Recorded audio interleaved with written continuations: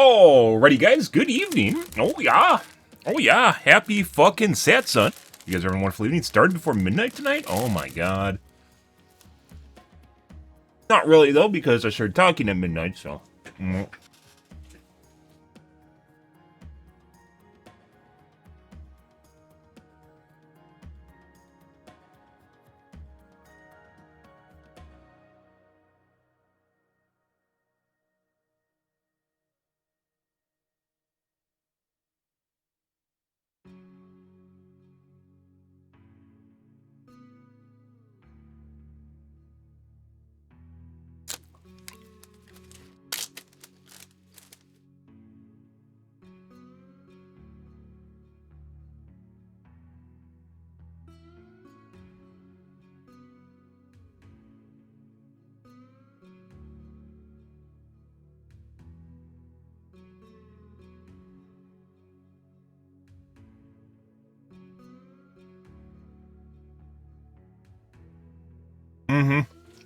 Alrighty.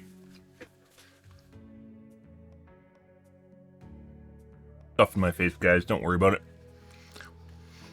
So, we have installed 7950X3D. We are now currently playing with it. I played off stream last night too, and I would say it's better. I think it has some weird quirks that I'm trying to work out, but I think I can actually work them out. Yeah, it seems like kind of a rough edge piece of equipment, which is what I expected, but I was under the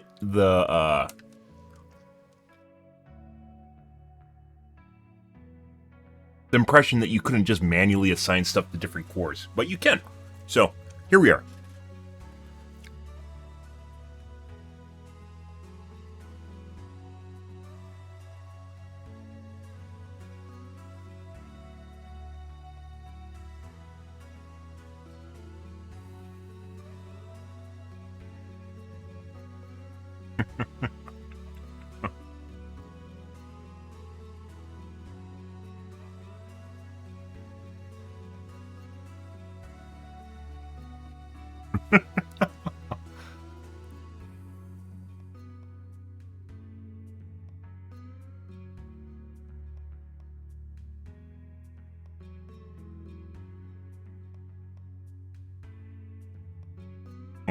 Uh-huh.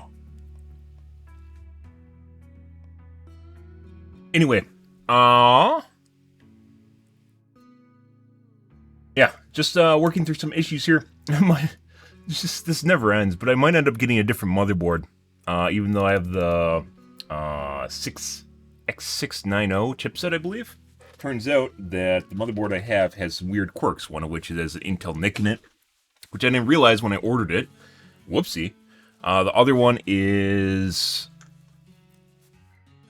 it has a USB sound card, which I do actually use because I have my headset plugged into it, and I don't want to use a USB sound card because they have weird issues with USB.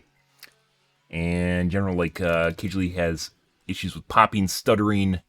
It can influence other devices that are on the hub too, or just in general. It's just something I don't want to deal with. It's another headache that I didn't want on my computer. I do not own a USB sound card. I never want to own a USB sound card.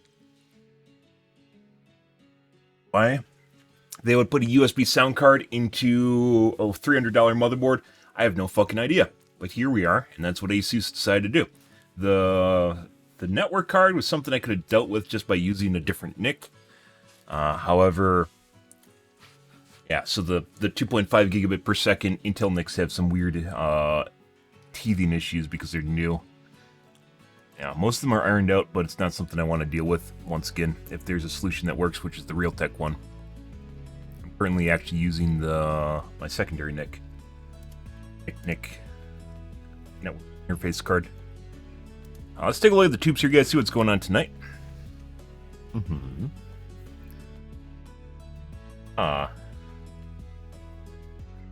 No, he loves talking about his VRAM. Windshield wiper breaks. Oh, it's April Fool's video. Oh. Yeah.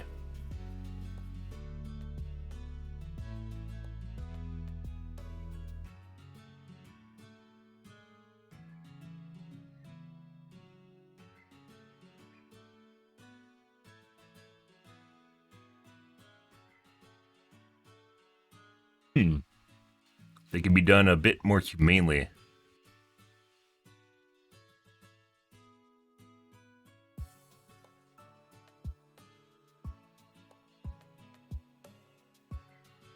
How is a machine more humane? I guess it's momentary? I mean, it's double. They're trying to get PETA on board with their automation.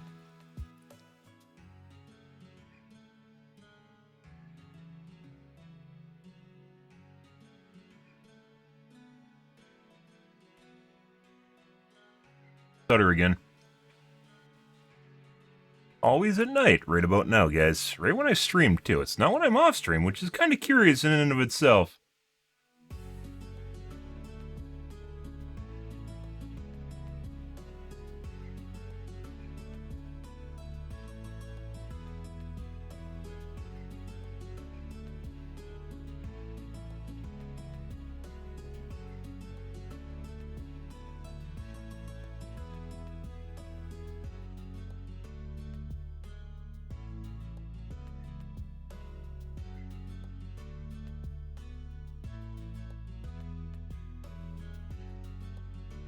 I mean, Pinnacle Automation, guys, and the reason they didn't automate prior to this point was probably because minimum wage was low enough where automating didn't make sense. Surprise, guys! Automation could have happened since the 80s, and the reason automation generally did not happen in the US was because the minimum wage was artificially low. Now that it's catching up with inflation because they're raising it, automation all of a sudden makes sense, and lo and behold, people lose their jobs.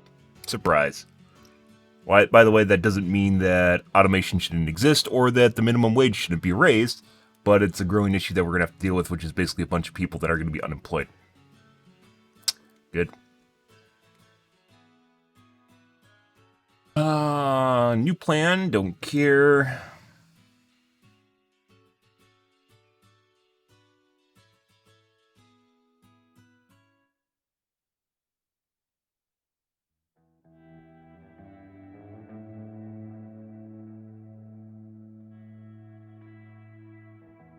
Thorium energy make a comeback. Sure. Any energy type can with a breakthrough. Also with changing economy.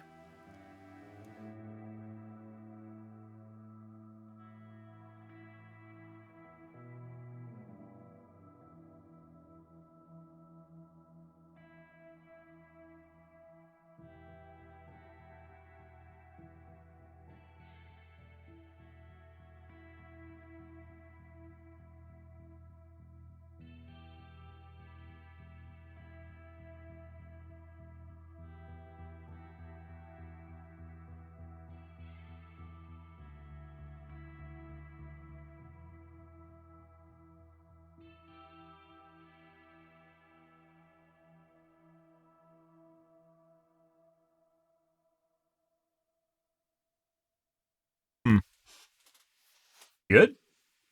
Curious about that. Maybe we'll take a peek at that. I've never watched DW videos. Maybe we'll see what that's about. Oh, Proper People 2? Oh my god, we haven't watched Proper People in forever. Kind of out of, How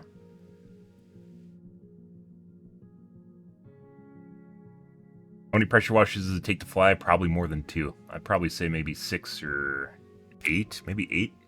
8 or 10? Million views.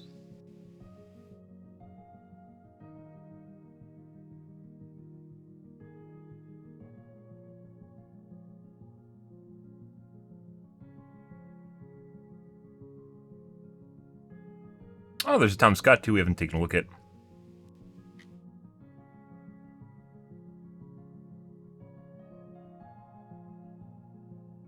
Americans still are not connected by a road. Why no road? Probably politics. It's the usual.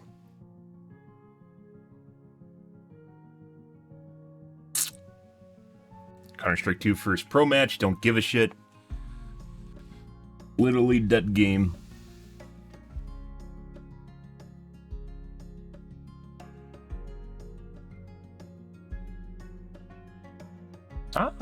Lopez Lake reaches 100% capacity spill in the first time in 25 years. So does this mean we're going to have a really, really, really wet phase, or are we going to go back to a super dry phase immediately? Curious. Summer's going to be curious, guys, and next winter.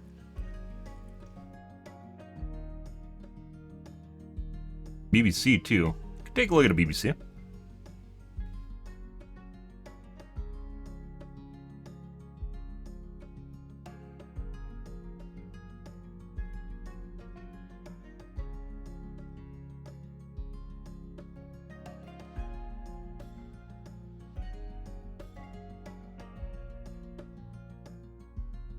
Ah. Mochi?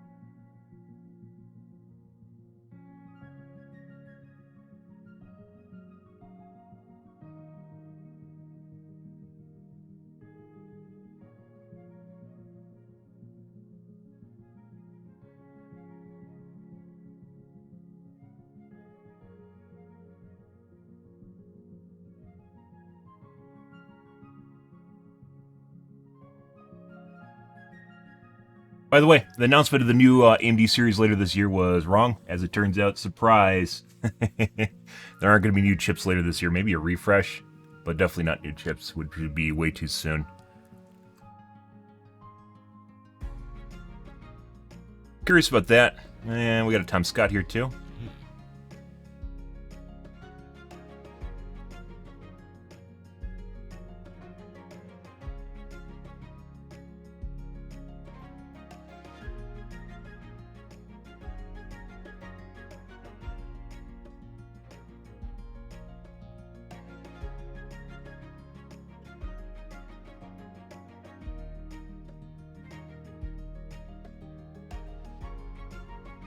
Oh, there's a BBC too. Where'd Tom Scott? There it goes. Okay. I'm gonna grab my coffee, guys. I'll be right back.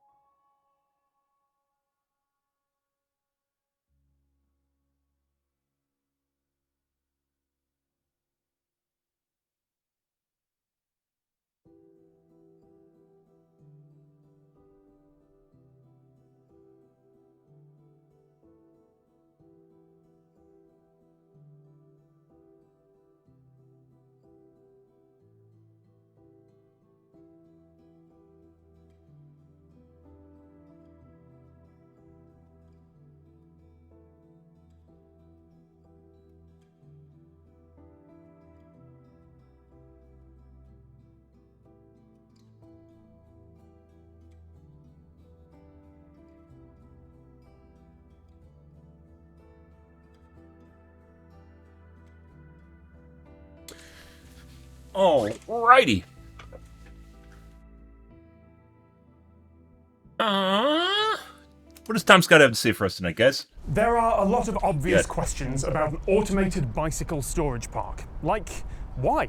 It's cool. It feels like the Tom future. Scott's very and loud. importantly for this bicycle storage park. Like, why? It's cool. It feels like the future, and importantly for this video, I'm able to attach my GoPro cameras to the bike to get some shots of how it all works from the inside. But when the alternative for bicycle parking is relatively cheap metal tubes concreted into the ground, well, why would you build something with lots of moving parts that's way more complicated and expensive? Density. Well, if space Security. is really, really limited, like here in Shinagawa in Tokyo, this can be a reasonable solution. Without the need for human access, you can fit way more bikes in the same footprint, closer together and stacked vertically. No one wants to walk their bike up or down a 10-story underground ramp, but the elevator does the work for you here. The bike's also safe from theft or damage. This one above-ground building can store up to 200 bicycles in the vaults below it. So that was going to be the video. I was going to interview someone about this. Pretty impressive. The company who builds these said, well, you know we do these for cars as well, right? Different scale. Car parking ramps are a little bit different. These used to be a thing. It's called a car elevator. These were a thing in the 40s.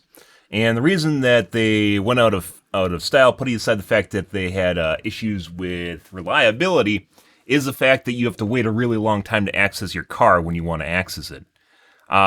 Purely because it's one moving elevator that goes to a park and then goes to another one, right? So imagine that a stadium gets out, right, and everyone needs their car. Instead of waiting in line and people just driving out, you have to wait for the machine to basically give you your car, people to get into the car, and then leave. There's a lot of serial action that can't be done at the same time. Same principle. And yes, of course, I'm going to attach GoPros to this car as well. Except this time, I'm going to be watching from underground. 自転車用の駐輪場であるエコサイクルは全国で24カ所59基設置しております。現在新たに2基設置中でございます。自動車用の駐車場であるエコパークは全国で4カ所6基設置しております。当社の地下開発製品はコンセプトがあり、地上に文化を地下に機能というものを大事にしております。I'm going to try and get this piece to camera while the heavy equipment is moving behind me. I've been given a very specific safety position to stand in. This is not a space designed for humans. Like, the lights aren't usually on down here, so wish me luck with this.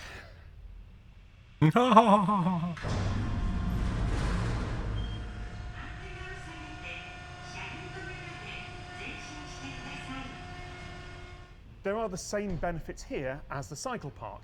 Yes, you've still got to have some space for cars, but they can park closer together. There's no need for as much headroom, and there's no need for the space for everyone to maneuver around each other. So they can park almost twice as many cars in the same space. Pretty fast. That is terrifying.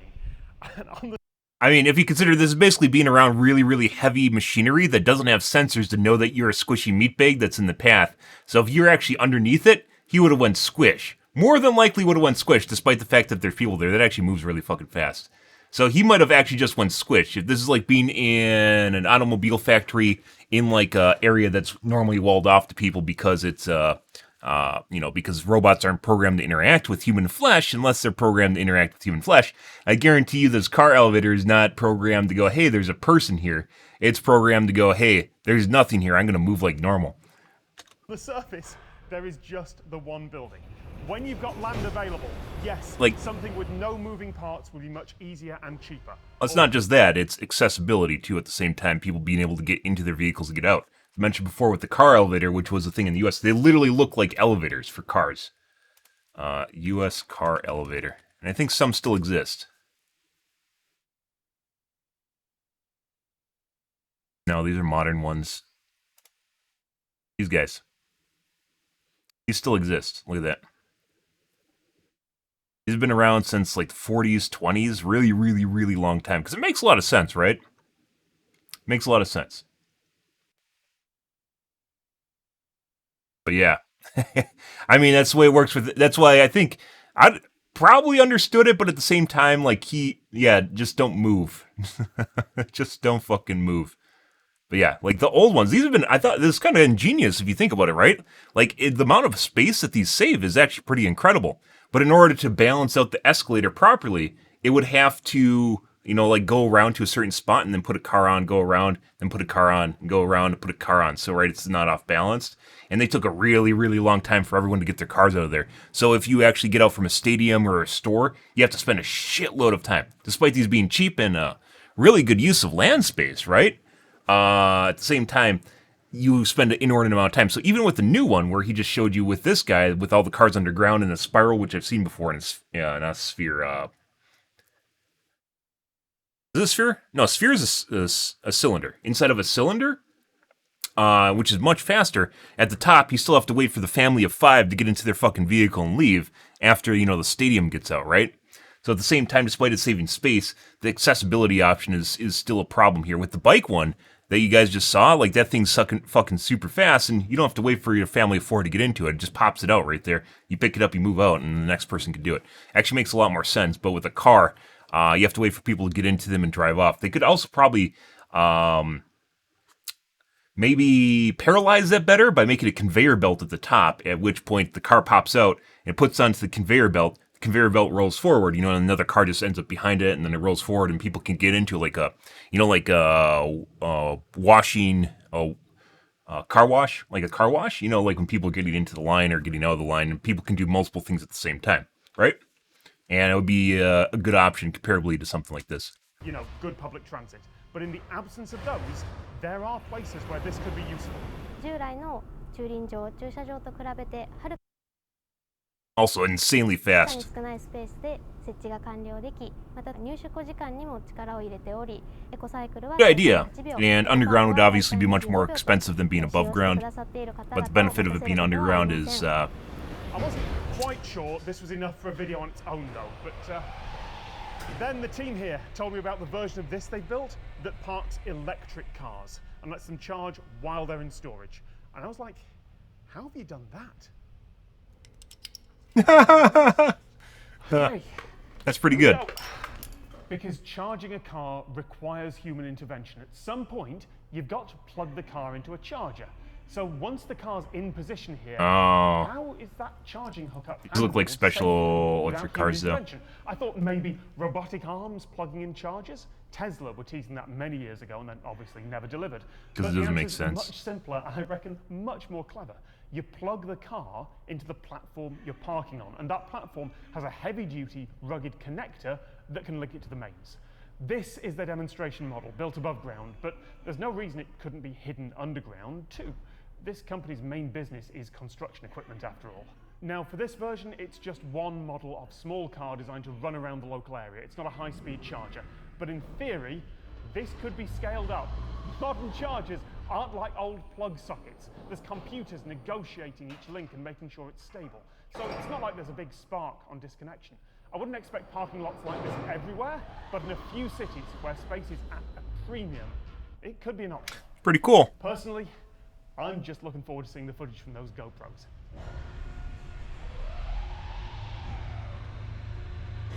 Pretty fast, too, compared to, like, old stuff. You'd expect to be slower, right? Pretty good. And I think they could maybe deal with the above ground issue by once again making it so that it goes into a conveyor belt and the conveyor belt moves forward and then it puts another car behind it. And then people have time to get into the vehicle before there's a holdup, right? Because the slowest moving part in that facility right there is probably a person. It's the squishy human meat bag, you know, that gets caught between the fucking the hydraulics on the lift, you know. That's pretty good though. It's pretty good. Like I said, car parks have been around there. Car elevators have been around for a long time, 1920 to 1960. Yeah, like this idea has actually been around for a really long time. Look at these. Look at this. This is in the 1920s. Isn't that crazy?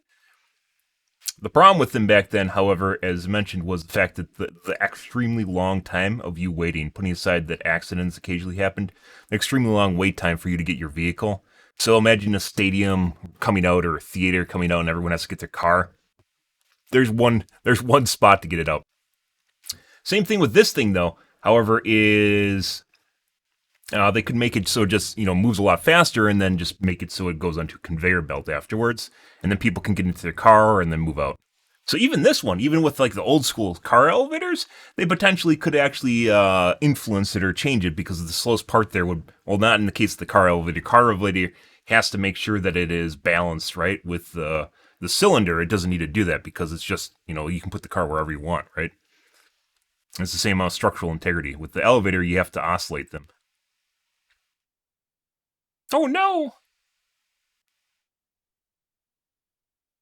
Crane. Broken bolt.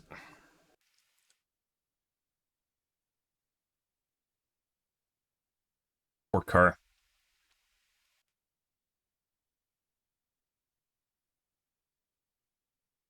Pretty cool stuff. Obviously, this is much less complex than what you guys just saw, right? Like, the idea here, the car elevator idea, much, much, much less complex.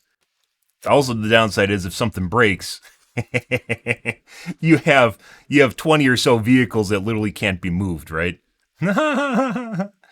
Good. Cool stuff, though. You know, the idea's been around a long time. Makes a lot of sense for bikes, though. Makes a boatload of sense for bikes. You saw how fast those go in and out, and then you just have 3 stalls and just bam, bam, thank you, ma'am. They're all out of there. That's barely an inconvenience. And it has added security, which if people have nice bikes is something people be willing to pay for, right? Depending on how much it costs.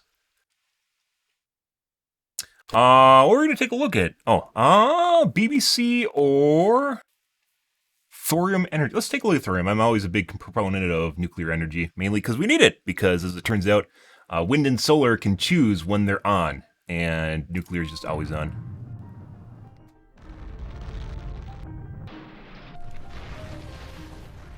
Nuclear gets a pretty bad rep, and Does. well, there are It really some pretty shouldn't. good reasons for that. Nope. Yeah. There's reasons from the 40s and 60s and stuff that's built in the 40s and 60s. Sure. Today, no. 60 years ago. Japan could read its doom. It was the first step in a nuclear There's a pretty big misconception surrounding stigma surrounding nuclear. Nuclear is very, very safe nowadays. But what if we could have nuclear power? Unless they do stupid without shit like put problems? their emergency backup generators below the sea No line so then they meltdowns. flood and don't work. No weapons. Oh, and a lot less waste. Well, there is a nuclear superfuel that's supposed to do all that. Let me tell you kids about thorium. We've known about it for decades. Molten salt breeder reactors operating on a thorium cycle. More than half a century ago, we built a reactor that was supposed to unlock thorium's potential. We desperately need clean energy. There's a lot of why different don't we types of have nuclear thorium reactors. power everywhere today? Did we stuff up on nuclear energy? In the summer of 1965, scientists at the Oak Ridge National Laboratory in the US state of Tennessee wrote nuclear history. They powered up a groundbreaking new reactor. Molten salt reactor experiment went critical on June 1st, 1965. It was fundamentally different from most other reactor designs, even up until today. Crazy. That's because its nuclear fuel didn't come in solid form. It was mixed into the coolant, molten salt, that circulated through the system. I would call the molten salt reactor experiment a stunning success. It did things in the 1960s that we still can't do in reactors today. This is Kirk Sorensen, a self-proclaimed thorium evangelist. His company Flibe Energy is working on a modern version of the Oak Ridge reactor. Come up with things that are going to make it easier and better and safer and faster.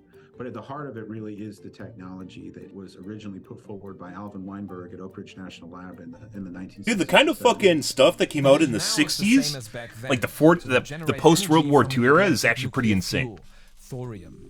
And then we It's a went through like weak 40 radioactive years or chemical 60 years in element which that's 3 to we just 4 kind of times more abundant didn't in the innovate it. Earth's crust than uranium. It was like an What entire we need generation in just power reactors decided it was today. just not But going to do thorium anything. itself can't power a reactor, and we need to get a To be bit fair, I more mean, there's a to lot that's understand happened in the why. last 60 years, but Nuclear fuels we use today, like uranium-235, are fissile. This means when their atoms are hit by a crazy. neutron, Saturn they V, likely for split. instance. And Then they these came out with more the shuttles, neutrons which were that shitty split more Saturn atoms, Vs. and so on. And then This even worse than nuclear that chain is the reaction uses heat, ILC, which can power which is a the reactor. new, But you can't split thorium the new rocket. It's not fissile but fertile. or SLS, excuse me. When a neutron hits its atoms, it usually just absorbs it and turns into thorium-233. No chain reaction yet. Because after about 20 minutes or so, it decays into protactinium-233, which after about a month decays into uranium-233, and that does split.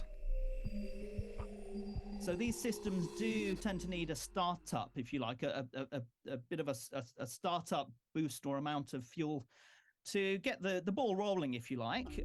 Paul Norman is a professor of nuclear physics and energy at the University of Birmingham.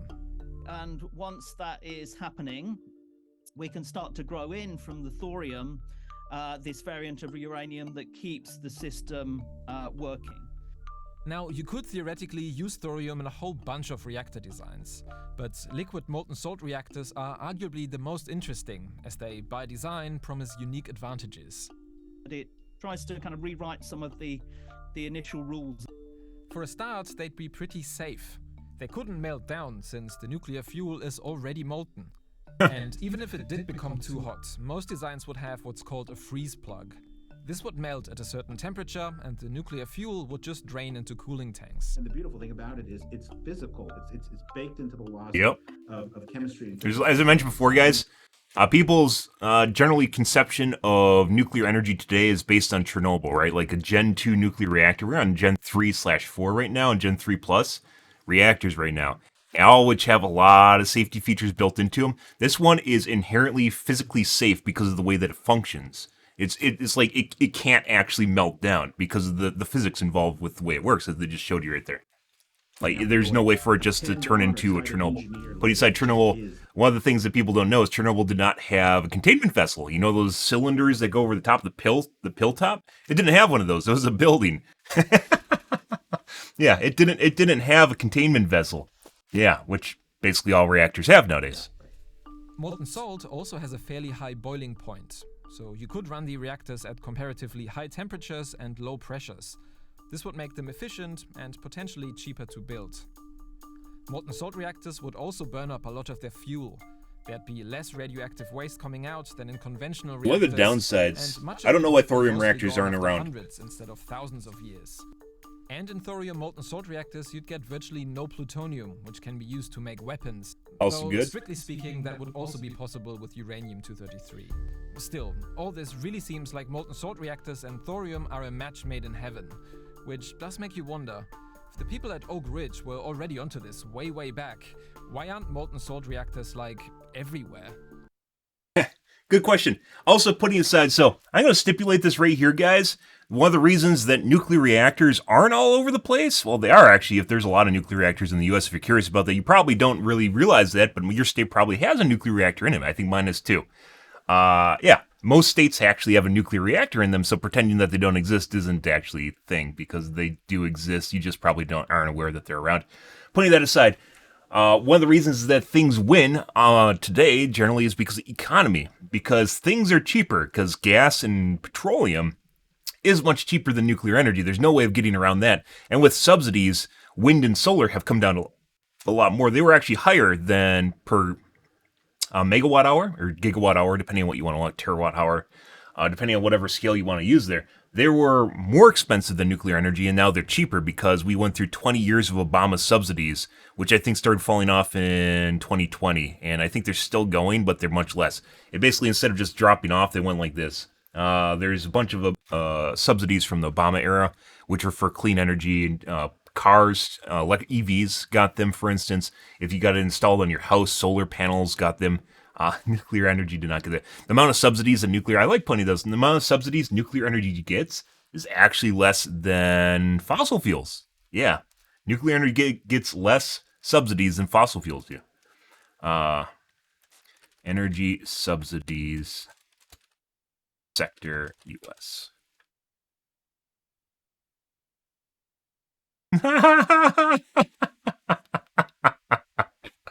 There's renewable, which is wind, solar. I don't know if it includes hydro. There's fossil. There's making things more efficient. There's nuclear energy. Yep. The ugly duckling we all need, guys. And yeah, this is why it's really important, by the way, to talk about nuclear energy, is because a lot of people, once again, their perception of nuclear energy comes from the 1960s Chernobyl shit, and that's not where we're at today. But yeah, this right here drives a lot of innovation, as you can see right here, and is the price per megawatt hour of panels has come down a lot too. Not just generation, but also the amount of money you pay per megawatt hour to get them installed. Like the amount of energy they can generate and the efficiency of panels has gone up a lot, depending on which direction you want to look at that. Yeah. And then this is here, and this is during the Obama subsidies. I don't know what it's like today because it's 2016, but I like bringing this up. It's pretty good. Yeah. And that's not where we want to be. And wind and solar cannot do what nuclear can do. And fossil fuels can't do what either of those can do. So, which is be clean.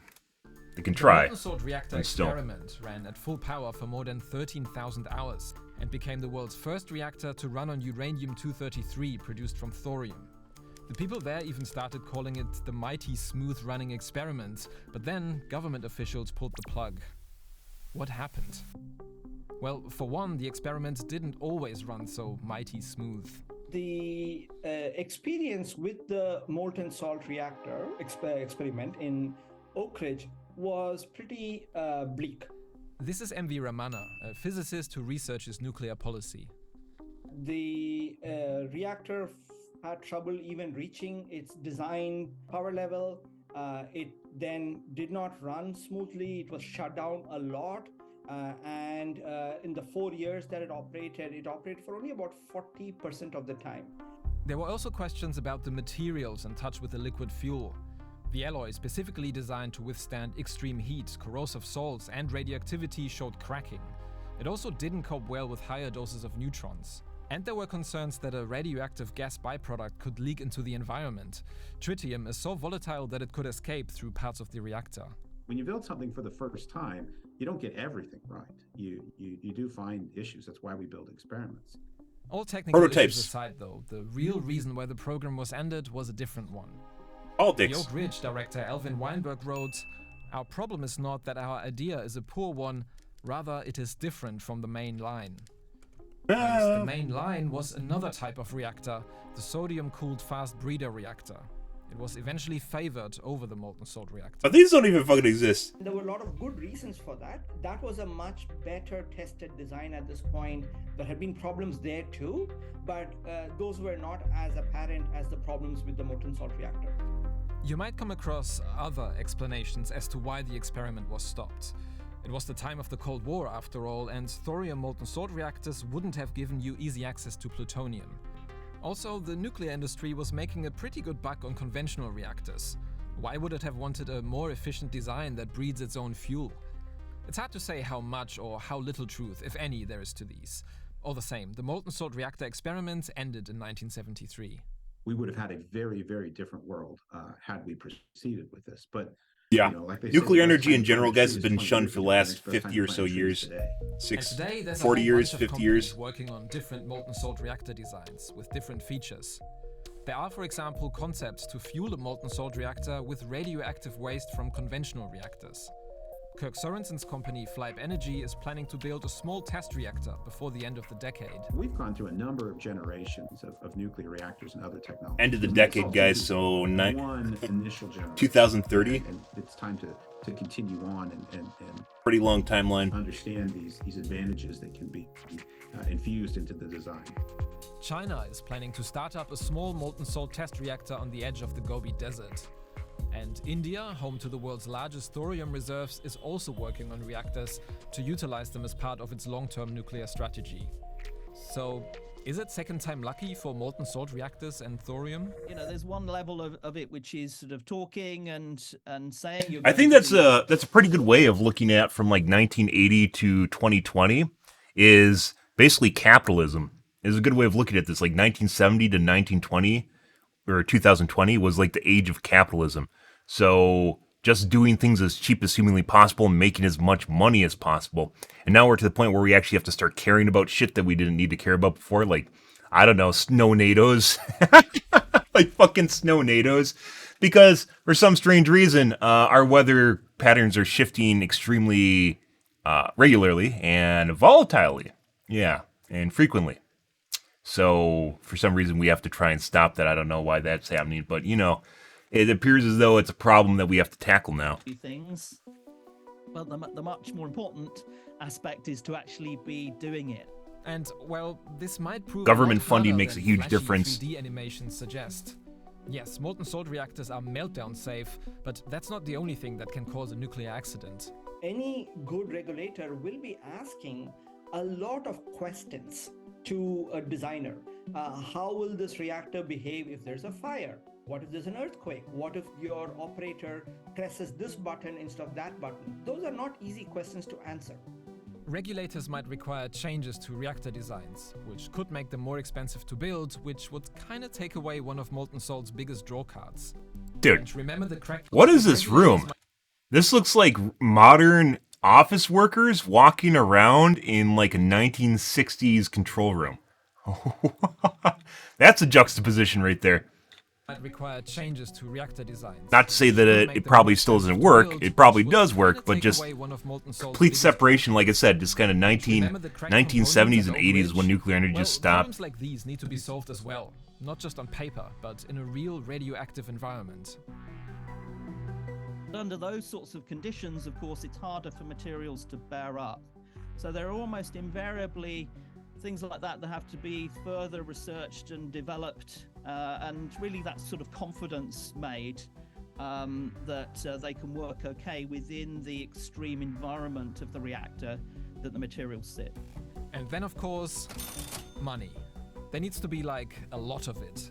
To fund all the research for one, but also to build up an entire infrastructure and supply chain from scratch. In the last couple of years, we've had more capital than we've ever had before, and we've proceeded much faster than we ever had before. But it's still a very, very small amount. Yeah, it is. Compared to petroleum, So for let's be instance. clear, there's a lot of catching up to do.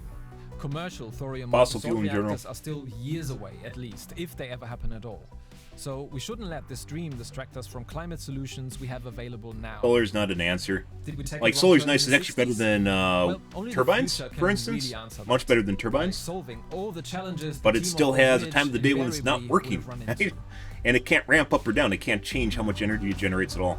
What's your take on thorium and molten salt reactors? Are they the power couple that will help save the climate, or nothing but a pipe dream? Let us know in the comments. You don't know. Don't forget to hit subscribe because we have a You don't new know. video for you. This requires basically money just being poured into nothingness, which is basically what R&D is, right? Instead of just wasting on stupid shit. This is something that actually needs to have testing and prototypes built, and then people realize why it sucks, and then we stop doing it. But until you actually spend the money on the R&D, it doesn't exist. Unfortunately, that's what the government can help with, though. The government can help fund stuff like this, but it's not.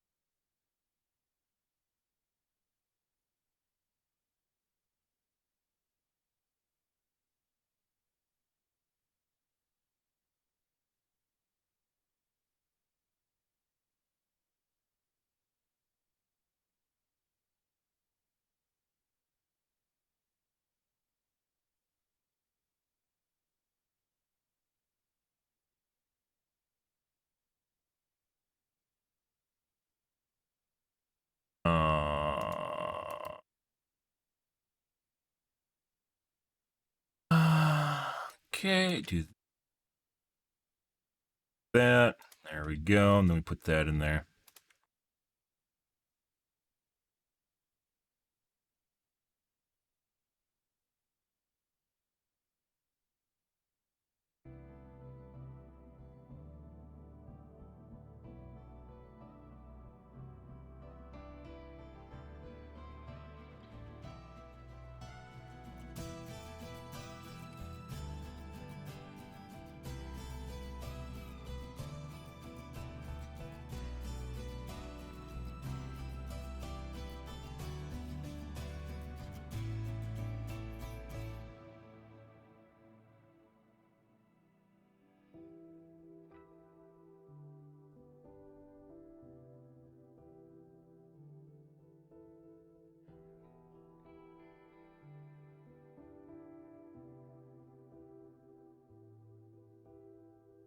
Baseload energy generation.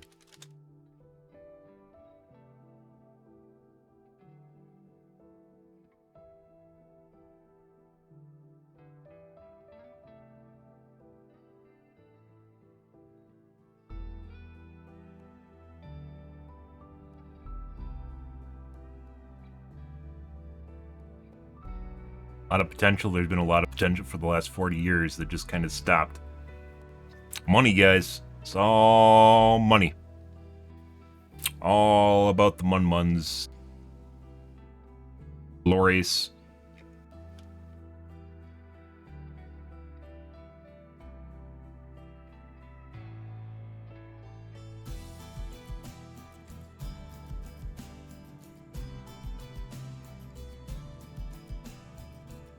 Kind of want to take a look at that. I don't think we're going to do that tonight, guys. I think we're going to move along here since things are getting late.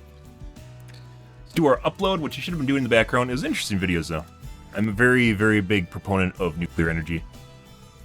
Let's see, 31st.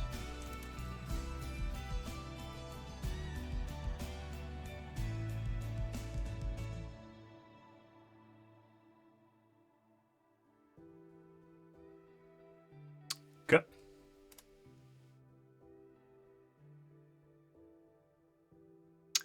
Content.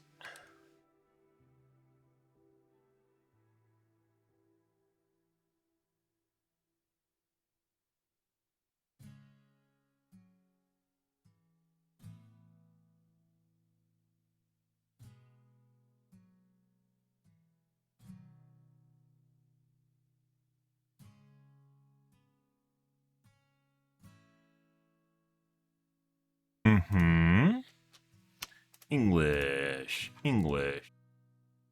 Esperanto. English? First. Not spam. Overwatch.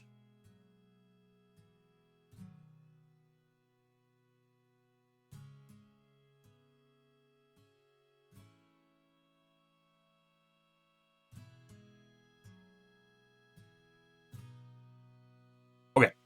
Let's take a look at the Reddits here, guys.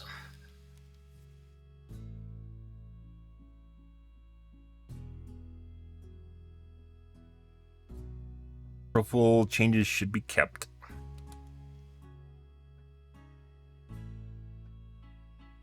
Kind of curious. I haven't seen anyone play Pharah. What was her April Fool change? Rockets deal no damage and have increased knockback. That's actually worse for Pharah. Knockback means you can't hit your shots as well.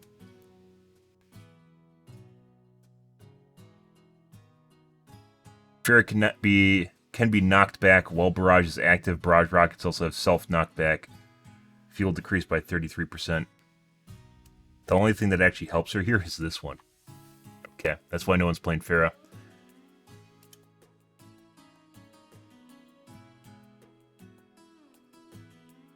Developers don't even realize that Pharah has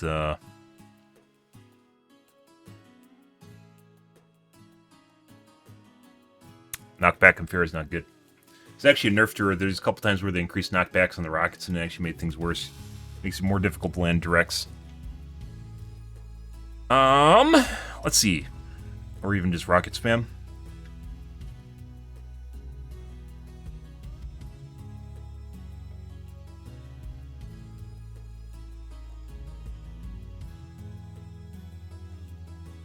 $20 motherboards, starting from $86.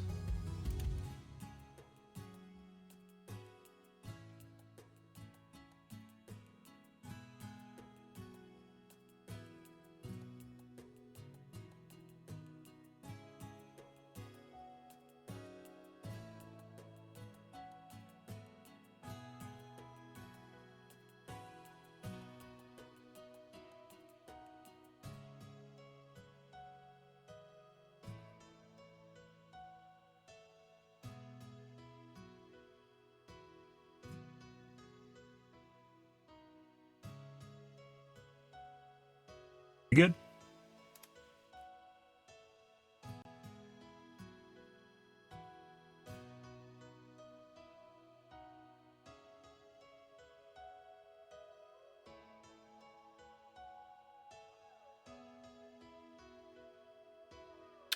First 12 update allows CPU and GPU to access VRAM simultaneously. I don't know what this means. I don't know what this...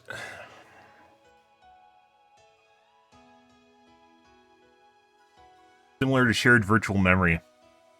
DirectX 12 update allows CPU and GPU access VRAM simultaneously.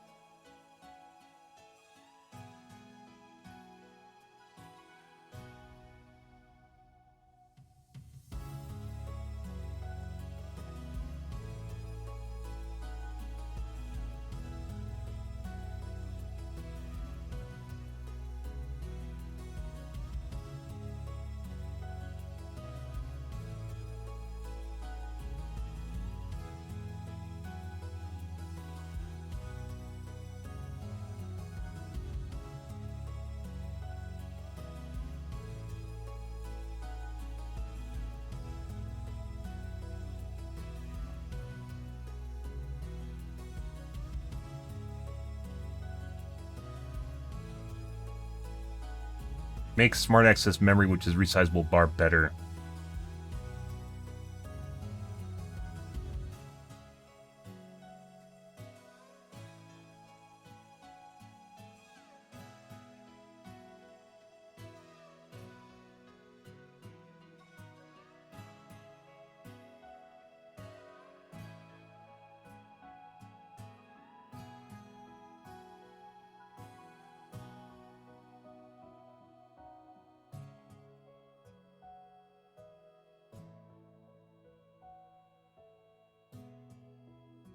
Yeah.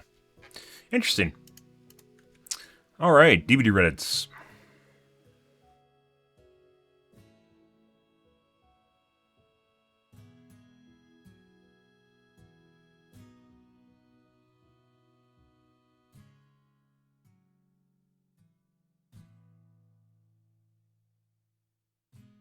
New emotes.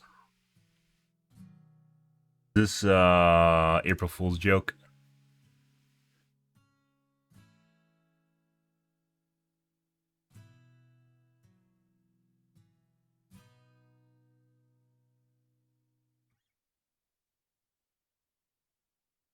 Take April Fool's too far.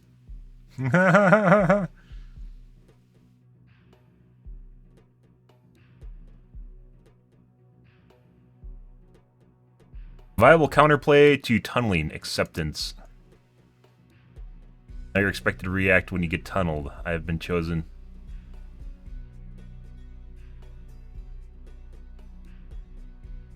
Yeah. Alright. Done and done. Alrighty, guys, we're going to move along here, and we're going to play the Gamazes.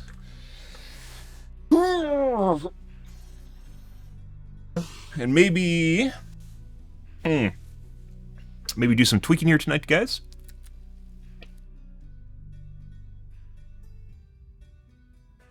Let's see how things go.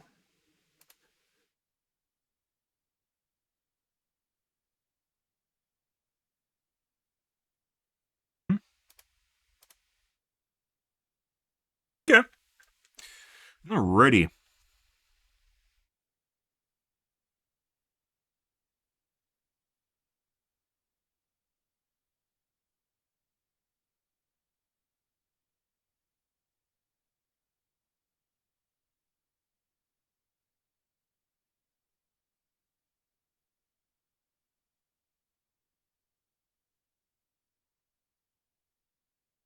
Okay. I'll be back, guys. I'm going to wash out my coffee cup, and then we're going to play the Gamazes.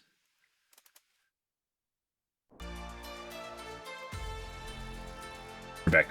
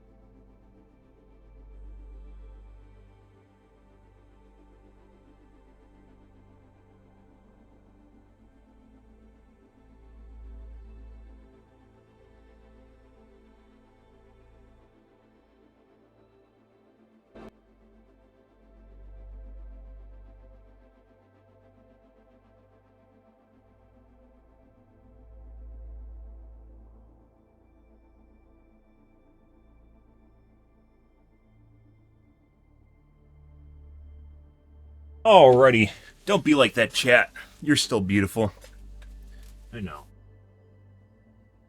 Waiting for me to show you my finger work. It's okay. I get it. I get it, guys. Alrighty. Turn on the finger cam. Oh my god. It looks like it bumped my camera at some point.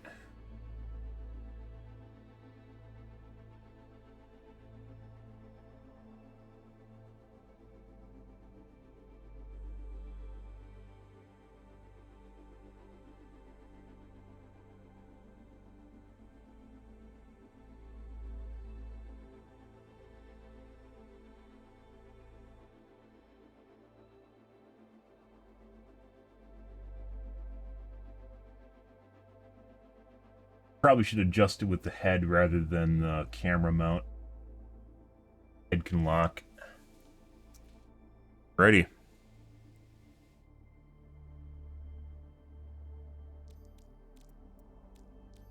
Play some Gamazes. I did some more. Oop. Did you not want to play open queue? Hey, play this part of the game that's actually a piece of shit. Okay, I'll do that right now.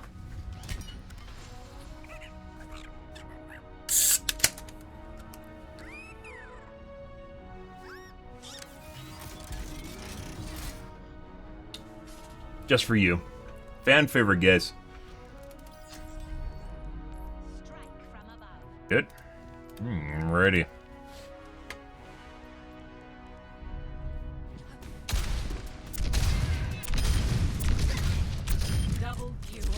Flicking feels more consistent on my 7950X3D than it does on my 13900K.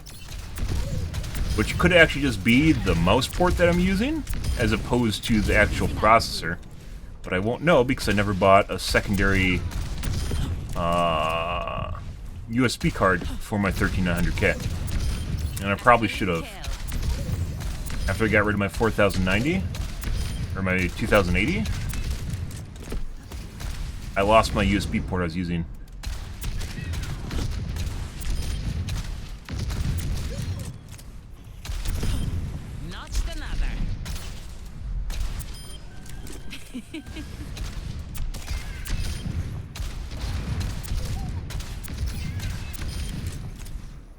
I also turned on resizable bar yesterday, off stream, which I might turn back, turned on. I might turn off again.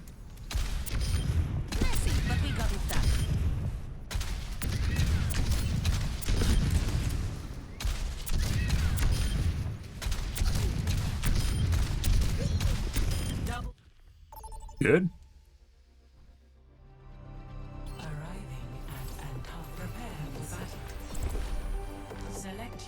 Good evening, Sneak.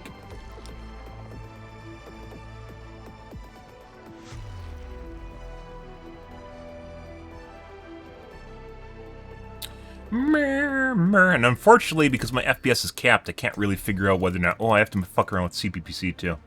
Can't really figure out whether or not,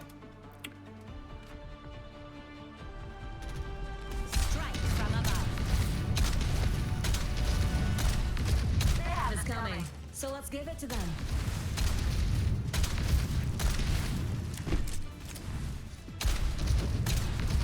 there's any differences. Both the X3D and a 1300 lock me at max FPS, so. 5, 4, 3, 2, Ish. 1. Round 1. Capture. No, I have googly eyes too. Commence combat operations.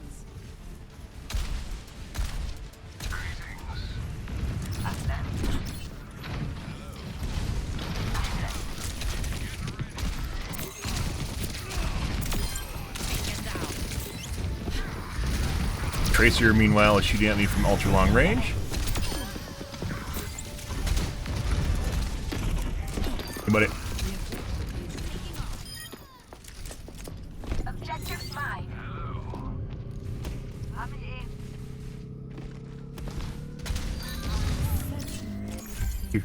Hear her clip copying away. Uh-huh. Oh, he just left. Bye.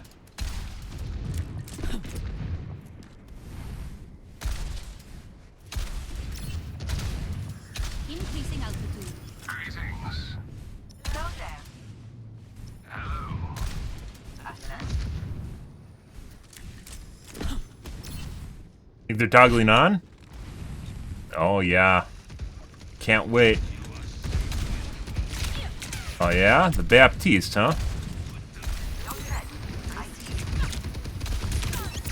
He's just shooting me while behind a wall. That's interesting.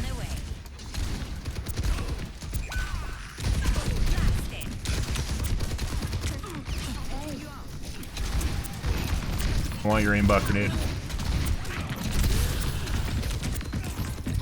Soldier's very accurate.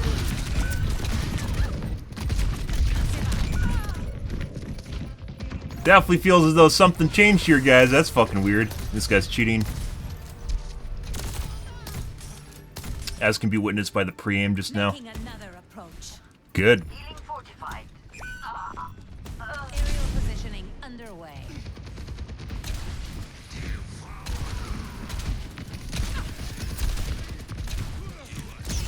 Yeah.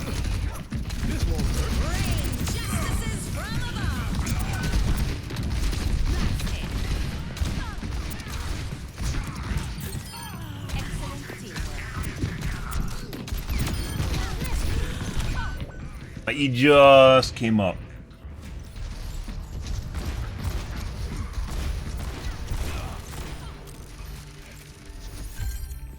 The skies await. Establishing aerial. Good. Wall hacks initialized. My ultimate is ready. Engaging the enemy. Yeah.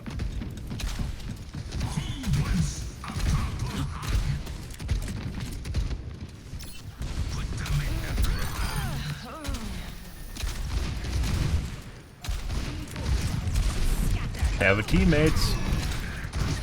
Oh yeah? You want the tank? You want the tank?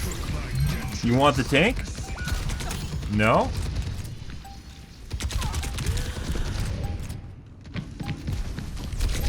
Uh-huh. For some reason the Kiriko didn't actually teleport and heal me, or really even heal me.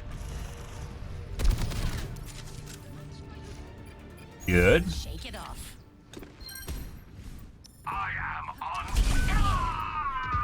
Mm-hmm.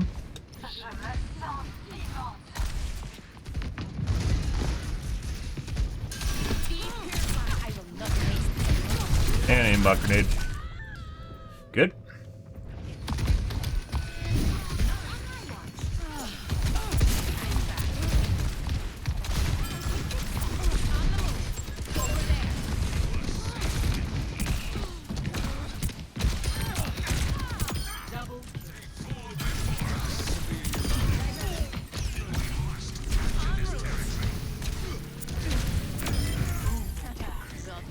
Good.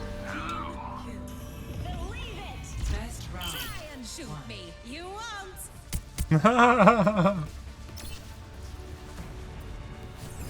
Score. Very interesting. Very different from that first push. While they're fiddling around in spawn doing something. Very weird. Took them a long time to figure out how to switch to Soldier 76 and McCree, though. Huh. That's interesting. Wonder what took them so long. Huh, it's almost like they tabbed out and did something.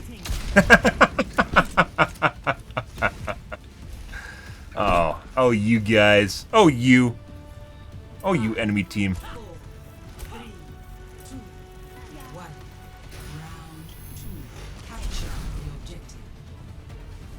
Victory is close, but don't go easy on them.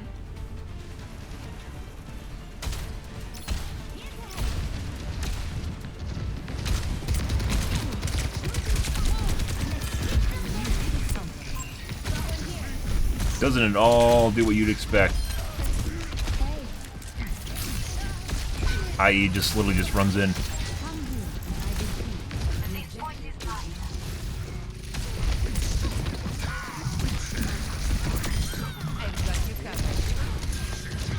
Baptiste is very accurate.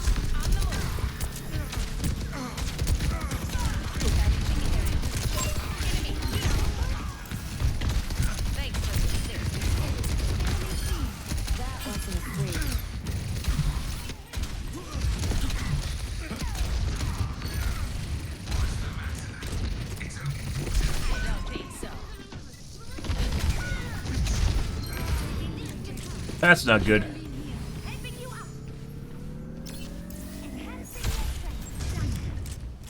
Increasing altitude. Thank you. I will not waste this opportunity.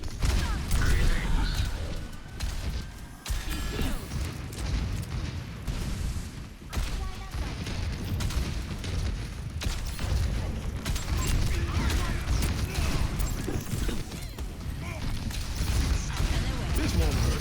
Time to connect. Too much.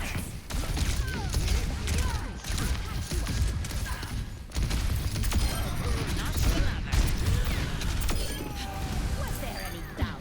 I am power. Swish. That's what you say, right? Swish.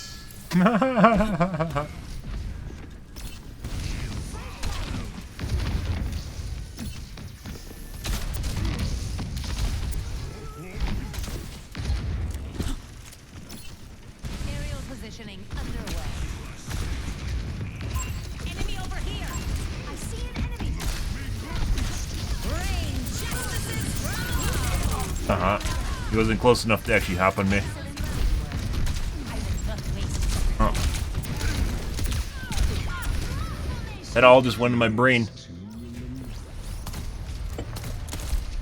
Stay inside the field. Didn't. I think I got shot by the McCree. always more to learn. Pretty much locked to my chest, though. Good for him.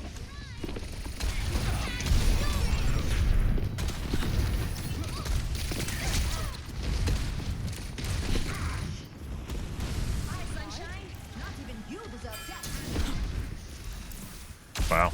Thanks for the assist. Heads up. Taking to the air. Dispersing.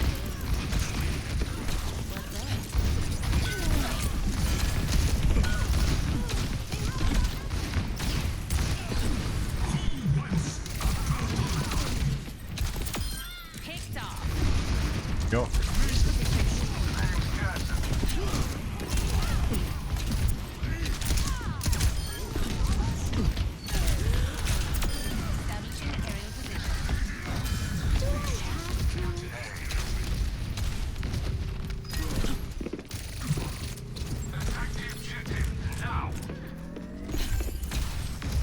I am empowered.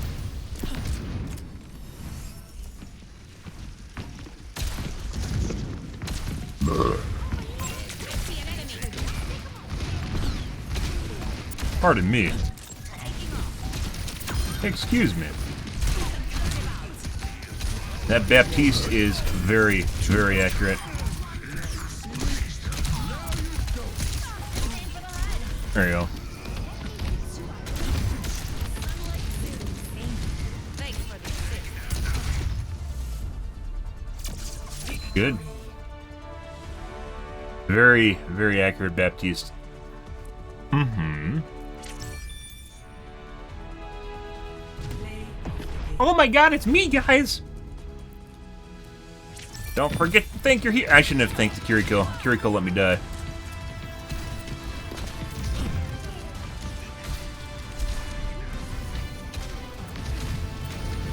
God.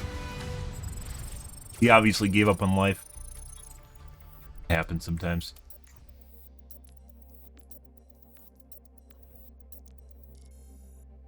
.40-14. Did not feel like us hitting any direct hits that actually mattered in that match either. That's not good. Mm-hmm.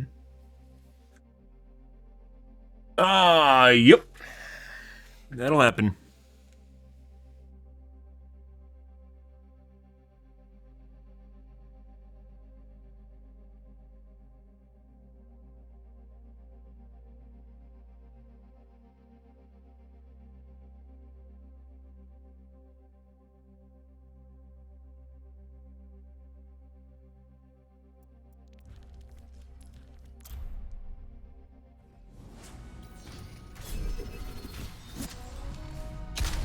I don't know. So, yesterday I turned on resizable bars, Sam. And I don't know if it's actually better. I turned off 4G decoding. A couple of my games are really fucking good. This morning. Not yesterday's stream, this morning. And I don't know if it was after I turned off 4G decoding or if it was resizable bar. So, something to experiment with. You aren't watching the skies.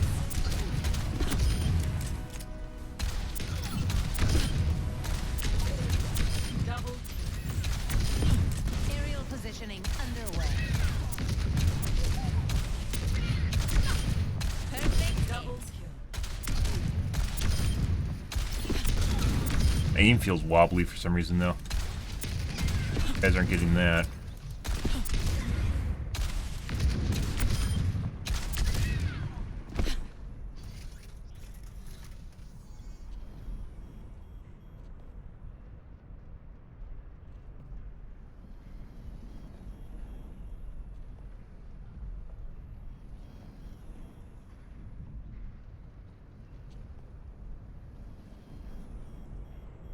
This is something I didn't have with 1300K. I don't know if it's the mouse port I'm using or what.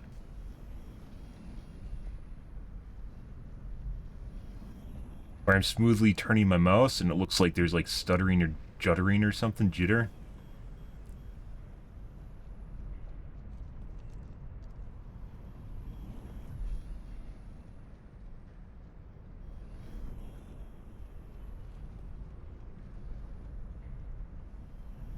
Got my FPS and that didn't change anything.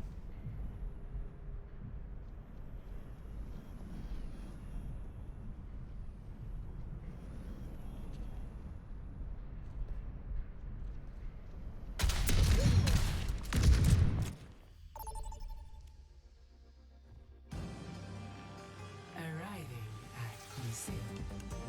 Prepare for battle. Okay. Select your Do another. Mm-hmm.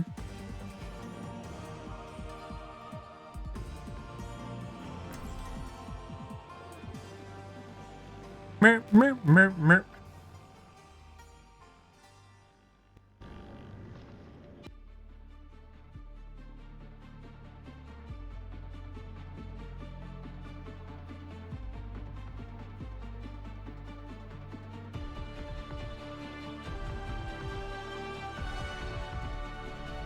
Strike from above. I see your sneakers. You meet the basketball courts later. Sure, but I don't play without stakes. Likewise. What are you willing to lose? Oh, Fara-chan, I've never lost.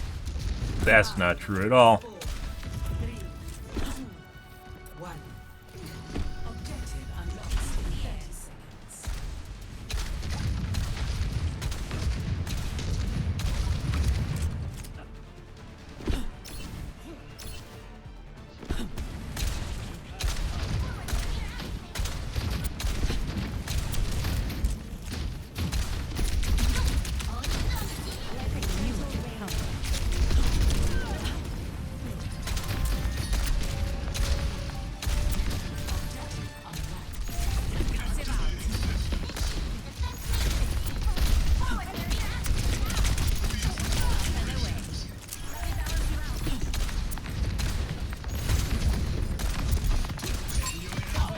Enemy over here. Hmm.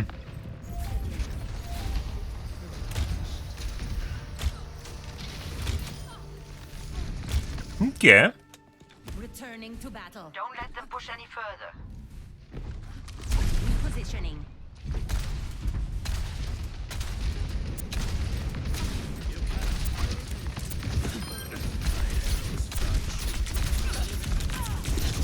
I don't think so. Stop, Diva.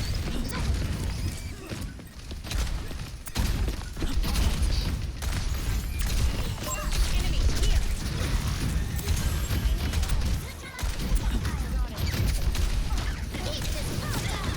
Where the fuck she go? There she is. Missed out on both the remake.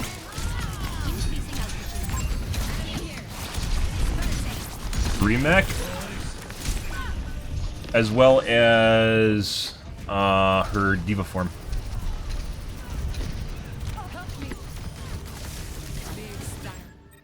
I believe someone just bumped her into me.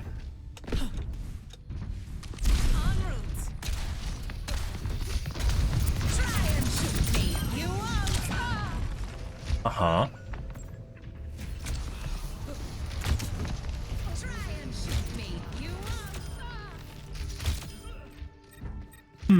More to learn. Taking to the air. I see an enemy.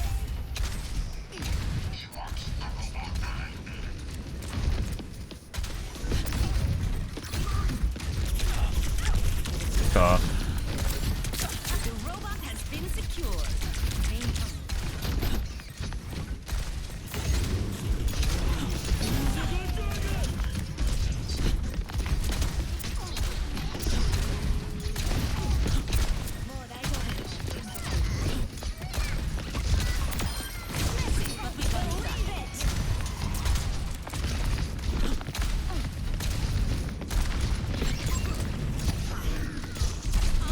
Oh my god, I hate that bug. I don't know what does that.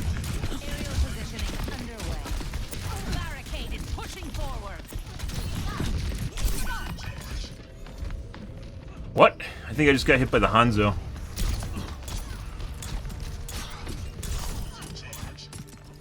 Seemed to know I was last hit for some reason, though. Guess it was a call out on voice comms, because everyone uses voice comms. Hmm.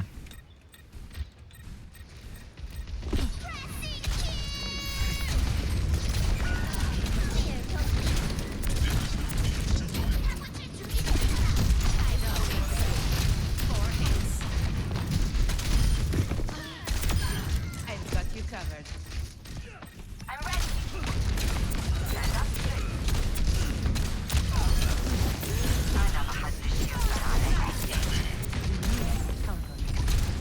They've taken possession of the robot.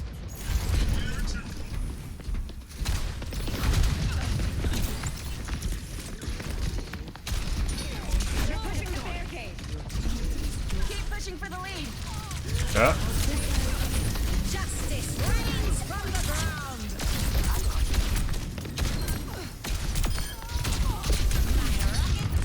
You over there. Missed.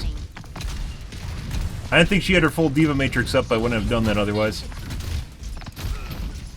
But that's what happens when someone plays Diva, so.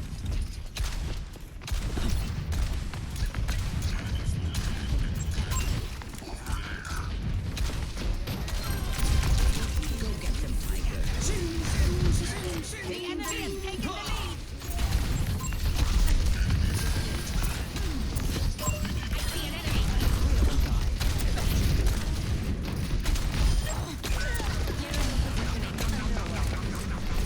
Christ.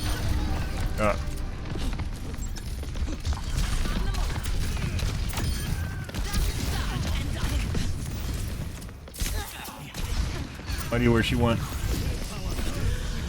Take you where you need to go.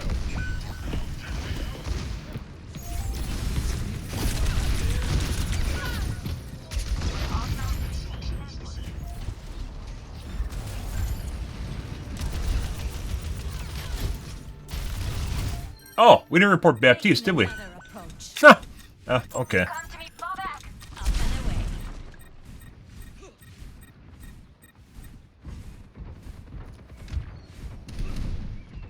My ultimate is ready. Join me.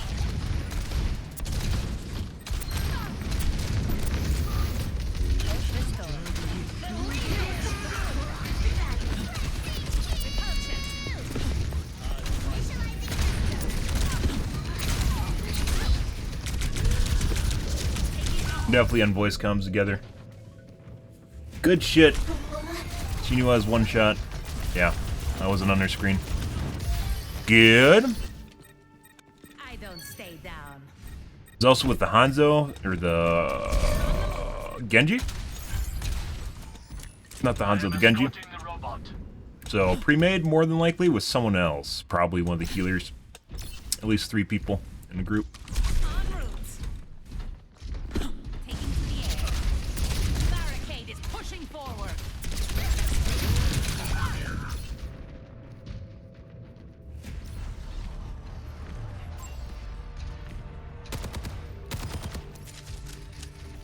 Also knew I was last hit. All systems nominal. Huh. So, at least 4 people on voice comms now. Could be all 3 of those guys.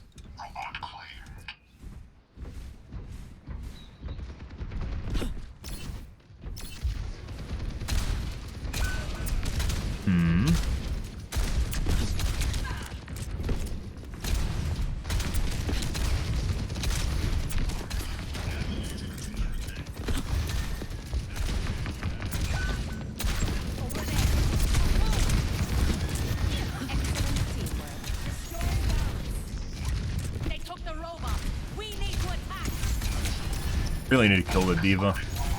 They're all protecting her though. This is definitely pre-made. Fuck your aim mob grenade.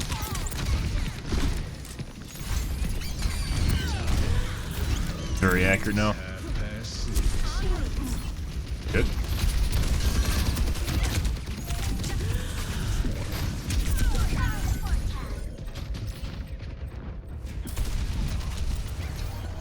Might have been bait. Don't know. I don't want to talk about it. Increasing altitude. Mm-hmm. Good. Fall back. A testament to my skill.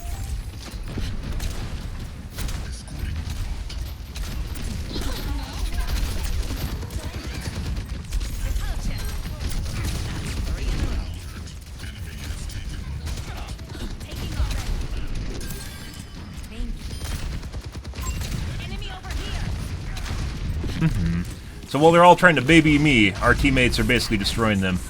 Because they're all trying to shoot me, while literally our fucking Hanzo is just like walking on top of them. and killing them. That's great.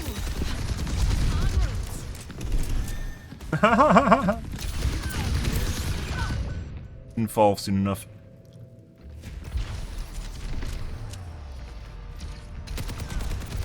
And this guy's cheating. That's the Hanzo from earlier. I don't stay down. Good. Is ready to be unleashed. 30 seconds. Aerial positioning underway.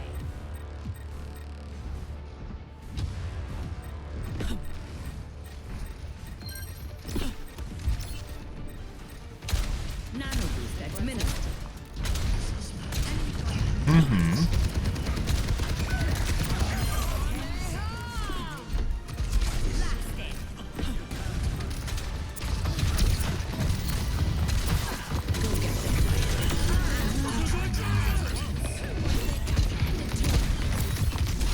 There she is. Gotta get rid of the rest of the healers.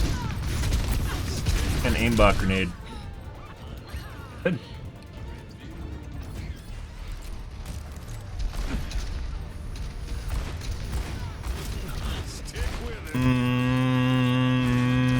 Definitely looked an awful lot like he's just following me through the fucking pillar. Good, good, good.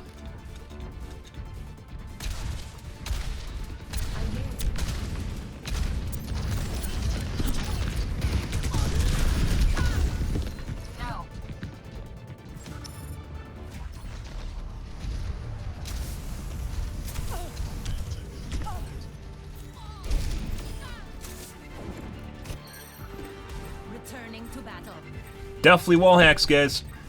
So I was going in there to get... There was no point out there either. I was going in there to get a last hit.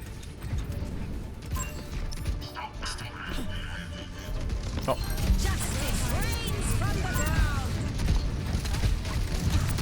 Hoping someone be on the other side.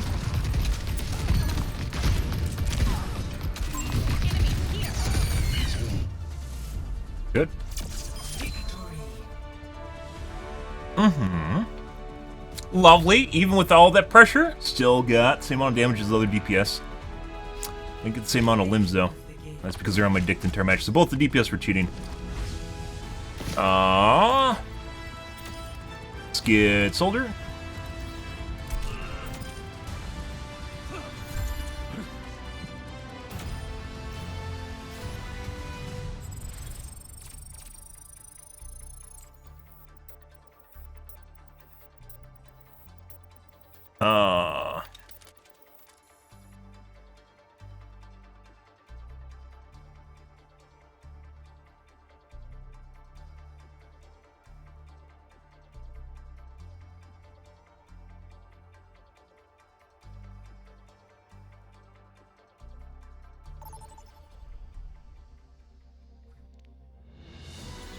Welcome to Blizzard World.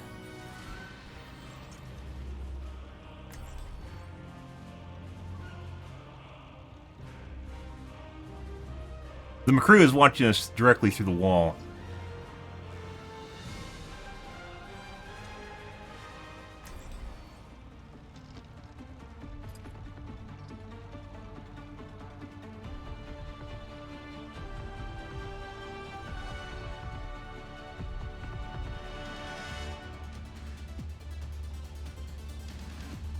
Okay, and the McCree toggled on towards the end.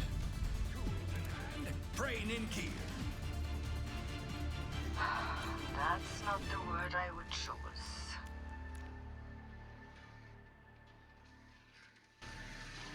Hold your thumbs, and we'll get through this all right.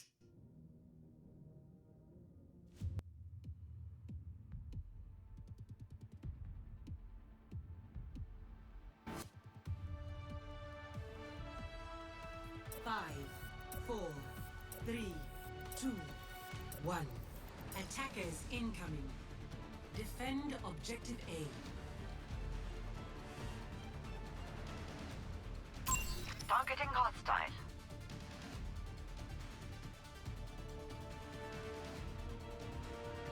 Yeah.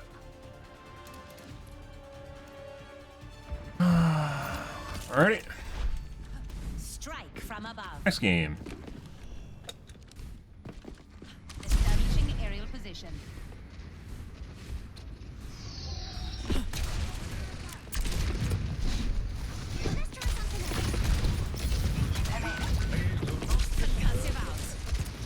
Alright. A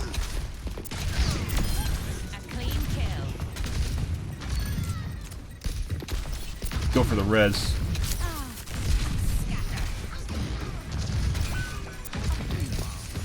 Oh my god, right when I fucking reload. Miss.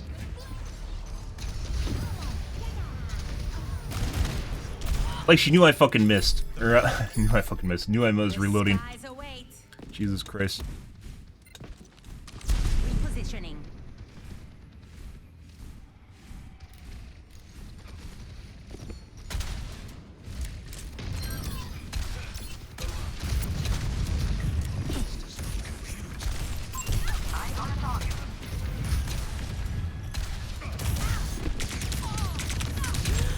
Very accurate soldier. No.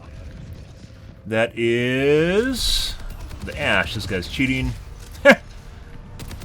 I'm just gonna fucking shoot the that the Pharah's behind because I know I'm gonna hit her. Wait, what? Oh, maybe I should stop firing right now. Yeah, maybe you should. Positioning underway.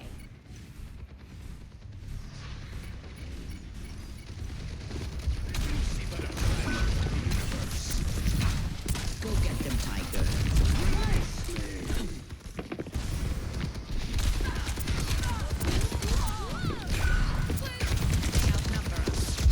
There we go. Fuck off. Fuck off.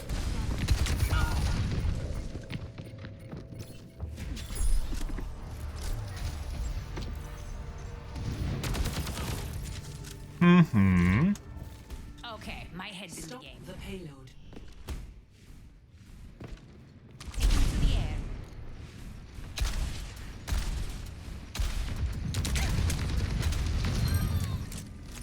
Soldier's definitely cheating.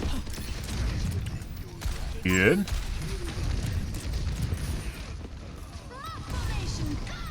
Yeah. I look after my own.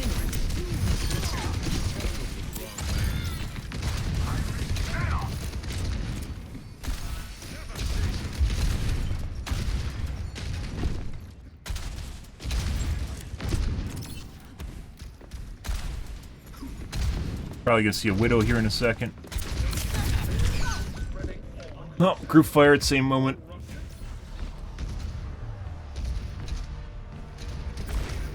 What? What was that? We saw a flick that didn't even flick to my chest that hit me. It looked like he flicked to the left of me, but it shot me in the chest. What?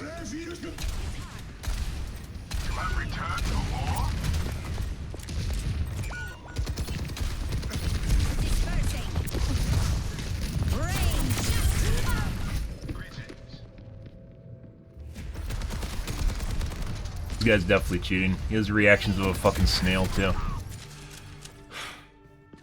Let's show him some air power. Good for him. Over here. Increasing altitude. It's like the sort of shit you'd see if someone's on a gamepad. It's where they just hold down the button and they shoot behind, like when you strafe behind stuff and they'll just shoot the wall and stuff because they expect the aim assist to do the work for them. The same sort of thing. McCree is now very accurate as well.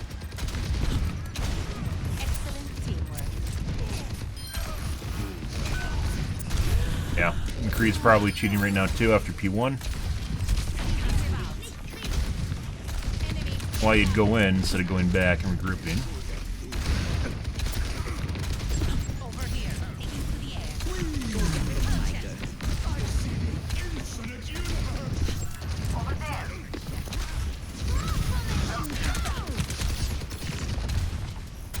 Probably see him on the right here soon.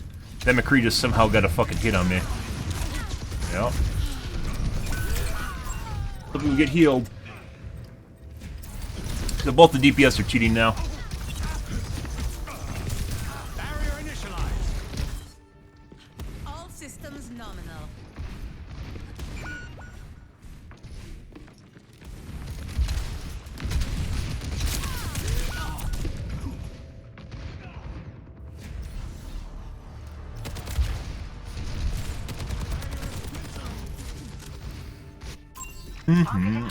Farah's fucking cheater bait!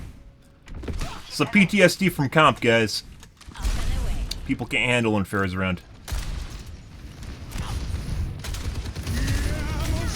Oh, that sucks.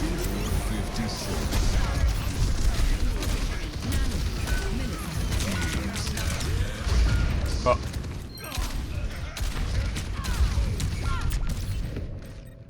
Uh-huh.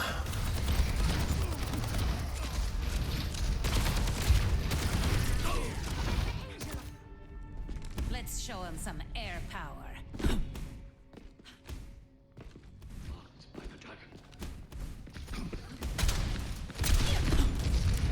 Dude, I fucking swear, the walls grabbing your shirt, most annoying thing in the world.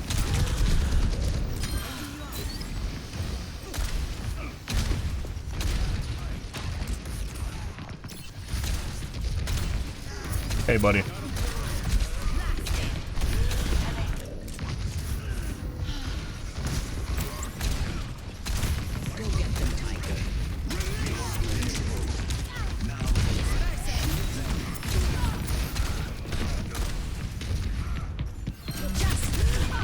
No. Soldier was looking literally directly at me the moment he came around that corner.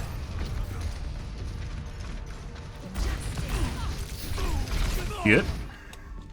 I don't want to talk about it.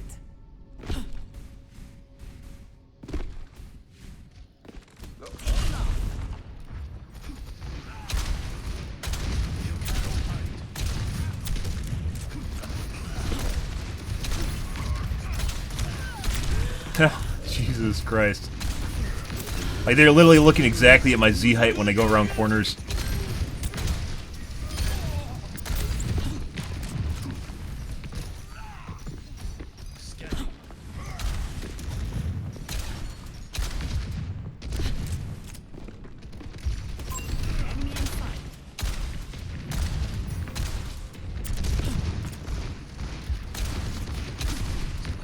Our tank is way the fuck up there. I don't know if... yeah.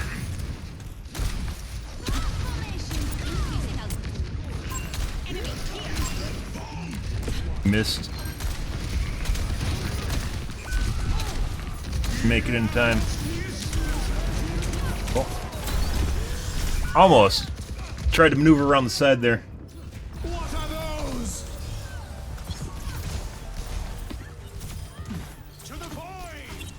Yeah, no, he... Reinhardt can't blame that on anyone except himself. He's trying to do like a pro flank maneuver with his Q, and he fucked it up. And then he got stuck, and now he's blaming the healers.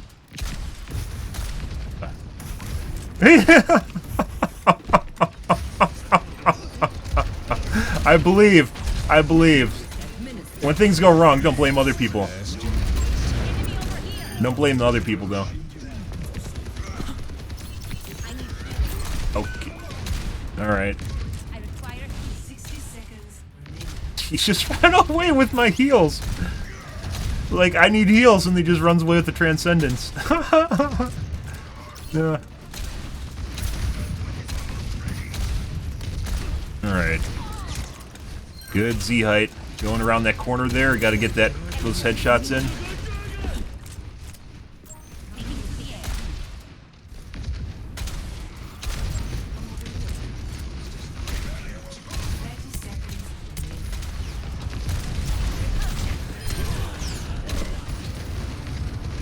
Oh my god.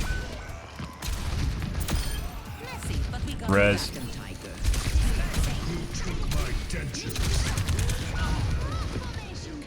Couldn't get down in time. I don't know, there's something wrong with Soldier's voice line. It's like it's delayed or something. Compared to his original one, it feels like there's a delay after he activates it before it actually, you hear it. Maybe my brain's delayed on it. And they lost the tank. Should have stayed, Soldier. You would have been a better sacrifice than your tank was. Good, so both DPS are cheating.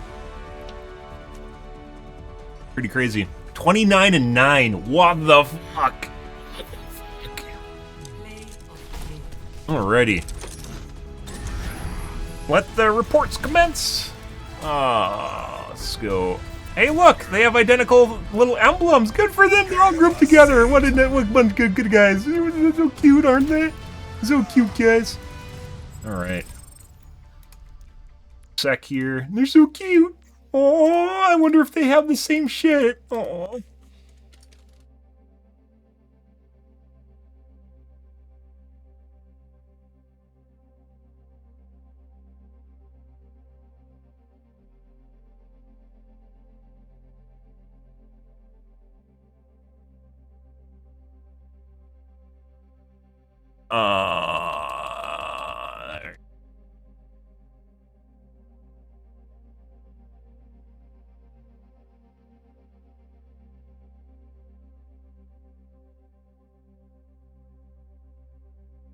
Basically the same. The cheat that they have, I'm pretty sure, I'm putting aside the fact that they have identical, these are obviously grouped together. Putting that aside, they look like they exhibited almost exactly the same behavior as each other. Was it right away? He was after P1.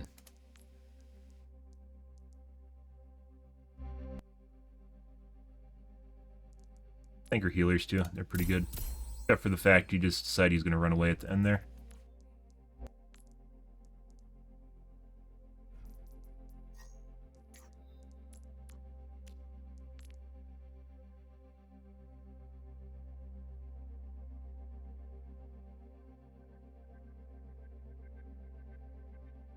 And a little bit after that, I'd say.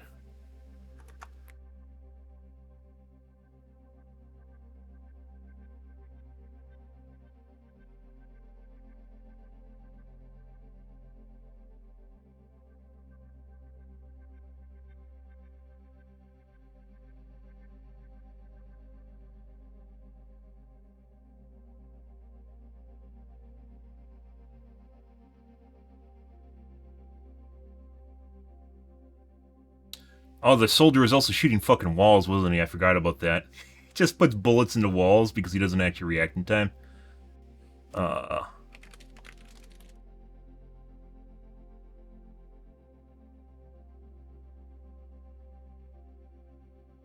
Right, guy? This is the...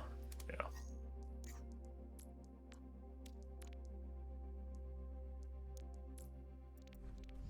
On the new account, guys. Alright, we're going to do a little finagling here. I want to try... Let's see... Got 3 games in here? Yeah. 46, 19. That's pretty decent. 29, not very good. I'm gonna try a couple things here. First off, I have to reboot. And I'm gonna change the BIOS option. I'm gonna turn off SAM. Let's see. It's 4G decoding too, which is the option I turned off last night. For like 2 games, 1 game, 2 games, I turned it off. And it felt pretty good. But then I decided, what happens if I just turn it back on? Because I read people, it's all different directions online. As some people, like, it'll improve your FPS for sure in most games, but in some games it won't. In some games it can cause stuttering and weird shit. I want to see if there's an option for CPPC here too.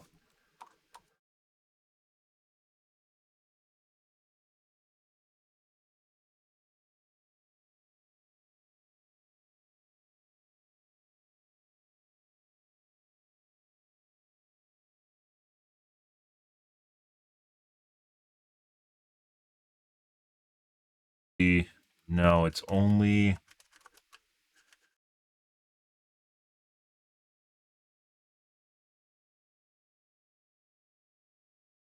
Can't turn it off.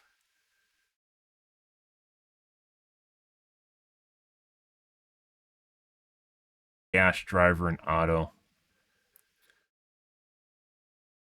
That's not what we want.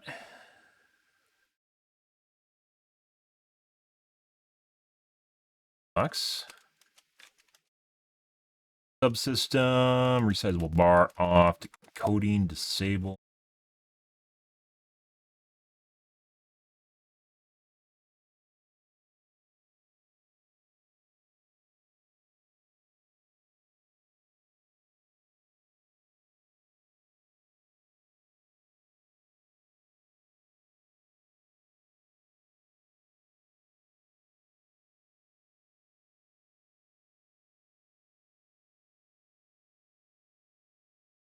No, I had to find it with the search menu.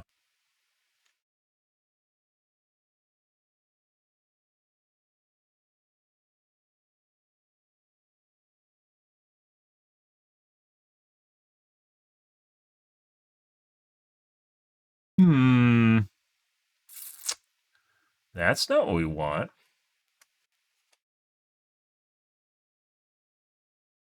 It is in the actual menu.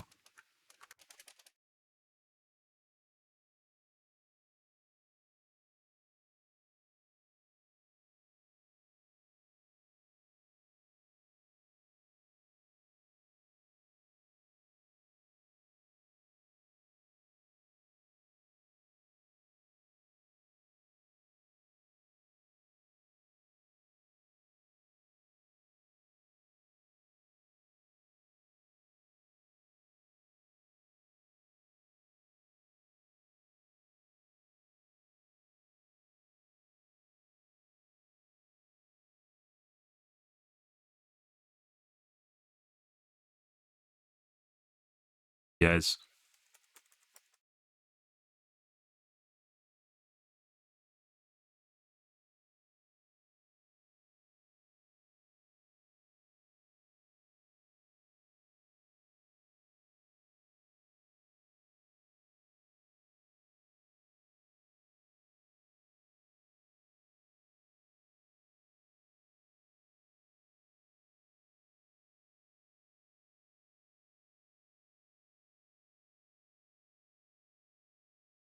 Weird.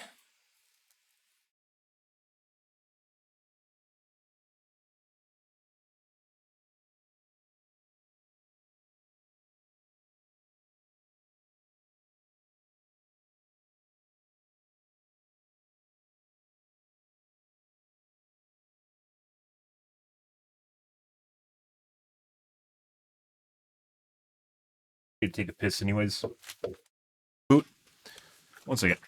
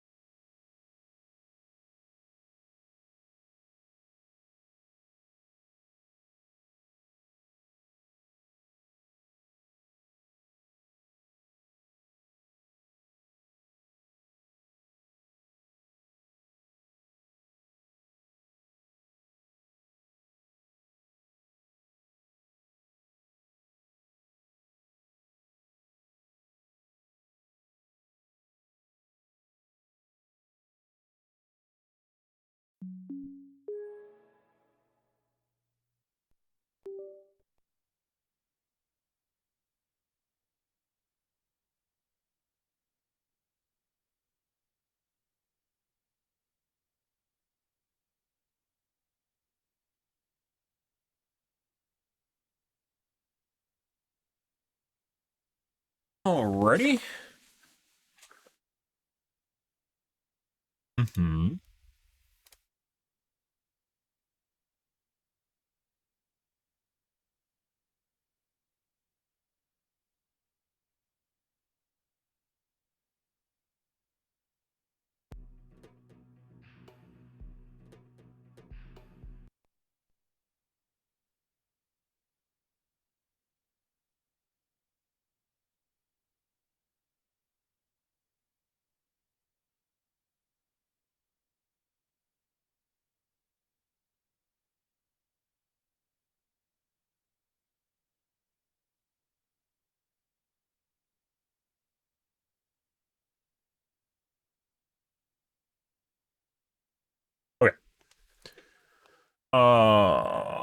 Let us continue. Apparently you can't turn off CPPC.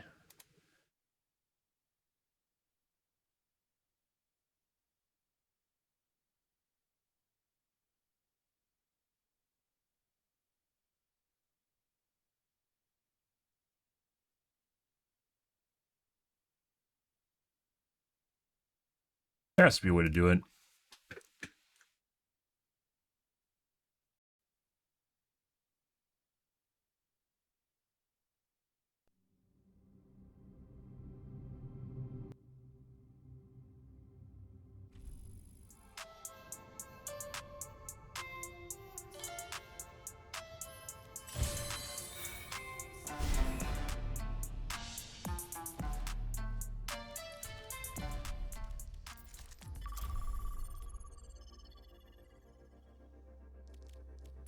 Okay. What do we get?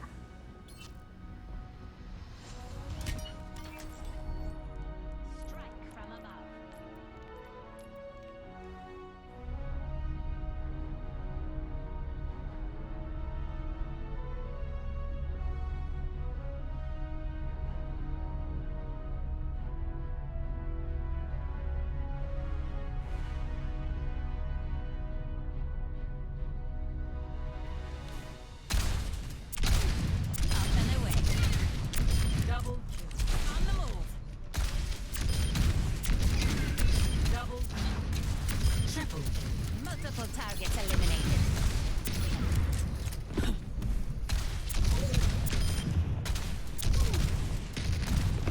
Bitch. Justice served.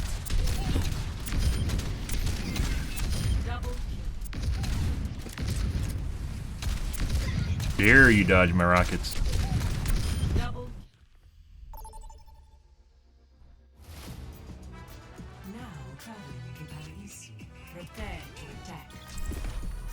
Mm-hmm.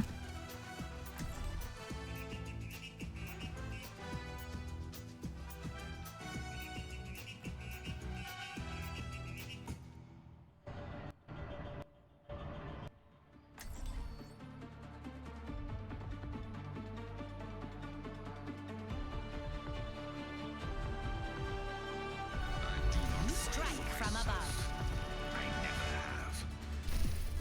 Pre-flight checklist complete. Running clean and hot. Put them in the He will be the lightning that hides the storm.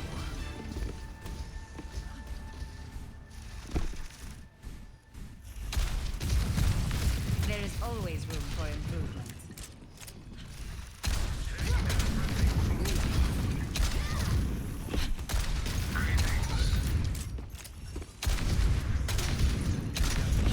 For more civilized age. 5, 4, 3, 2, 1. Mm-hmm. Attack commences. Capture objective A. I am empowered. Dispersing.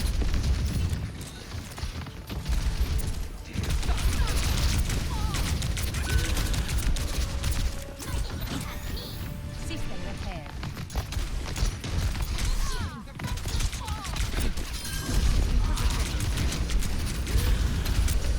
Fuck just stopped me from going up with my axe or my shift.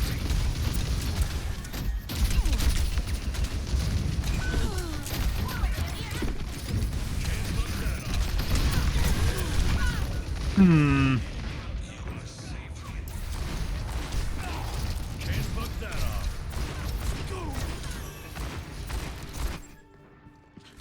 McCree doesn't miss. Okay. That's interesting.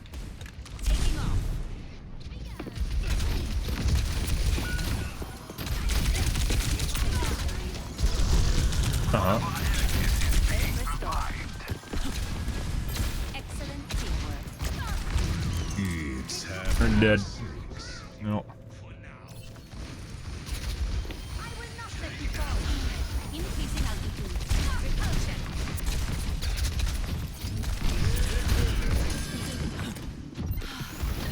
Pretty sure McCree is cheating.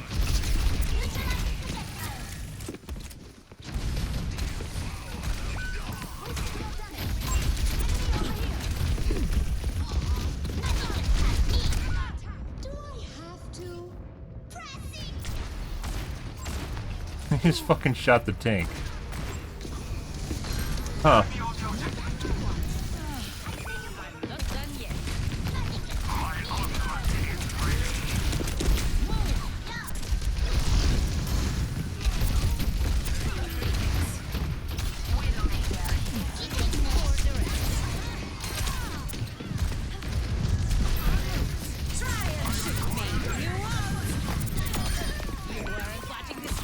Pretty sure she has a nuke. Kill the Mercy.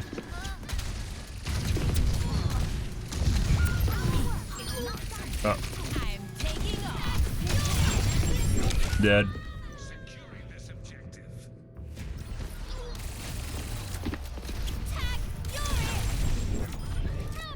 Ah! Did I disconnect, guys? Dropping more frames? Oh, nope. Oh. Uh-huh. We must capture this area.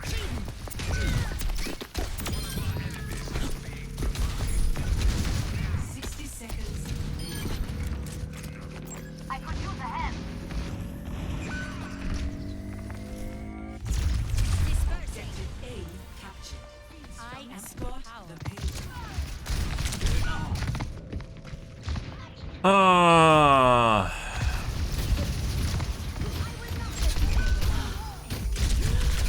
What the fuck? I was okay. Alright, Mercy. Literally outside of spawn. Okay. Let's show him some air power. Very certain the McCree's cheating. Increasing altitude.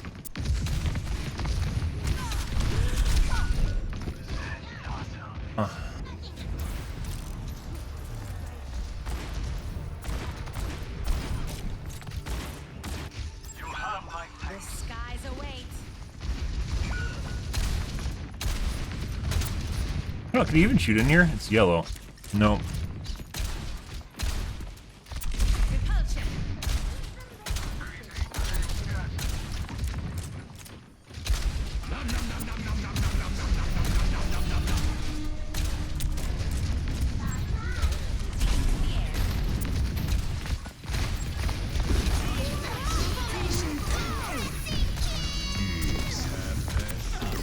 Try and shoot me. You won't.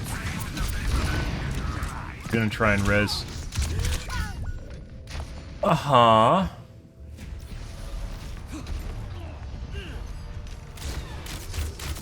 Ah, apparently he was right next to me, and I didn't hear anything until the arrows went in my brain. Good. Taking off. I see an enemy. That McCree is like hard toggled, guys.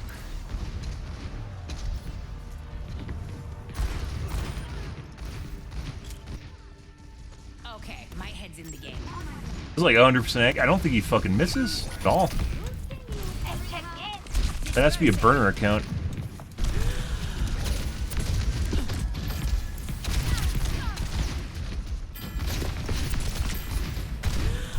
Yeah, he doesn't fucking miss. Like, he fucking shoots walls that you're behind because he's missing. Not because his aim's actually off. Yeah. Hanzo might be cheating too. Yeah.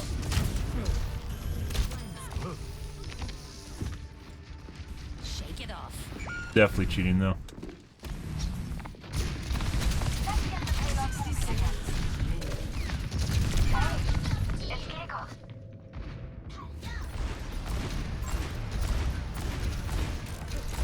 Oh, he's missing now. The skies await. Missing a lot actually compared to earlier where he's not missing at all. Yeah. Good for him.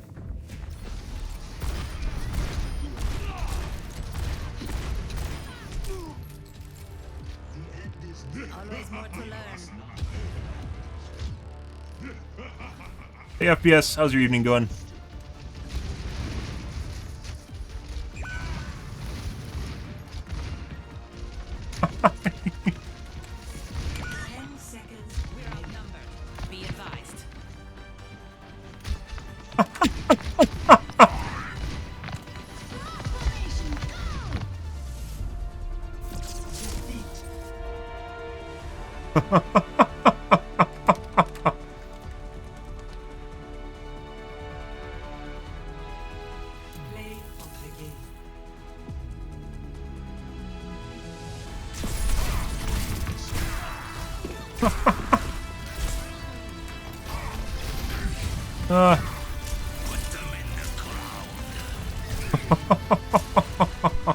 Yeah. So that's definitely... Let's take a look. Is that a burner account? That guy's definitely cheating, mind you. Let's see. It's a fucking 9-hour account. It's a burner account. Yeah. That's... So this... We've talked about this before, guys. We've talked about this before. The weekends are the worst time because you'll get people that literally buy burner accounts just to fuck off with their friends. This is one right here. This is one right here. It's a guy with 9 hours on his account that's literally just fucking around with 100... What is his accuracy? Because on the weekend, obviously, Blizzard's not actually in session. So him getting banned, basically it's the longest time, 48%. That was not a 48% accuracy McCree. Now, let's take a look. What's top 500 McCree's at? Just out of curiosity.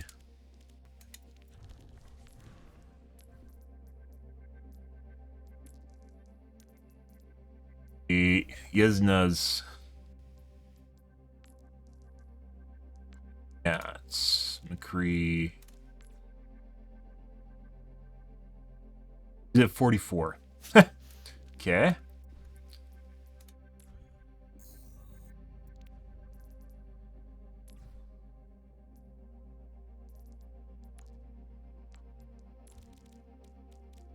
Dude, there should be something in play where you basically have to play in order for 43, in order for you to actually maintain your top 500 status. Like, seeing people that just, like, sit on the ladder with, like, no hours, it's just kind of weird. 3. 8. There's 46. 3. 39. 42.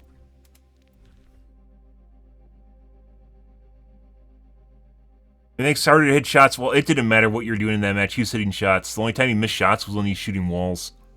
You didn't report him? We haven't reported him yet. I was just out of curiosity, like, I don't care what his stats are. Are you going to be a top 500 player and I'd still report him?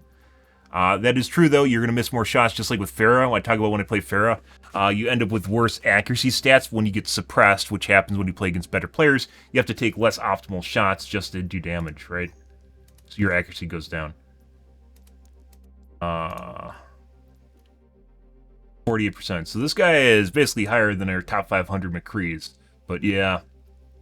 Yeah, this is 100% a burner account. He missed absolutely no shots unless he shot the fucking walls. Also pretty sure the Hanzo was cheating, but it wasn't right away.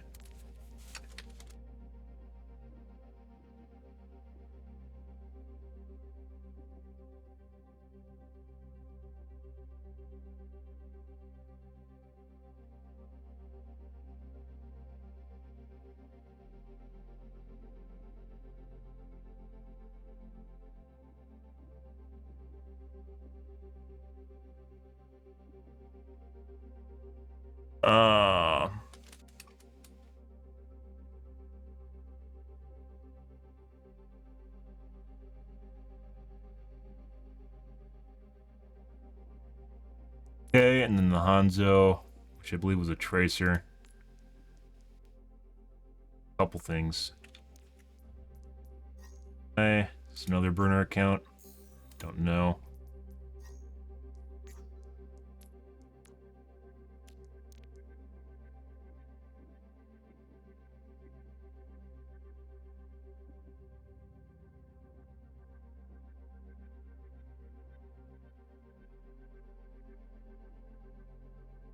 It's still called Storm Arrow. I'll just go rapid fire.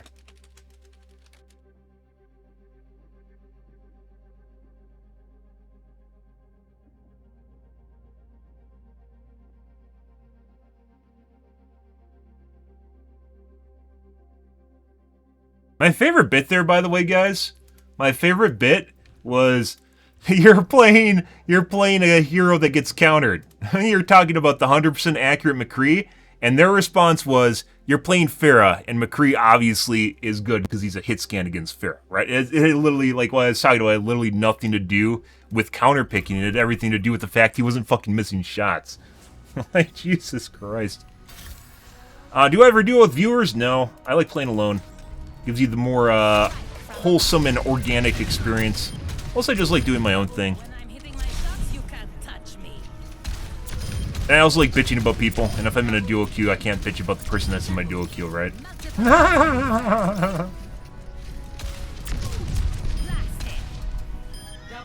Well, I could, it'd just make me feel bad. I guess some people like being stepped on, so there's that, right? E-girl, though.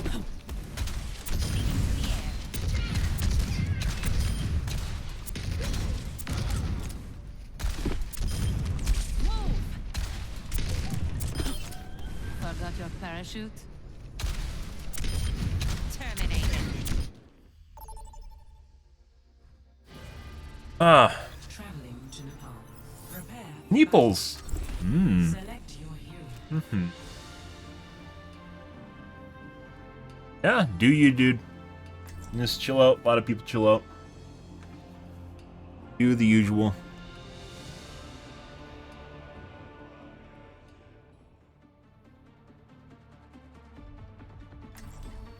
Yeah, the weekends bring out the best, guys, so that'll happen. I think yesterday's games were worse. We actually haven't had that many people cheating tonight.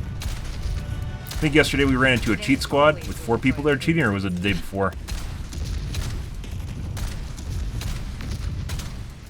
Yeah, crazy shit. It's what the kids do for fun now, so. We all have to put in the work. If I can't may use your blaster to cool teammates off, that'd be OP. Wouldn't want that. Utility and a DPS? Crazy.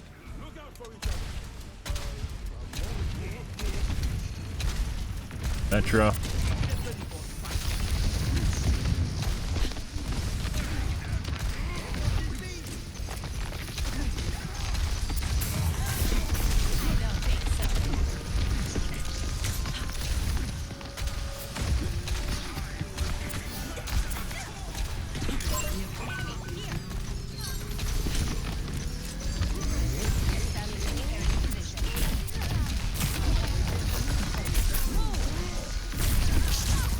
Fuck off.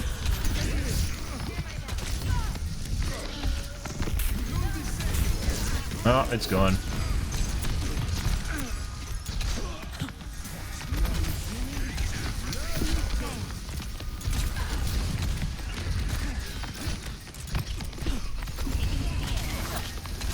What?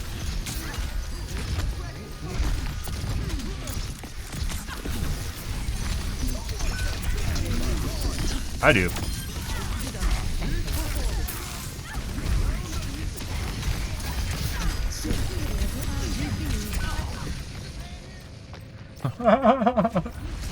Behold RGB? Ah. Returning Good. to battle.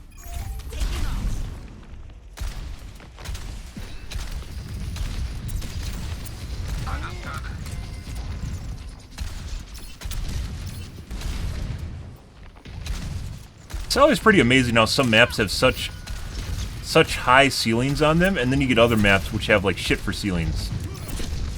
It's really low to the ground. I don't necessarily think it's intentional to mute.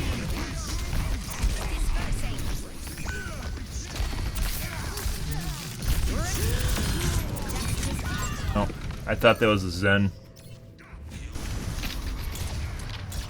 I could turn on eye bleed. Do I want to turn on eye bleed? Not really. For some reason, when I turn on eye bleed, things start out really good and then they get worse.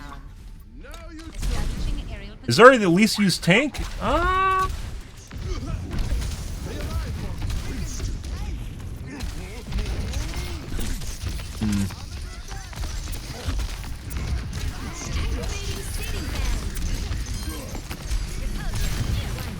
Auto cleanse?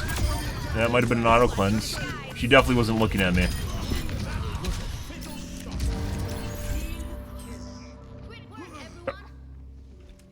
I require healing. I need healing. Thank you. I'm just gonna leave you at 183.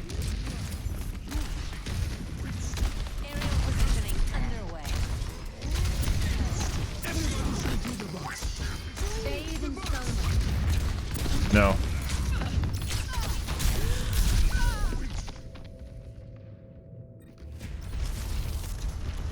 I would maybe. I don't see Ryan a lot either. Actually, no, I definitely see Ryan more than Zarya.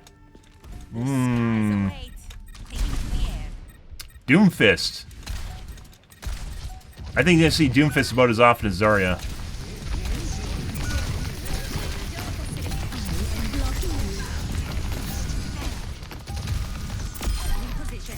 Yeah.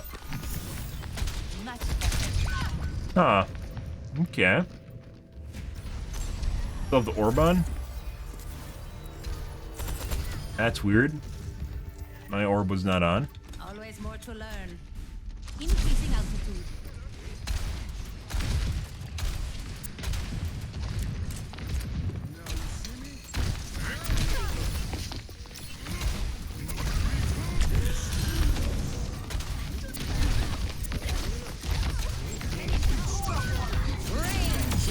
Oh, that still works. And Tank's dead.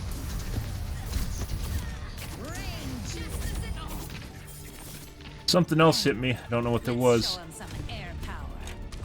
Hmm.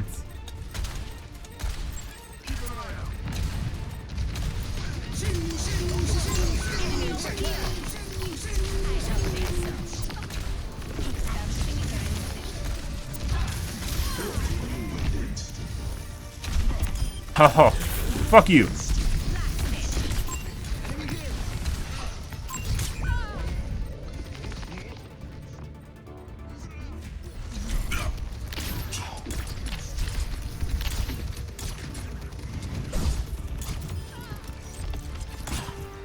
Hmm. Returning to battle. Aerial positioning underway.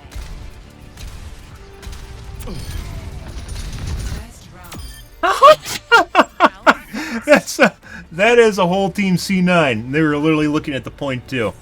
That's impressive. That's pretty good, guys.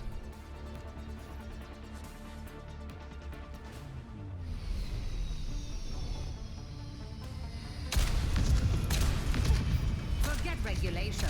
After this mission, I'm throwing a party. Amped Rocket just dropped Winston. Did I give out when I queued? I don't think I was amped. By who? He's on the stairs. Once again, it seems like the closer targets are to you, the more damage they take from missiles. There's some weird bullshit with Q on Pharah. I know it is. The further away they are, the less damage they take. And putting aside rocket travel time. There's some weird shit. It's been like that for years. I don't know what it is.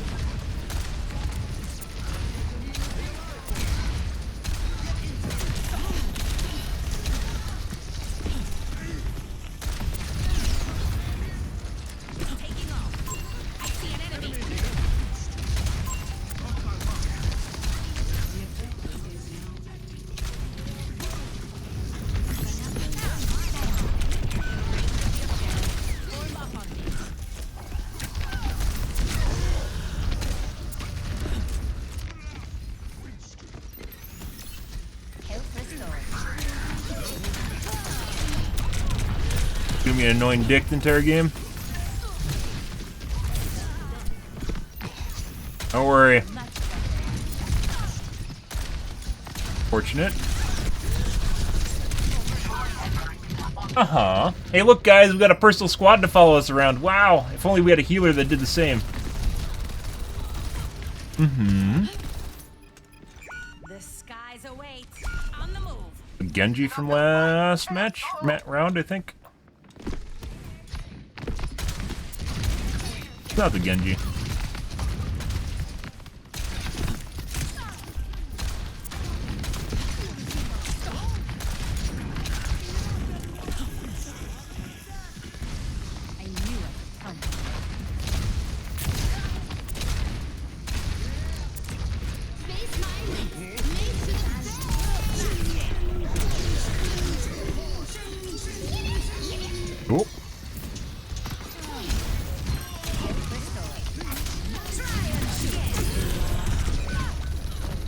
I literally got, hey, look, guys, an EMP just for me. Fun. Shake it off. I am looking down the objective. Yeah, I think Zarya might be the least used tank, though. That's not good. I will claim the objective. Oh my god.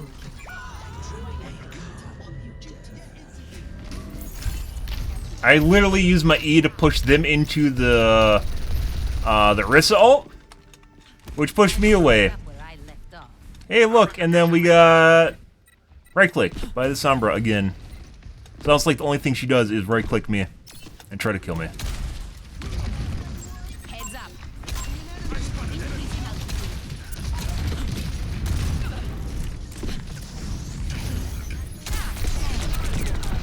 Bye. This is what your life now is.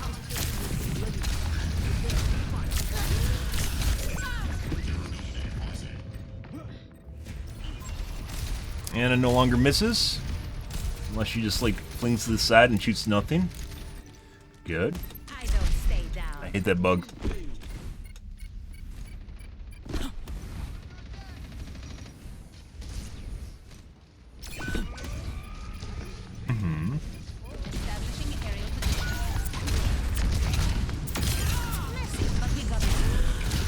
Missed the doorway. I hate the new sticky walls in Overwatch 2, guys. Yeah. I got stuck on that little round edge, which should allow me to shear off of it and just walk into the doorway. Or walk around it, but it doesn't. If you're holding the cursor, you just get stuck and you stop. Hey look, the Sombra's smart enough to hack that. Wow.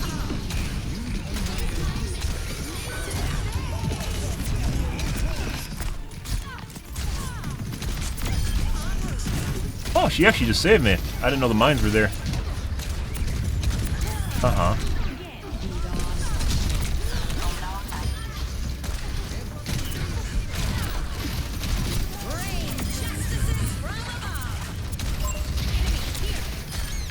Beautiful. Check confirmed.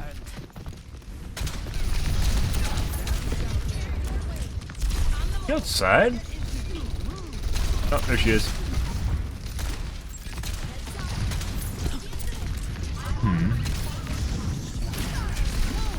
Make it.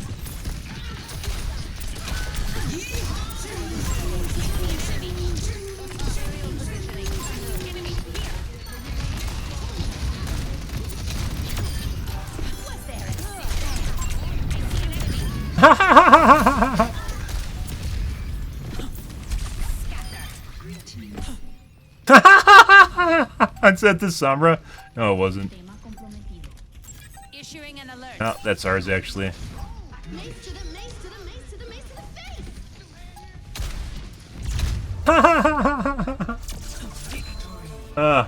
Yep.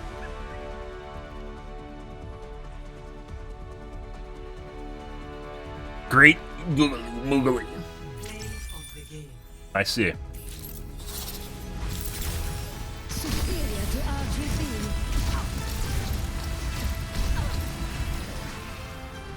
I don't know what that is.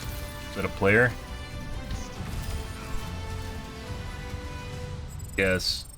I mean, it was a Lucio that healed. That's, I guess, superior to Lucios that don't heal. So, yeah, I guess that's a diff. Uh-huh.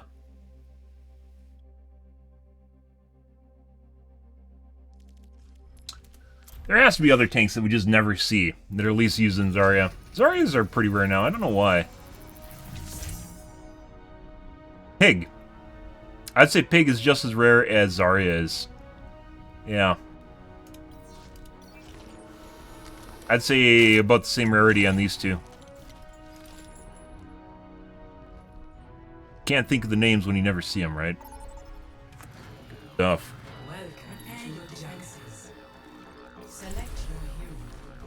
Hey, Sandra. Good.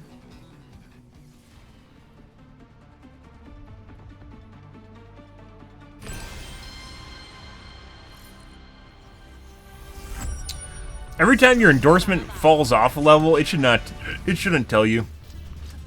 In order to hit endorsement 3, you have to get like an endorsement every single match.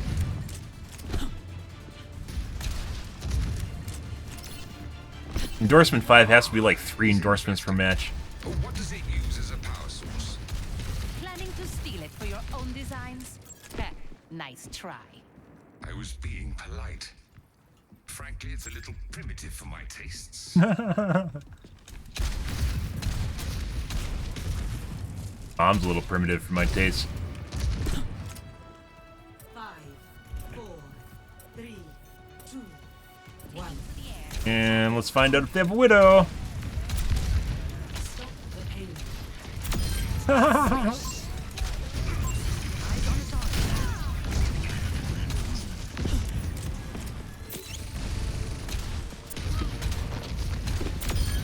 Right where I expected you to go. Actually, pretty true.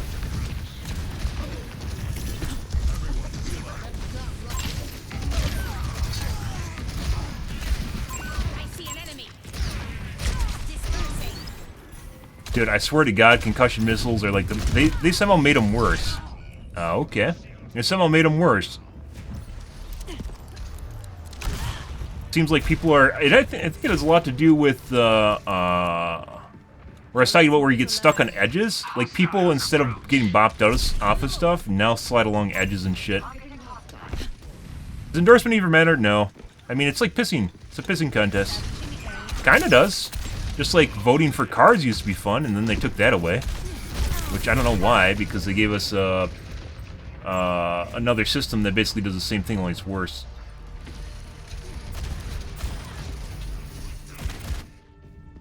Shake it off. Kind of fun, you know, getting endorsed. People giving you an ego stroke can be fun, right?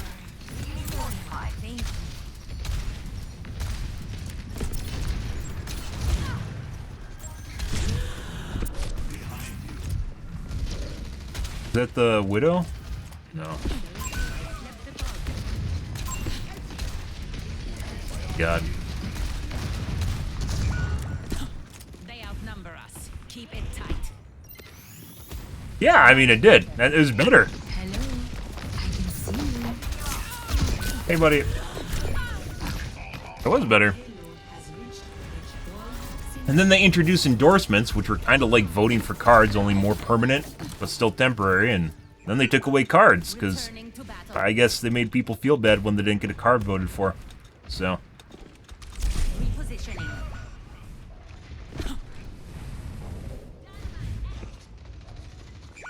I think we got some shenanigans going on here, guys. Like our Ash friend that looks around.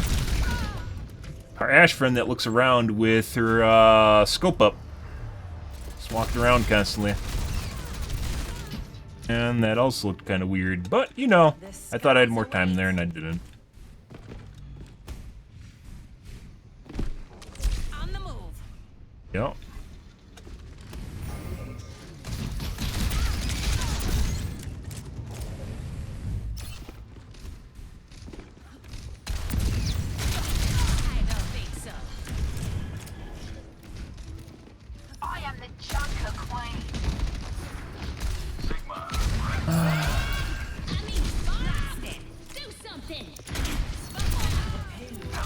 Yep.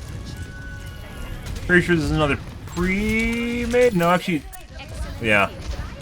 2 of them are. They're from last game. The other 3, I'm pretty sure are not. Those are the sus players. 2 DPS in the tank. Aw. That's the Lucio from last match.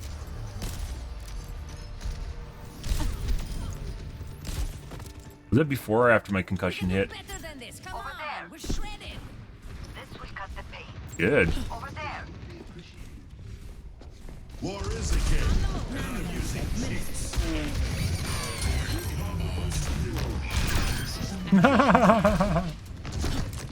Hey, buddy. Oh, hey, look, there's the Ash.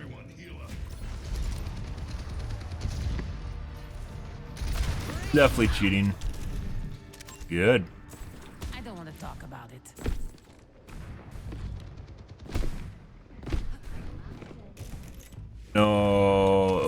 Widow.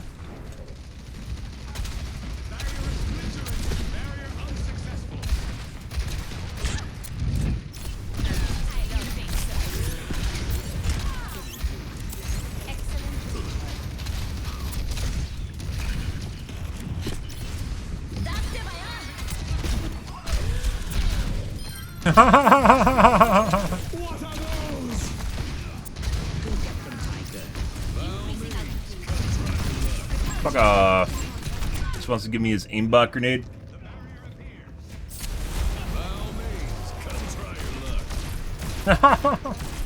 Okay. Well, at least he's missing compared to the Ashe creeping around with her scope up, so. And before I spoke too soon.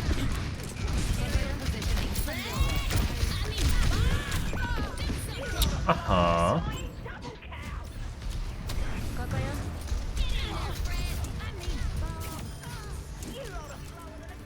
Not sure what shot me there. Okay. So, not sure about the McCree. The Ashe is definitely cheating. Pretty terrible player, too. This guy.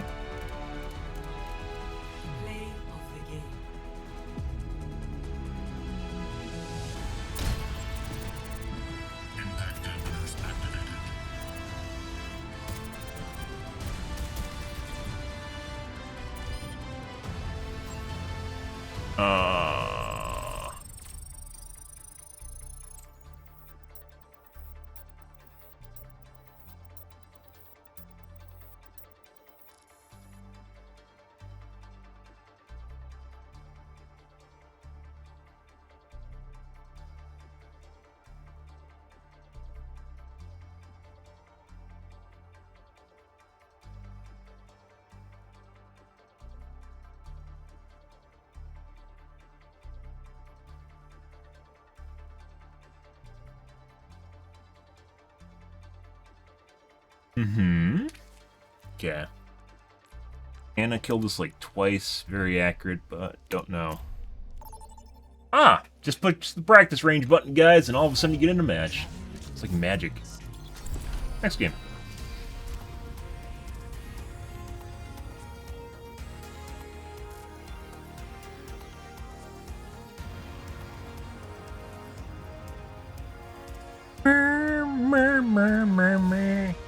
T1GHTHOLE. Huh. Wonder what that means. Very weird.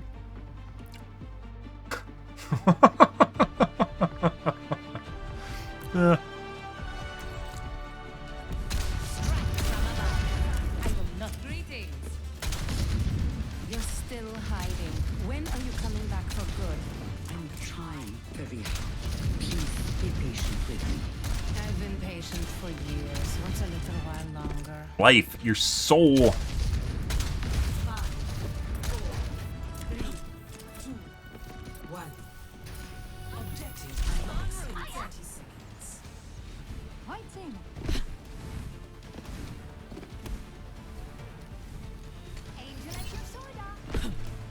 And some men. I see an enemy. I want to point out.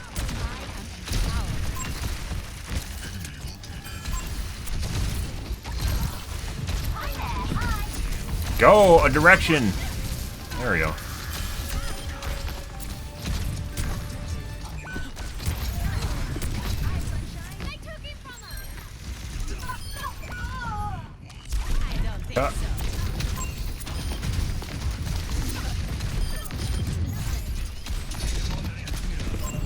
Excuse me. Pardon me.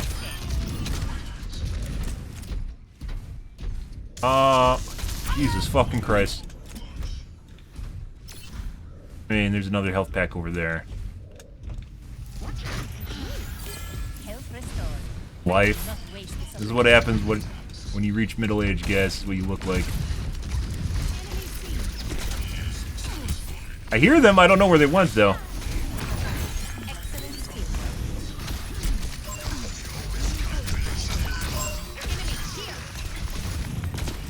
Felt like that other one should have hit just now and it didn't.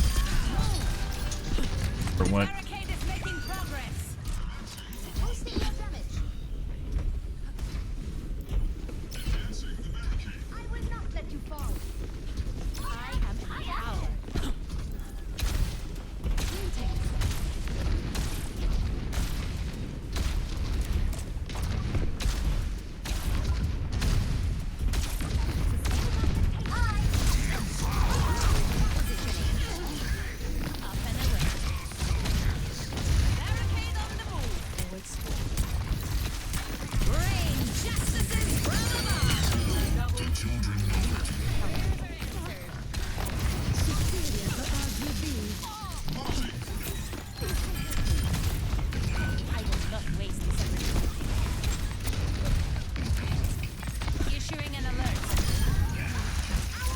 Oh. Don't let them push.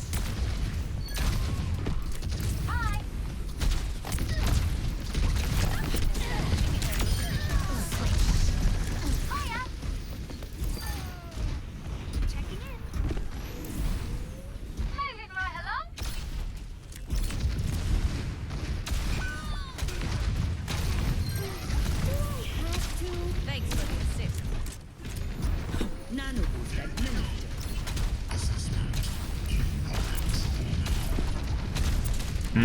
Long range artillery, guys. You good? One almost hit him.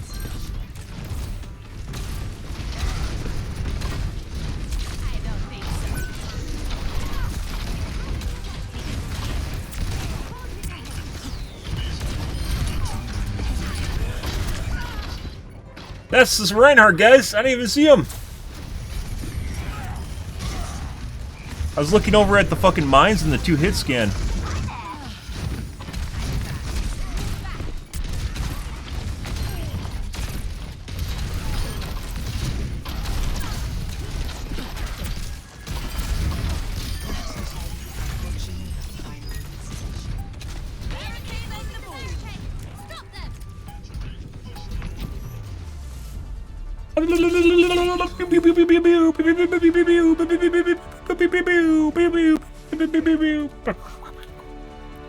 Oh my god, let's make sure to thank the T1 GHT. There we go.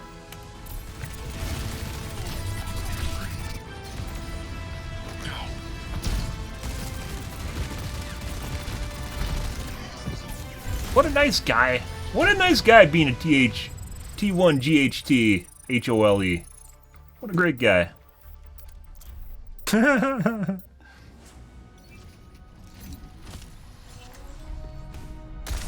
from above. Taking off. Double kill. En route. Double. Triple kill. Multiple hits confirmed. Double.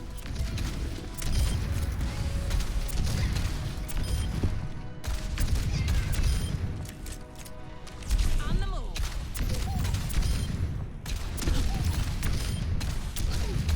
Let's turn on Ice Scorch. Doing it. VRB engage, guys. On my shit monitor, I'm just waiting to replace. God. Establishing aerial position. Justice served.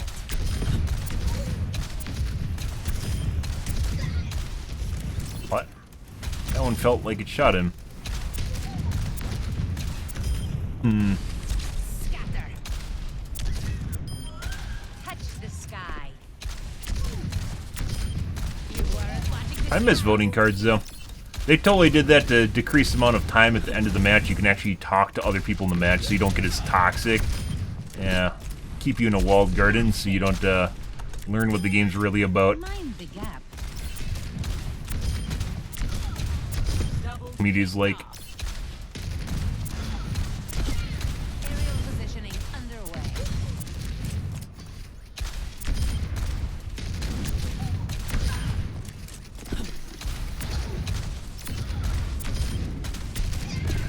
Double kill. Swish.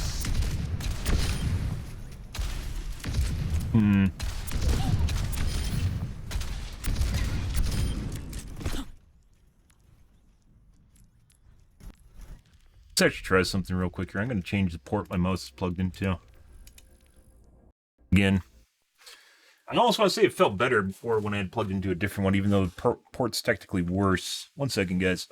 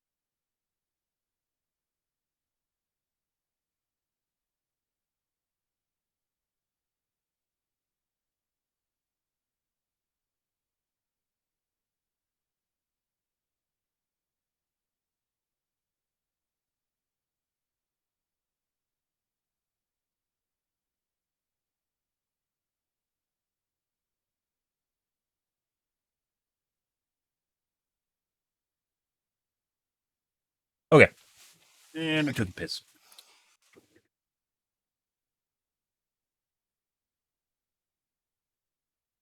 Let's see, real quick here.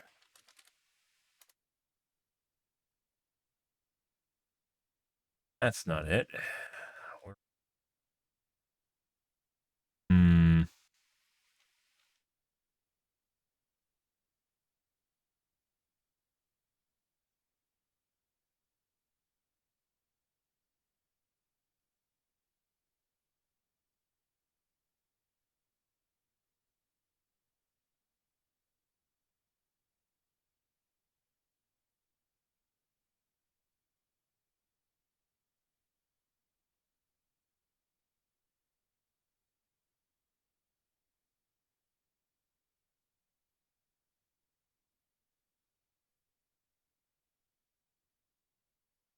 You shouldn't have changed it all.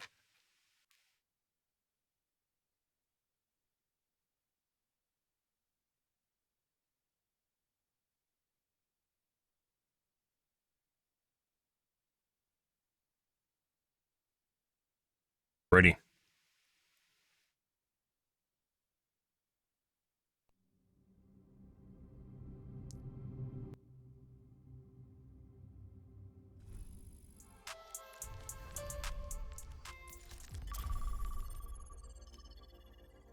Let's give this a go.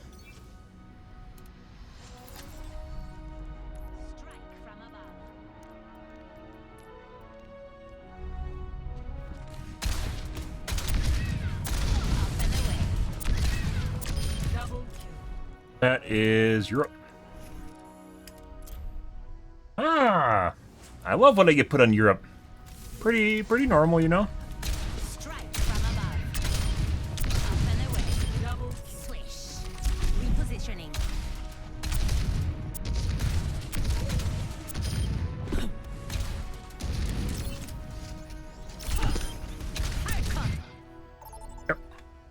Next game. Now arriving at Lijiang, prepare for battle. Mm-hmm. Select your hero. Ready.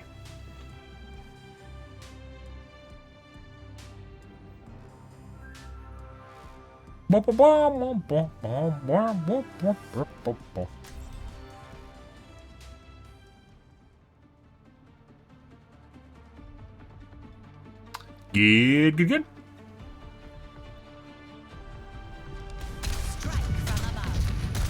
Apparently, their Mercy is living off fanfic.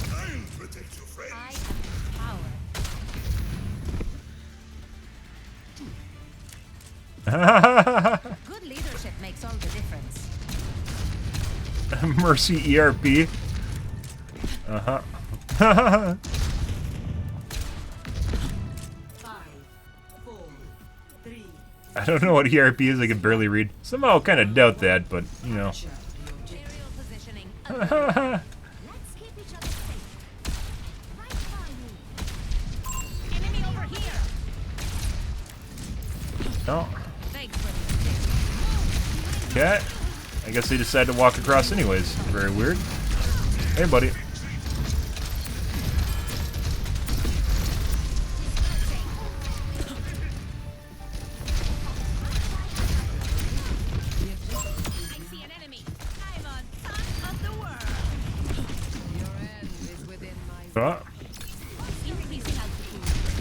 Ah, ye old hit scan.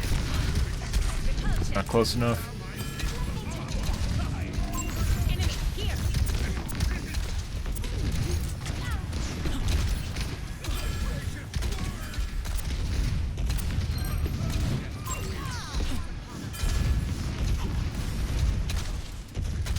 Wait, did Mercy fuck up?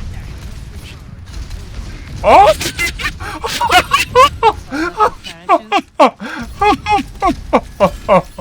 Oh, that's good. Yep, she decided she could fall away further than she could, and the Pharaoh didn't notice that she literally just fell off. Oh, that is great. Poor Mercy. Didn't even notice what's happening to her. I did.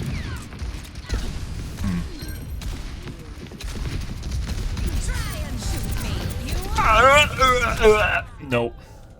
There was a small window there where I could Q and kill her. By the way, you should never try and Q another Pharah, because they can fly. And that completely ruins the ability of it on the ground. Pass him free. I'm stuck again.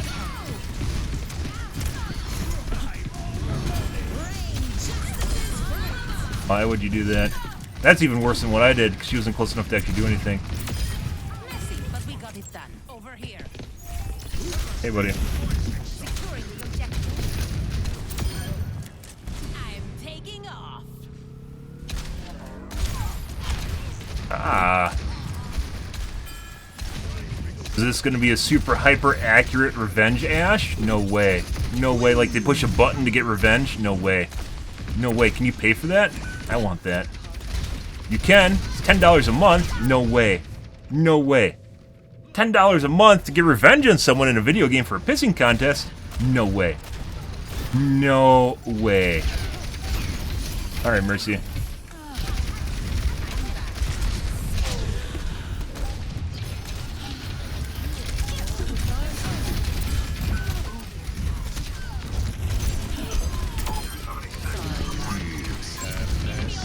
Bye.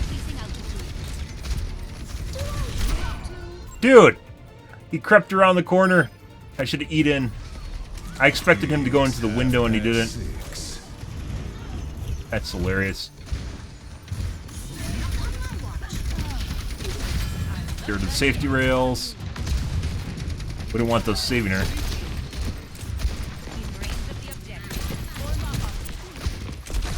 Beat her? Nope.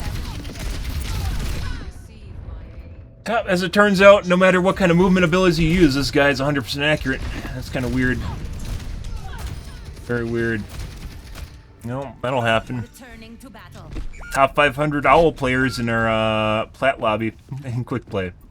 You know, it's the usual stuff.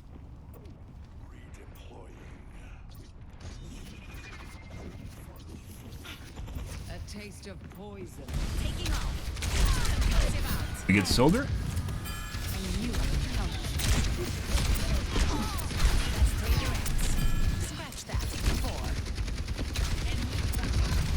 We're gonna go and bait. Like that. Now we leave.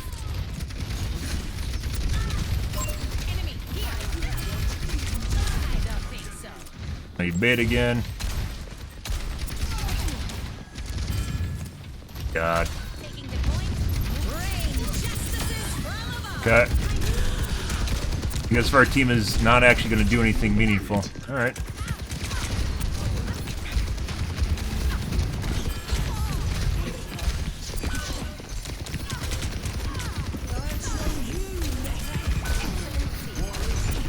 Good old sensu bean.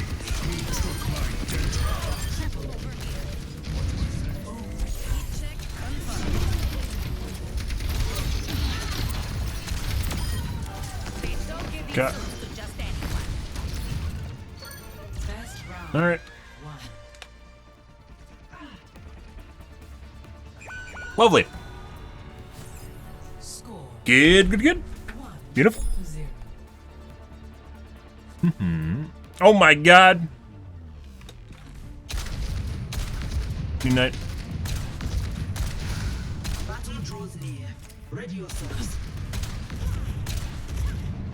Am I fulfilling your fanfic? Ah, my hero. You're like a knight in flying armor. That's what I'm going for. Hot. Just stay in character.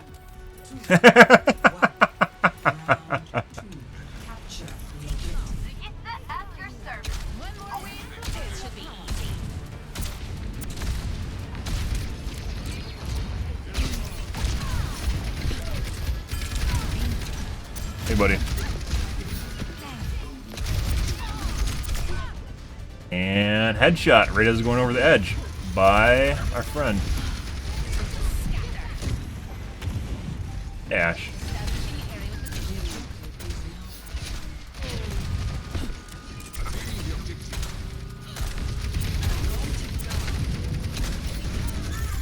You come around that corner.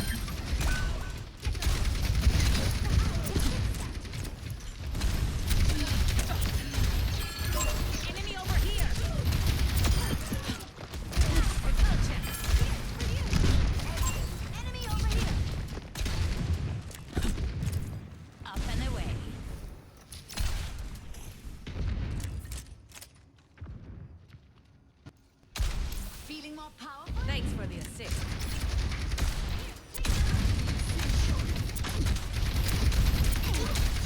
3 hits confirmed.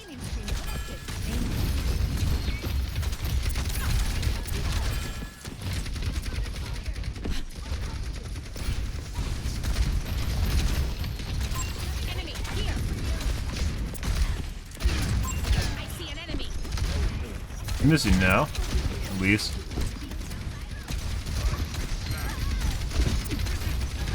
Aerial positioning underway.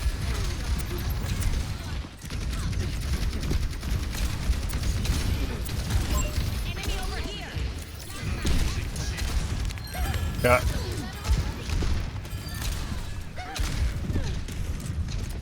Ah, there's the Me Too Pharah. Well, I mean, they started out with the Pharah, so it's a different Pharah, though.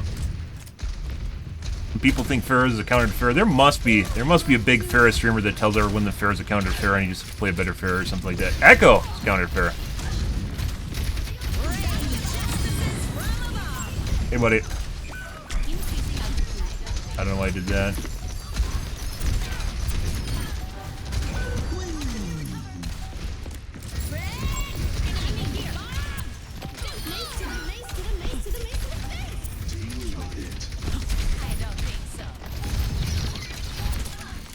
Uh-oh.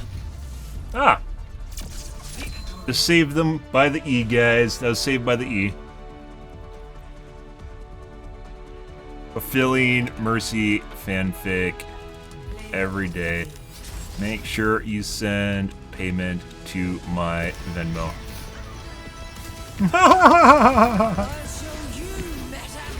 E-Day difference.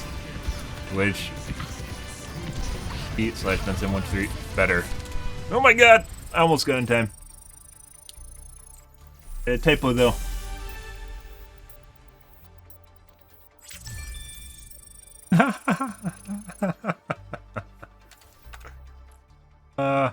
Four! Oh my god, what is Randall doing, guys? Randall's a whore. Look at that. They have 4 endorsement. You know how hard it is? I've only seen one person with a 5 endorsement. It was another Mercy.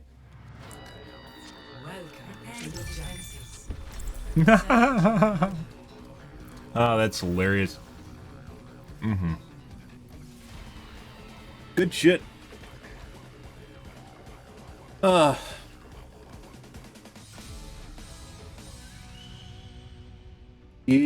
Good.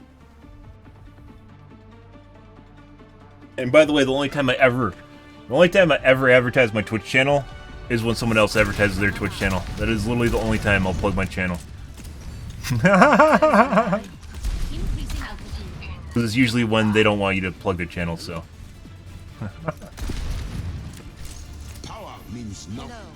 Ah, we're gonna get a cheating widow, guys. I can't wait to get instantly sniped across the map over and over and over again. Should be a lot of fun. Uh-huh.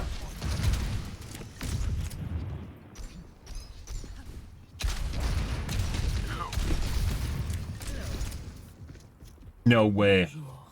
This map is like crack. This map is like crack for cheaters. They love the idea of insta-killing people instantly over and over again across the map.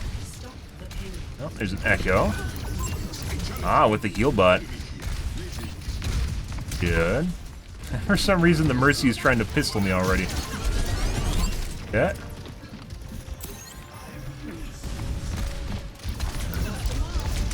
Their entire team is chasing. What is this? Why? Hilarious. Good.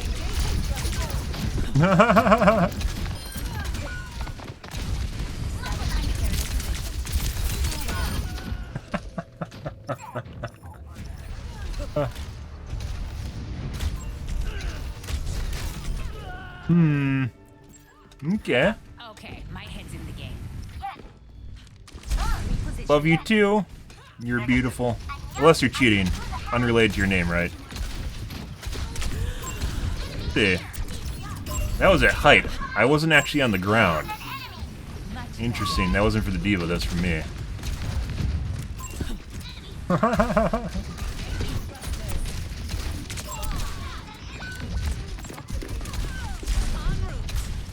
There's literally multiple people trying to dive me, including their healers.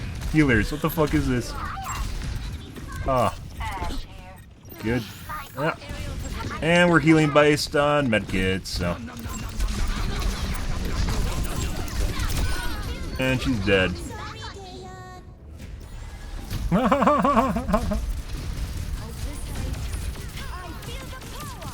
And bus gun. Time to kick some tail.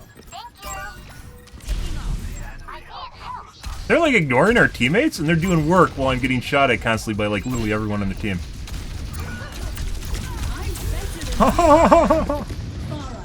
Okay.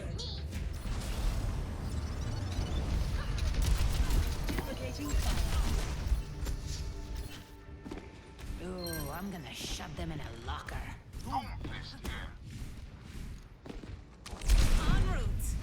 Pharah vs. Pharah is usually very unenjoyable to begin with, and playing against an Echo Pharah is even worse, because even if you land 2 hits on her, she just turns back into Echo, which is a better Pharah. So it's like lose-lose.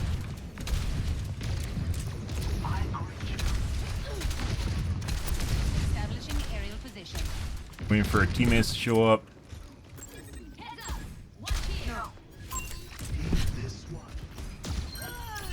Good job.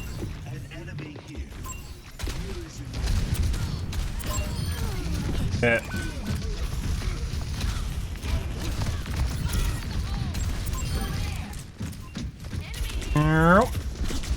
Okay, game. I guess we're gonna abort. Meh.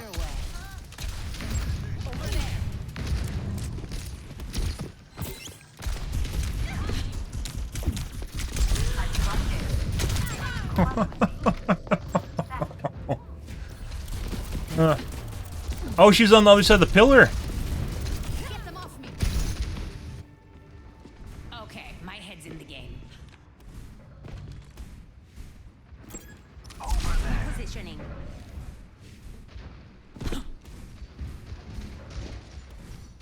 Thank you kindly. Up and away.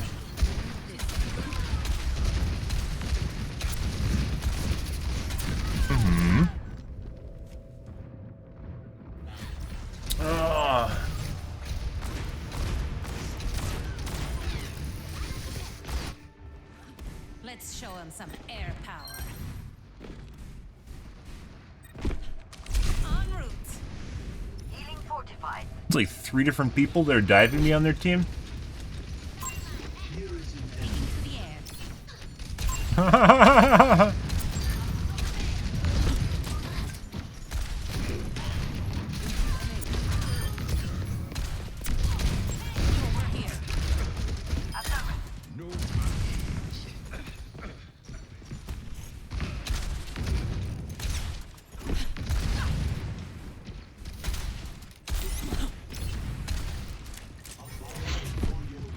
Widow?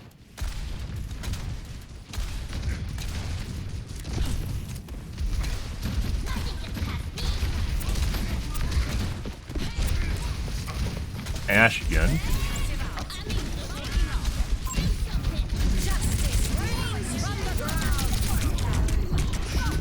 Oh. Bob's gone. I think it's best case scenario because there's a lot of open area in there, so if our team tried to retreat off of the stairwell, they still would have got Bob. Like, even if the Doomfist tried to boop him off the edge, it wouldn't have mattered. He had to die. Good. Alright. Oh. Our tank's dead. I could run in there and die.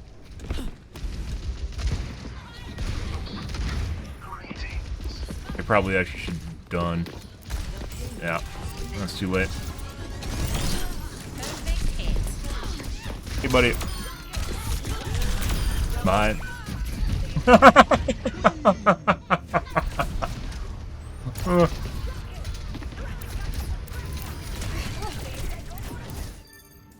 Always more to learn. I could actually save that, guys. I didn't think Doomfist was willing to go in, and he did, but he didn't. Repositioning.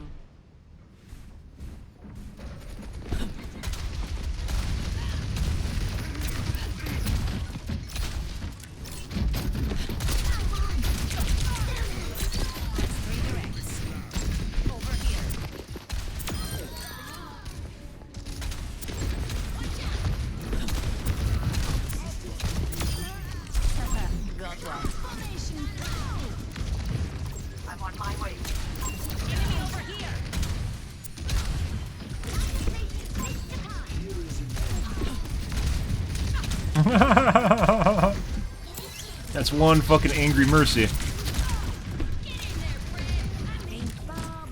Or someone trying to make TikTok videos.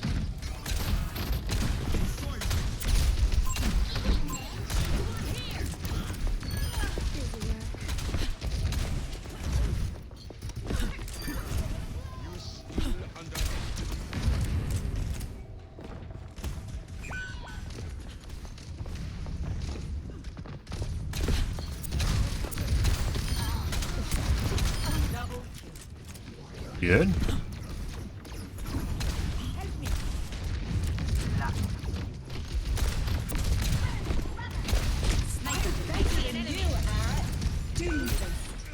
Uh-oh.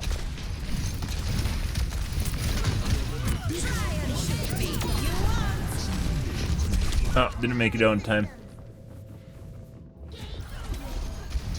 You know what? One of the biggest buffs they could do to Pharah, guys, is literally allowing her to cancel her Q. Of all things they could add to her, just allowing her to cancel her Q would be huge. And she can't. You are literally just guaranteed to death. Guaranteed to death at the end of everything.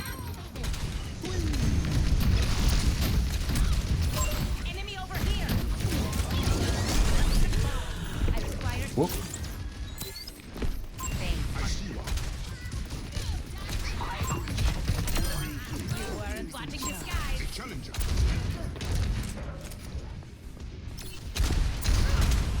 Me too, Pharah.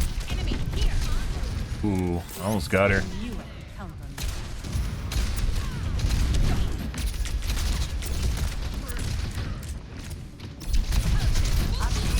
She ate my E. Of everything she could do, she ate my E, which I needed. Very unfortunate.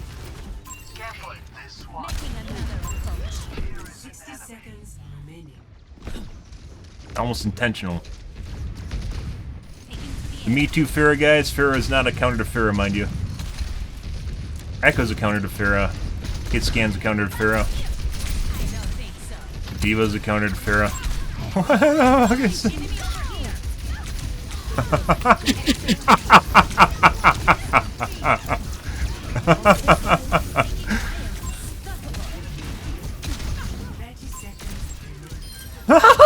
What the fuck is she doing and why?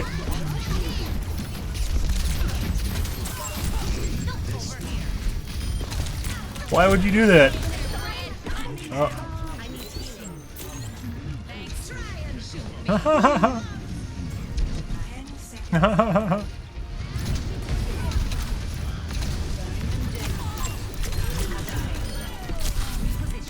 don't know where that came from. Ah. Okay.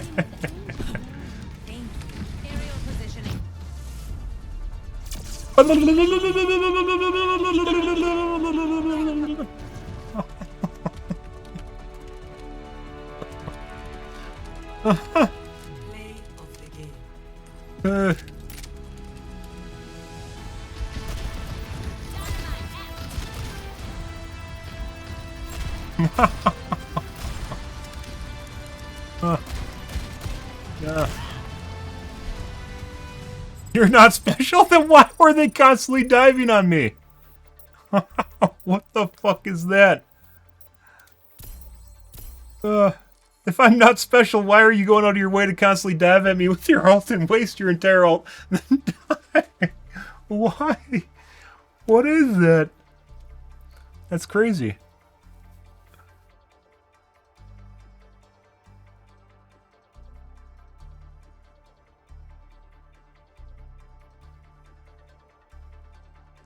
And the heals are pretty good, mind you. You're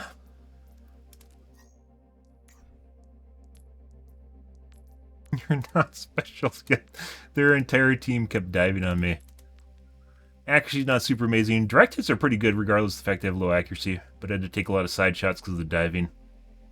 That's hilarious. We didn't do bad. Look at that. Despite of constant diving. And then our team was taking advantage of the fact they kept diving us, too. Crazy.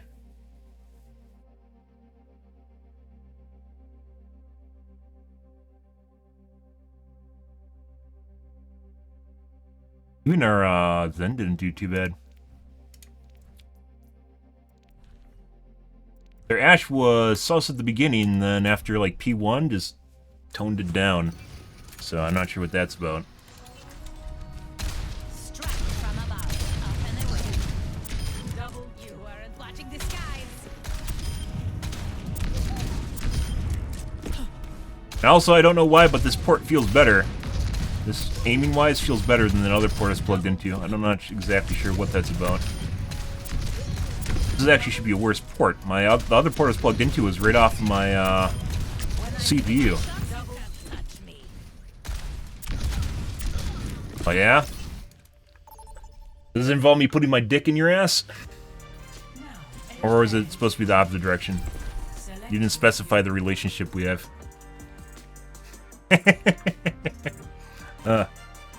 Good. Or was that put balls in these balls in your mouth? Is it a D's nuts joke? Oh. Or are we actually legitimately considering a game of hide and seek? That match is something else. I don't know what the fuck was going on there. Their entire team, including their healers, kept diving on me over and over again for some reason. You're still hiding. When are you coming back for good? I'm trying. I already blew up the pizza. Please be patient with me. I've been patient for years. What's a little while longer? Where are you thinking? Where are you thinking? Greetings. Where are you thinking? Where are you thinking? Thanks. Got you, babe. I mean, these nuts jokes are literally in every other Twitch channel. You can't tell me that you don't know D's nuts jokes. That's kind of weird. That's very weird. Those are also very weird. This is interesting. It's like fucking Junkrat can see me behind the fucking train car.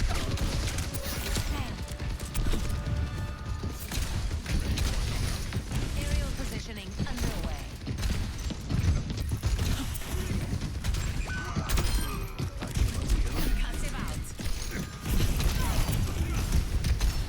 Thank you.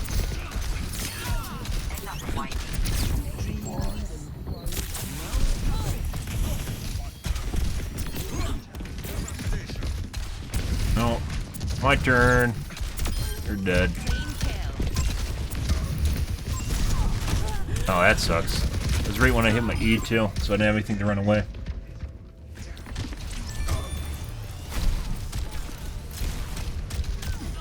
If you're young and pure and innocent and you haven't heard these nuts jokes on Twitch, I'm sorry. I'm sorry I overreacted to who you might be as a viewer. I got defensive.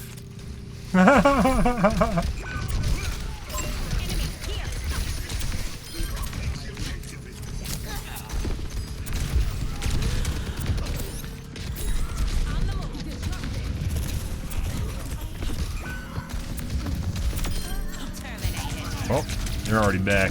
That's not good. I thought both of them were at the door.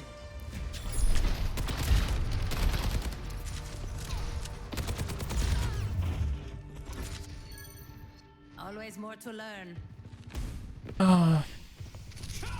Genji is with En route.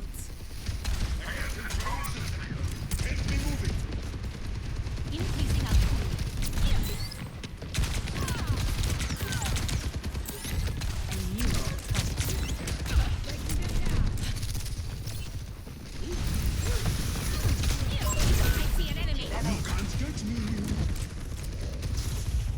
I know there's a ledge up there. I know there's one there. Yeah. That was the Junkrat, mind you. Eating. Well, we actually escaped, was it like 2 games without cheaters? So, not too shabby, considering it's a Saturday night. Yeah, that was the Junkrat, who was very sus at the beginning of the match. That guy's clearly leading and looking at people through walls, pre-aiming.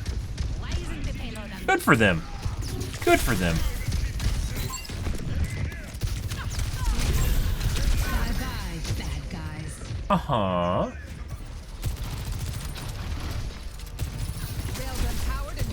Bye-bye, bad guys. Mm-hmm. Okay, my head's in the game. Fortified. Nano boost administered. Payload secured. Let's go get them. Aerial positioning underway. Rain justices from above. Okay.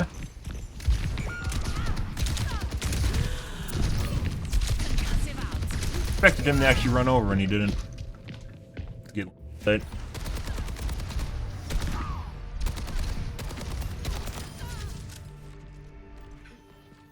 I don't stay down. Little ledge on the little lip on the top catches you.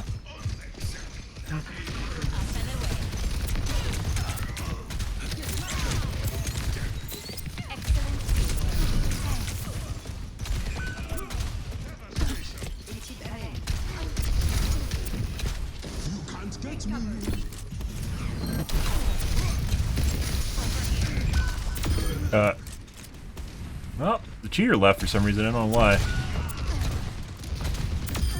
Here, let me get this med kit over here. Hmm.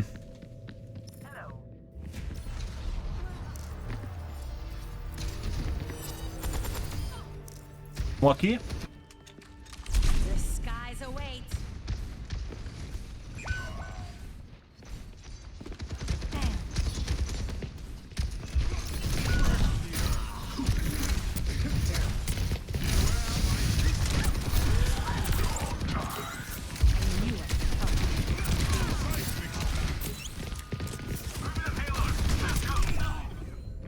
Another guy that is incredibly accurate. I don't know if you can actually join off people in... so obviously you can observe someone, right? You can join as observer. If it's possible, basically, to get your friends in on a game and, like, kick other people out or something like that. You could do that in Dead by Daylight, which is pretty obscene.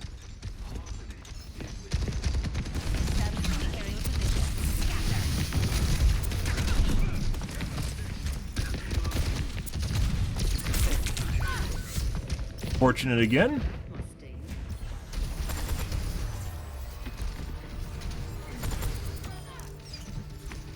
Hmm.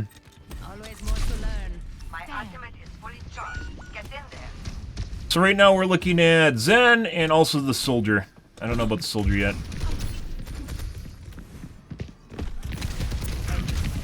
Junkrat was definitely cheating though. On the weekends they usually like roaming in fucking packs. You'll get groups of people with burners accounts where they just fucking hop on for fun.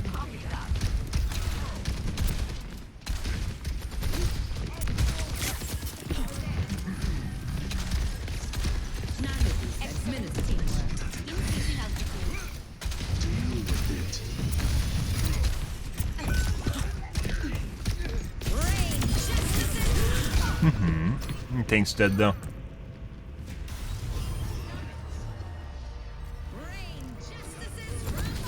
That is one of our DPS. Show him some air power. Payload is on its way. Things considered, we aren't even doing that. Despite the fact they keep trying to focus me over and over again.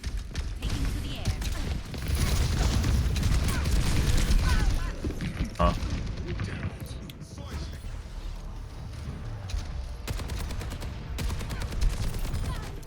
Hmm. His aim almost looks like most trails. He might have an aimbot that's malfunctioning.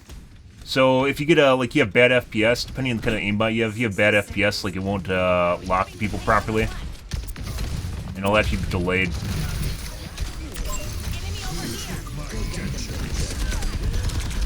Oh. Guess kind of saved my teammates? Who took my dentures?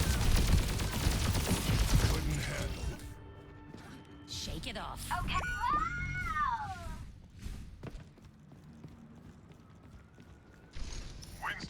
30 seconds remaining.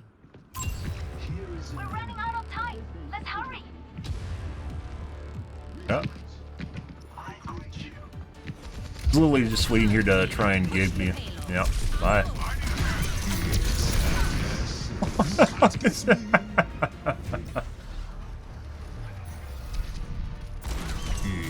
All systems nominal.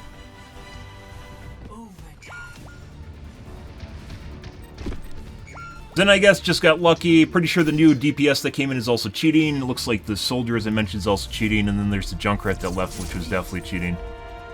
Let's see.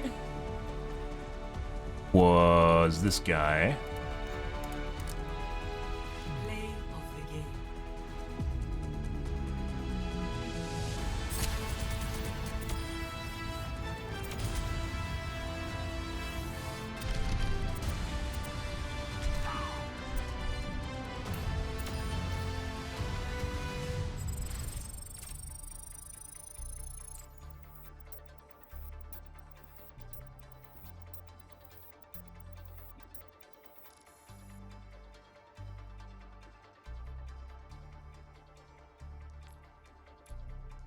Zen, I don't know. Zen might have just got lucky or predictive.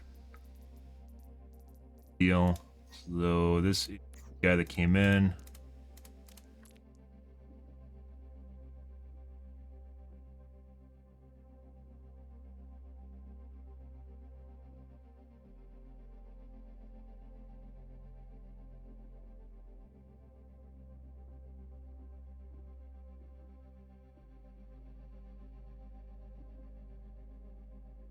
Okay, then the soldier, which is this guy. It's a burner account. Guy was Sketchbook. Very weird. Like, it literally looked like he had mouse trails. Like, he was just, like, chasing your character. But the moment your character slows down, like, it just locks to you. Fucking gold. What?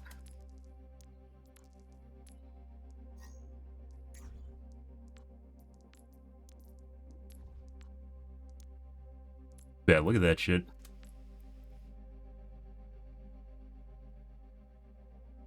Guessed him too. Tank? I guess maybe their tank was dumping on our supports the entire game? I mean, we caught him doing that a couple times, but I don't think he was doing it the whole game. 5 deaths. It's not like they got dumped on a lot. So maybe not. Let's see. And he wasn't attacking me.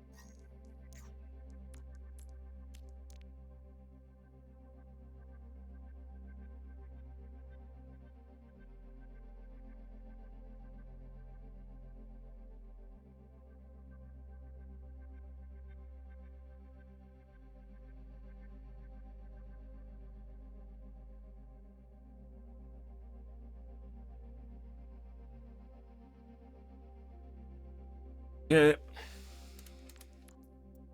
By the way, guys, so the way that aimbots work is if you have one that's malfunctioning, it'll do shit like that where it can't keep up with how fast you're moving in the game, but the moment things slow down, basically, as you turn your camera, you can imagine your FPS tanking. And as things slow down, it'll catch up and lock you right properly. But it'll look like something like mouse trails where it's trailing after your position, which is what we saw in the kill cam. Weird shit. It's also weird that Junkrat left in the middle of the match. I'm not exactly sure what that was about, unless he was watching my stream and he heard me talking about him. Ah, this is the cheater. The new account.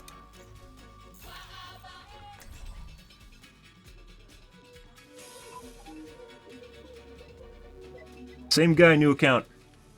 We squelched him the last time we saw him.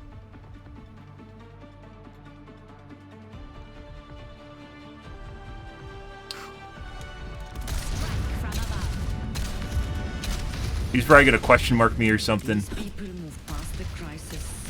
I mentioned before, I've seen that guy a couple different times, and every time I see him, we report him, and then I was like, hey, you must be getting banned. So I squelched him the last time we talked to him. We saw him, because he was cheating really hardcore.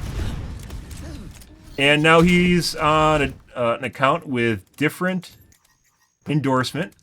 If you ever need help, just fly. And he's no longer squelched.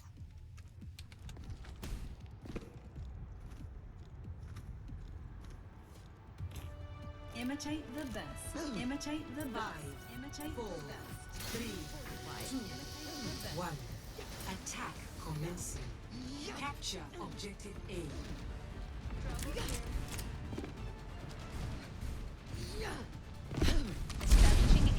Yeah.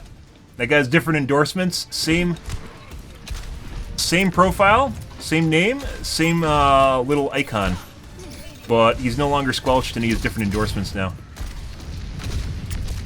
I like how when people talk about like anything meaningful, you're obviously coping or something. You know how fucking easy it is to cheat in this game? Like, it is beyond insanely easy to cheat in this game.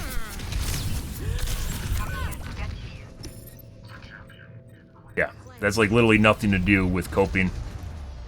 Like I said, there's a reason. I'll report him next time we report him. Obviously, I'm not going to report him unless we see him cheating again.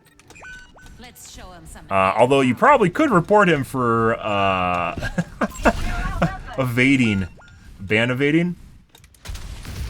Yeah, that's hilarious. Group up with me. Concussive out. I see an enemy. This Anna has a death wish. Is she still over there? Okay, bye.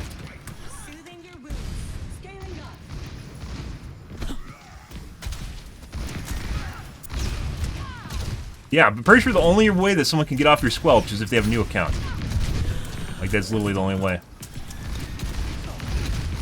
Oh, I messed up. That F is so late.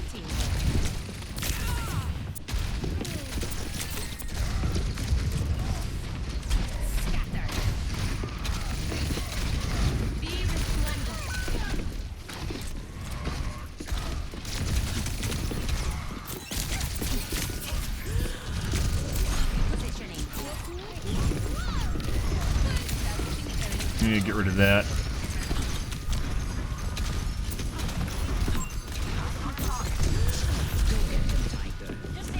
Go for the med.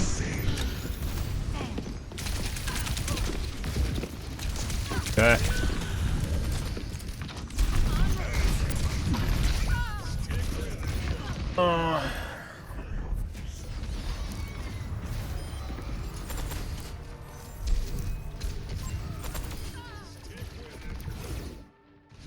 The skies await. Taking to the air. Guess technically he could have a secondary account with the same name for whatever reason that he plays in quick play. I suppose. He's just being an annoying dick now.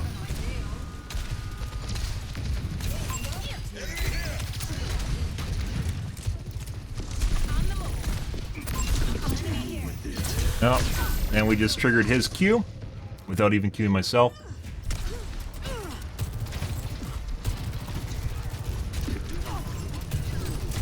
Not so fast. Making another approach. Duplicating tracer. Taking off. Mm-hmm. Lovely.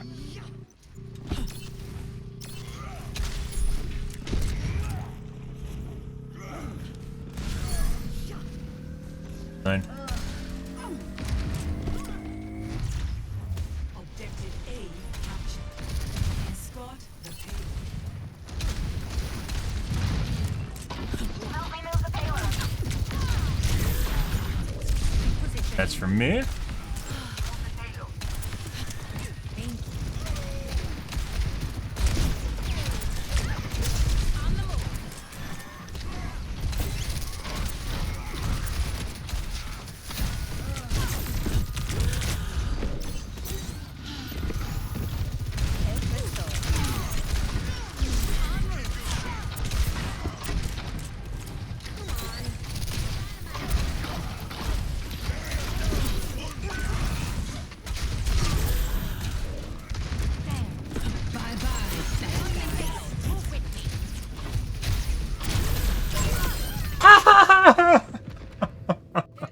There's definitely a lot of overextending going on here.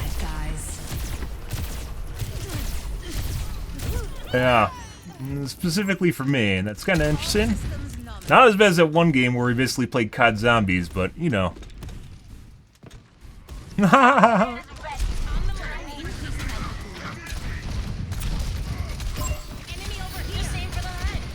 Buddy.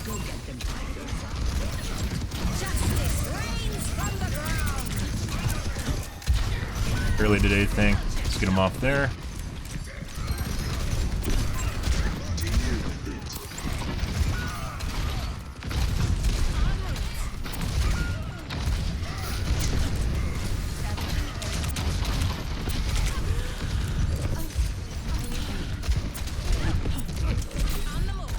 Didn't extend. There he goes. That's a Soj. Pretty good heals here, guys. Oh my god. Cut. Nice. Yeah. Bye.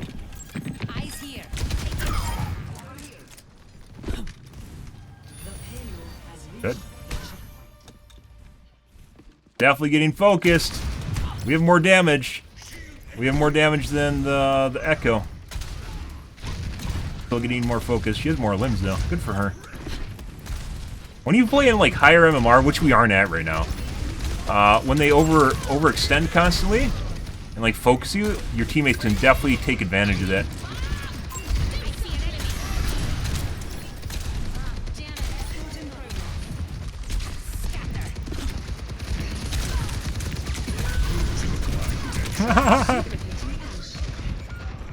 Which shot? Who? Which what? I'm not saying that to be facetious, mind you. This guy's possibly cheating. This was the Sojourn. So I think he swapped out Sojourn because he ran out of accuracy. As I mentioned before, the Pluvy guy was cheating before. We reported him because I've seen him a few different times, and I finally squelched him, which is account-based. And he's back again, but he's unsquelched, which means he, he made a new account. I'm fucking yakking instead of paying attention.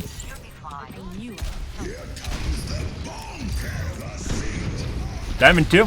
Yeah, about Diamond. We aren't actually playing comp right now. This is quick play. It's generally based on your rank.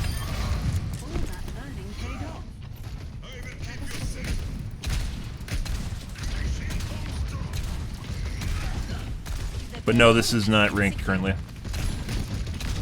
People we're playing against are, I'd say, about Diamond.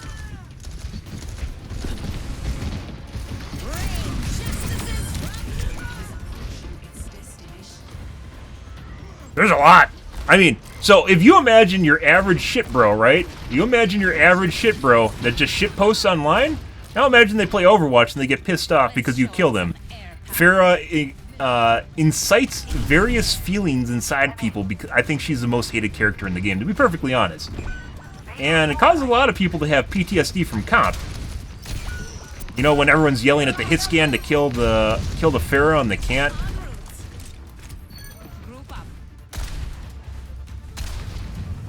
One's dead. Nathan. Nathan knows. But basically, this game used to be in a different state. In Overwatch 1, there weren't nearly as many cheaters. And I've been talking about the transition. Like 5 years ago, there weren't nearly as many cheaters. Now, for all you have to do to cheat is type in Overwatch cheats in Google. And you'll find something that's working, either free or paid option. So, as you can imagine, if there's nothing stopping people from cheating, a lot of people choose to cheat because they can. Hopefully we'll see some AI anti-cheat at some point. Yeah, so now you can see that the guy's accuracy is a little bit different than he was earlier in the match. Yeah. That was in the middle of my concussion, mind you.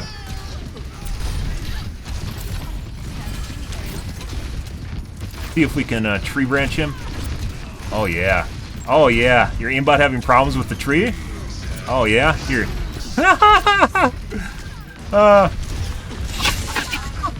So if you guys didn't know, some objects will actually unlock aimbots. And despite the fact all you had to do is aim on the side of the tree and just fire because the tree isn't big enough to cover my body. Yeah, you couldn't hit me. Also, there's pole tech too. You can do that with a lamppost, signs, stuff like that, as long as you cover up, depending on the kind of aimbot you have, as long as you're covering up your chest and head. There's also bone mesh aimbots, but they're much more rare, so.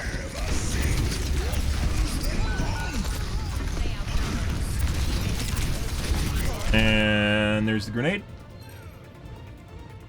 But yeah, I mean, that's the state of gaming right now. I think the only thing that can really help us is basically behavioral analysis.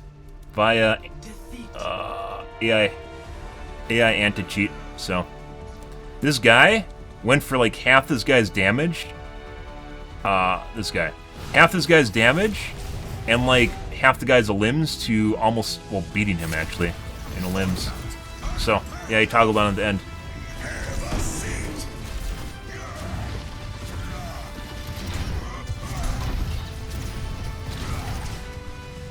We're gonna report him again. It wasn't until the end there. My guess is the other guy toggled off because there's stat-based banning in the game. You can essentially, what happens is they can only play a character for so long before they have to toggle off. Otherwise, or swap characters. Otherwise, they get banned. So what they do is they basically spend an inordinate amount of time in like another game, just shooting a wall. Not really shooting a wall, but basically just underperforming so that they could toggle on in another game. This guy swapped through 2 different characters, and at the end there, he was playing Junkrat and Bastion, despite doing much better on Sojourn and Soldier, right? So why would you play inferior characters? Basically, because you ran out of banked accuracy is what I call it. Basically, his stats got too high, and he's afraid of getting banned, so then he swapped characters. And he's just going to play another game in which he just, he tanks his stats. Alrighty, so we're going to put this guy in Nork, because I actually recognize that name, and we're going to report him.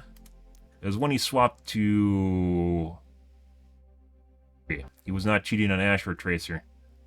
It's when he started doing the trick shots.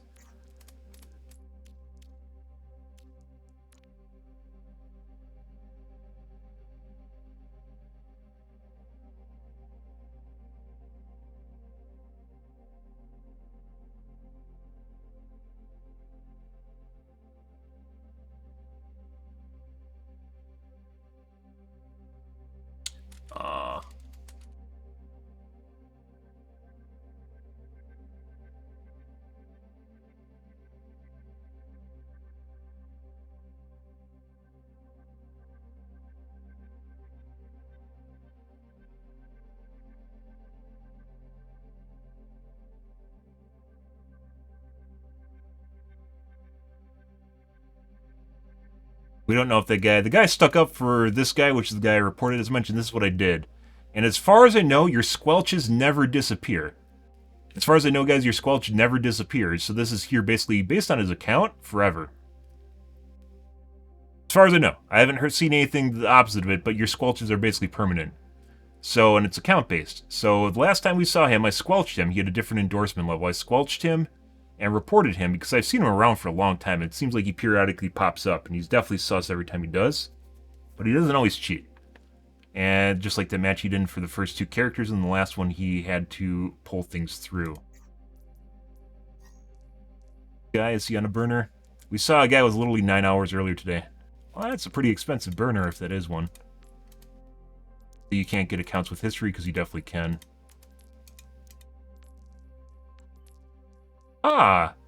In Season 1, he was gold. And now he's a master. Wow! Personal improvement, guys! Give him a hand. Give him a hand. He's much better now. Good for him. Silver and plat. Or excuse me, silver and gold. Now he's a master. Crazy. Crazy improvement.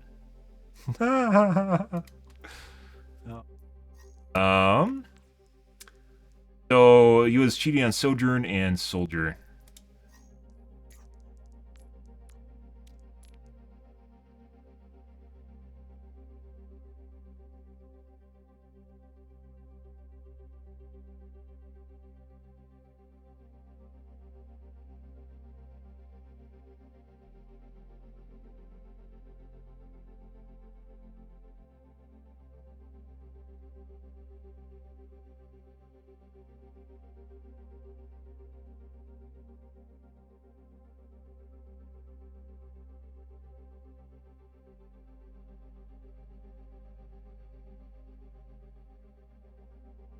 Let's actually change this.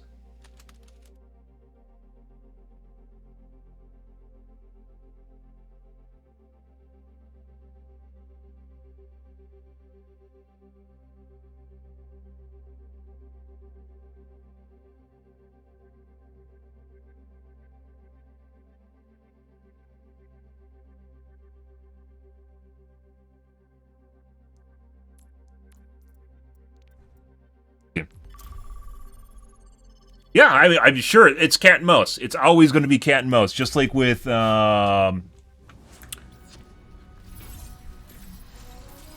viruses, antivirus. You know, I guess most of you guys are probably too young for this, but there's a point in the 90s and the early O's where malware was absolutely insane.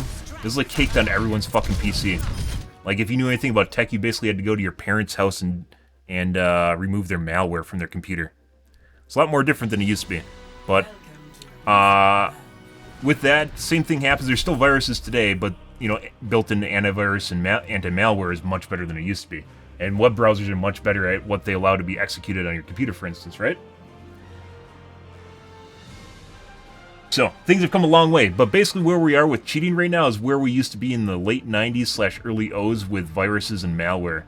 Where they're just all over the fucking place. It's very lucrative for someone to make... If you are a single coder, it is very lucrative for you to make a cheat, because it literally makes money. We cover this sometimes. Vice-related article I like referring to on...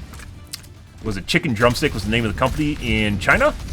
That was 3 people. They made $70 million and had 700,000 active subscribers in PUBG Mobile.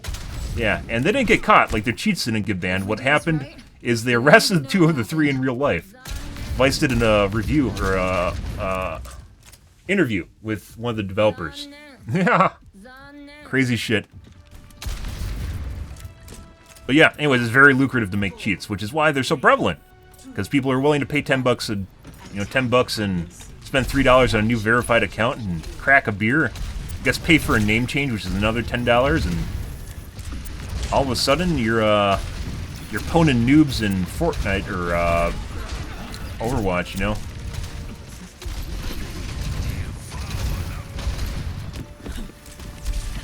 Get them? No.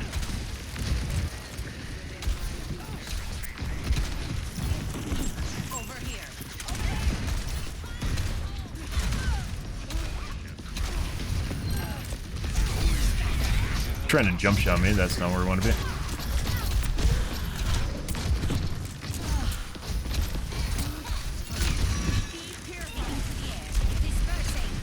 Didn't get her. Go.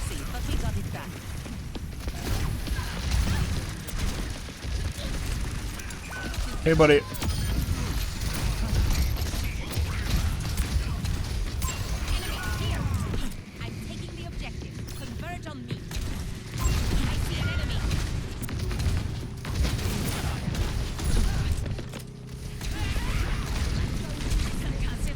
Get him.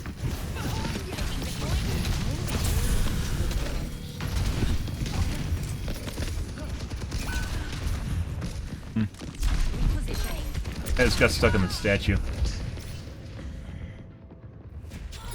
But yeah, anyways, so they're talking about, they did an interview, we covered it, who did it recently, is like Lifeless Chair or something like that. I have a highlight up on my channel if you guys are curious, but I don't remember the guy's name.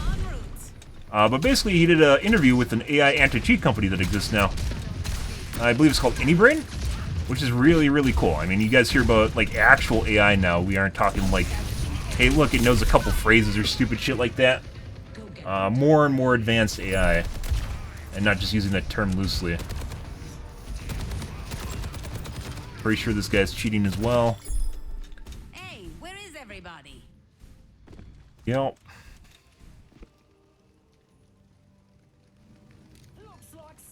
Wants the death penalty. Their McCree literally only has 70 damage. What? Swap? Aerial positioning underway.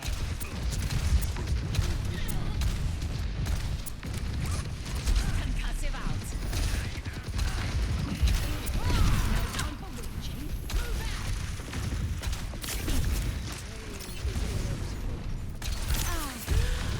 Very accurate Anna, and I just got shot behind the wall. But anyways, the AI anti-cheat does what basically a human does, which it... What? How the fuck did he even shoot me just now? It definitely looked like there's teammates in front of me and him. Between us.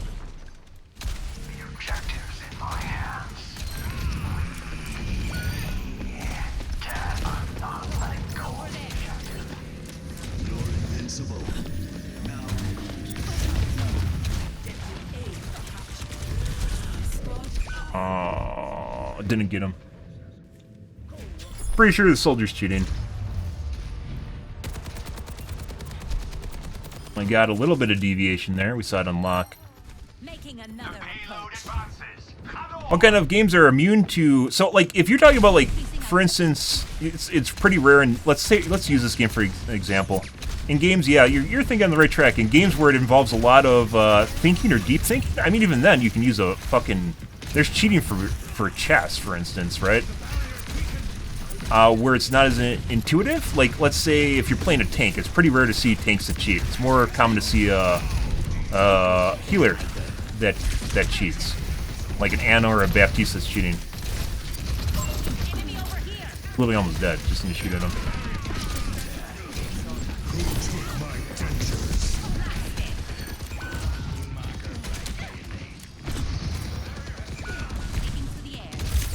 Take. Anna's very accurate too.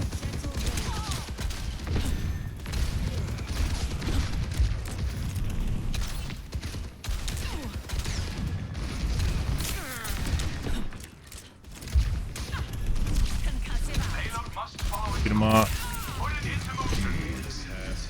Yeah.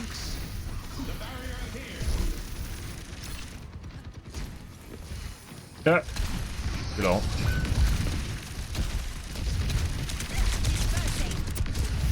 Very, very accurate soldier.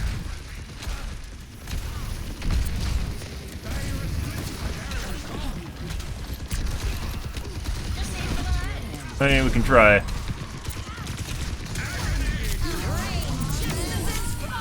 Anna got an angle on me.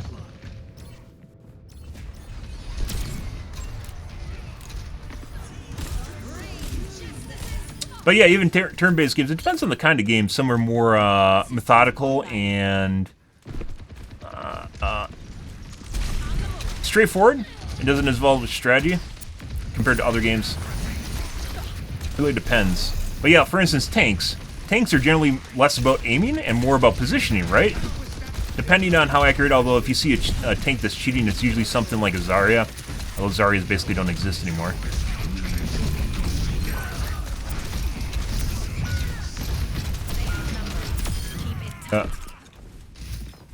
But tanks generally don't cheat because there's a lot of positioning.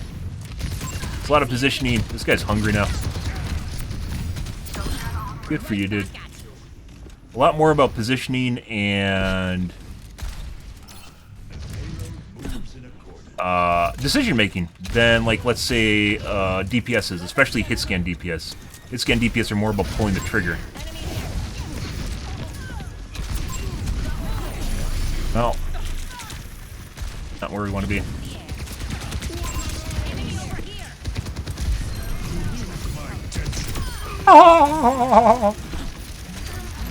He's not even in the right place. A lot of times we'll see with people that are cheating, is they don't have good decision making. They'll oftentimes be out of place.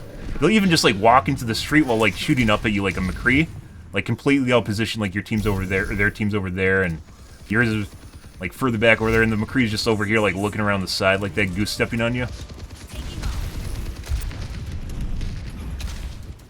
Because even if you can aim super well, that doesn't mean you make good decisions. But you can always get people that are relatively good at games and just don't aim well, and all of a sudden they're just, you know, they're really good with a cheat.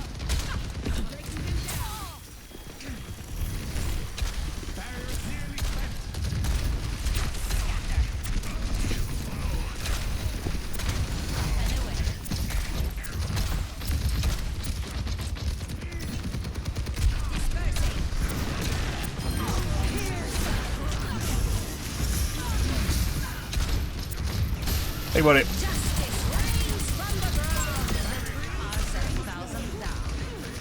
Fucking poor McCree. He's definitely in a duo queue with someone. He's like a gold in a duo queue with someone in the match.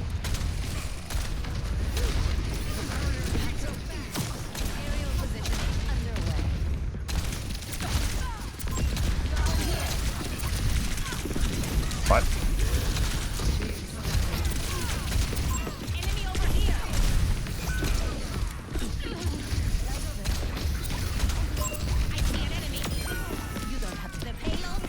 Landed on her head.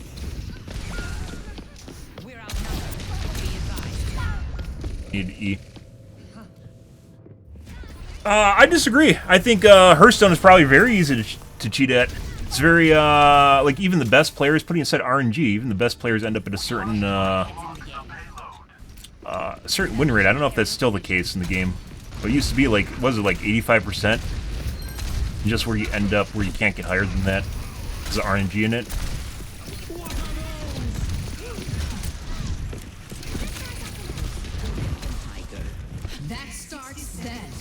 That is the, soldier, mind you. I think we're just gonna target their backline if, yeah.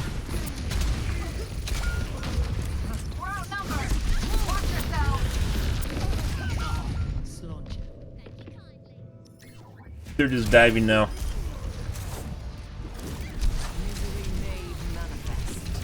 She'll just sit on top of her. I think that's what we're gonna do.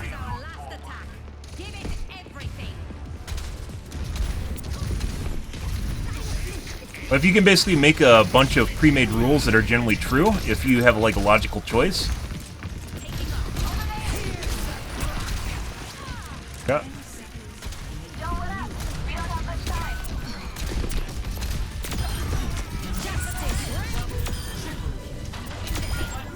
Yeah. I really could use yeah, one of those. Go get the big bed. Oh, that's lovely.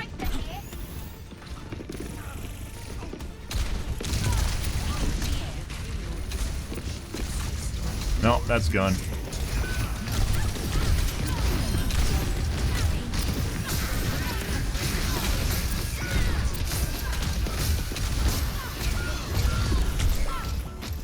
That'll happen. Good. Okay, so Soldier's definitely cheating. This McCree must be grouped with the Soldier, is my guess. Like, look at this. This doesn't feel like this guy was supposed to be in the game. Curiosity, eh? It could be his bank match, so like these guys could be duo queuing together and they're just like swapping off with each other.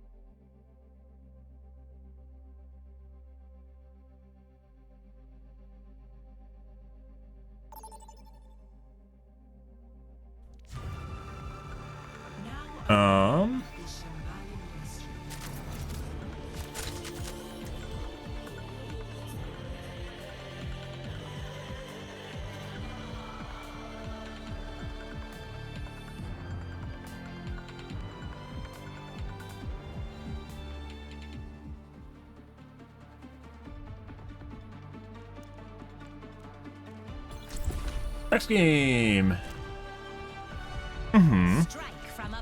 But anyways, a game where you can think up rules. I'd say that Hearthstone would be easier to cheat at than, let's say, something like Civilization. Even Civilization might be, depending on the kind of AI. I mean, Civilization has AI in it, right? Although at a certain point, I believe they start cheating, which is a way of making the game more difficult. Most games will do that. They can't program better AI, so they just program them to get a resource advantage or something like that, build time advantage. I don't know, I haven't played Civ in a while.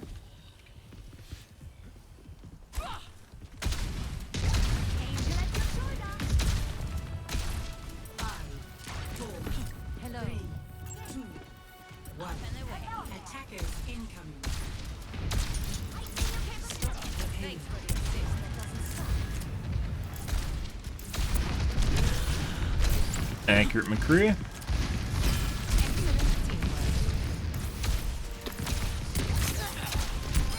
There we go. Oh. Rez's guys are literally fucking cocaine for mercies.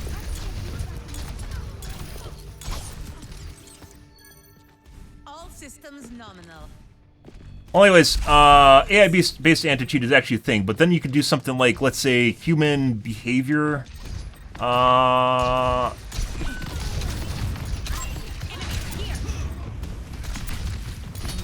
Where it just assists human behavior. Instead of just doing all the work for them. And then you can add random variables into it, too.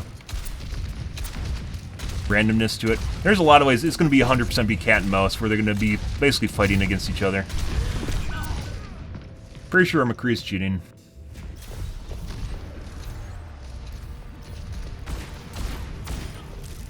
I mean, you can't play around someone shooting you in the brain. Just don't get clicked in the forehead by a widow, forehead. Okay, dude.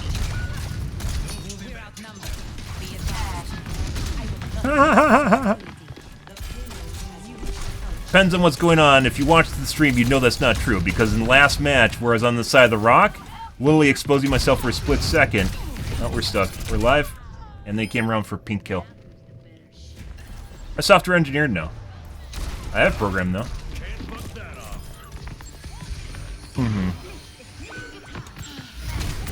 Just don't get shot by the aimbot grenade, forehead. I mean, that's a little bit different, but yeah. It is incredibly easy to fucking cheat in this game. It is insanely easy. I mean, I mentioned earlier, I don't know why you'd ever try and defend the angle that it's just people being really good. It is much more difficult. It is much more difficult to get really, really good at video games than it is to cheat at video games. This is not some sort of sacred battle between the gods or some shit like that. It's literally a guy that worked at Best Buy that had a bad day and came home and had $10 to spend. So, yeah. This guy's definitely cheating. Are we gonna make it? No, we didn't. I'm dead.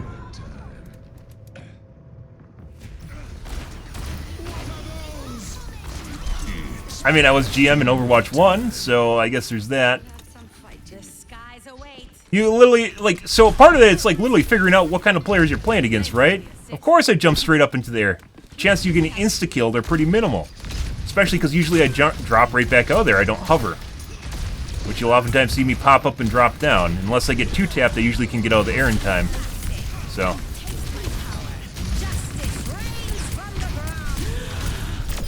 There you go.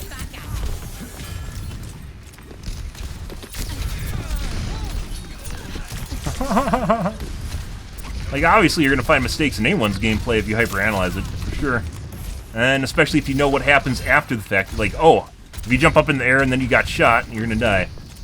That's just the way it's gonna be, right? Obviously.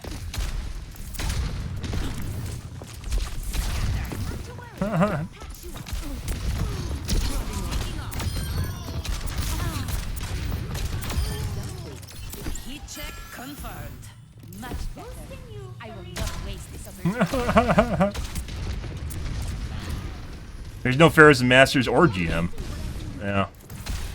Of course, I mean, it's like people that say, obviously you died because you played against hit scan. Just because someone's playing hit scan doesn't mean you're going to instantly die against them. It's like literally half the game because like 90% of the roster is hit scan. Yeah. So if you guys didn't know, which I'm sure PSK is going to inform you, part of the reason you'll see me shooting at deflecting Genjis is because you can actually shoot around the Genji and actually hurt them with the AoE damage. Being focused. That tracer is... Oh, there we go. You can actually hit the Genji without them being able to deflect.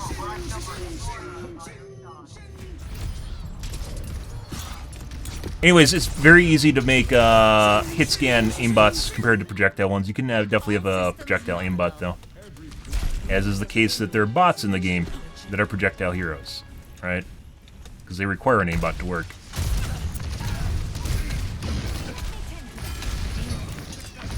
But most of the time, they're...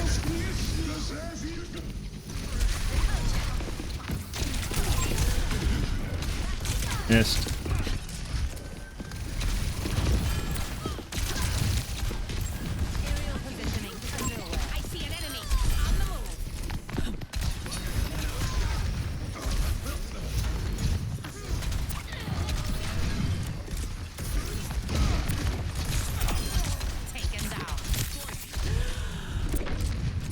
some pretty good heals in here. I need healing.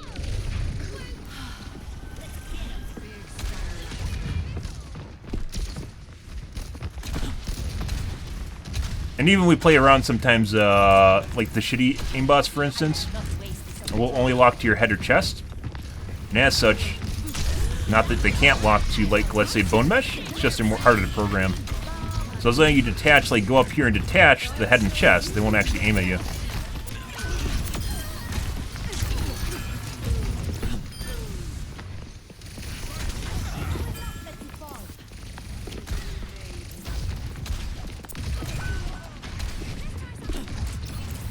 My god. I'm not going over there. I don't know why they're over there.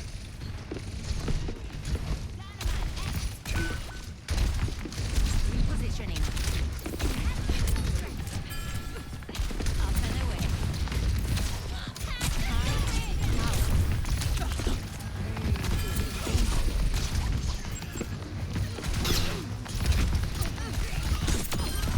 You're outclassed. Try and shoot me. You won't. Enemy here.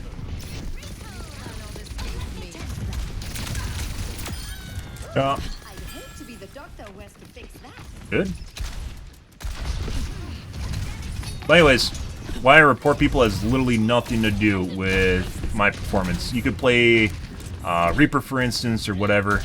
Hiding in the blob of people makes you harder to target, flying up the air comparatively, because you can't hide behind your teammates. It has to do with accuracy, or if they look at you through walls pre-aim, for instance.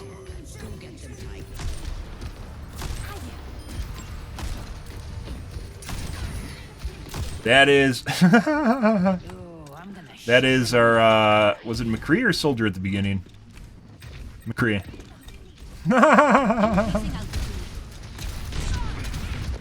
Yeah. And he's probably swapping through characters as he runs out of accuracy.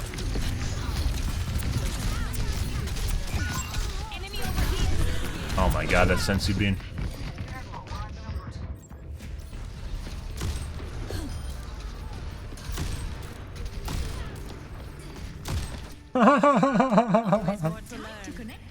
He's totally getting pissed off. This isn't ranked, mind you.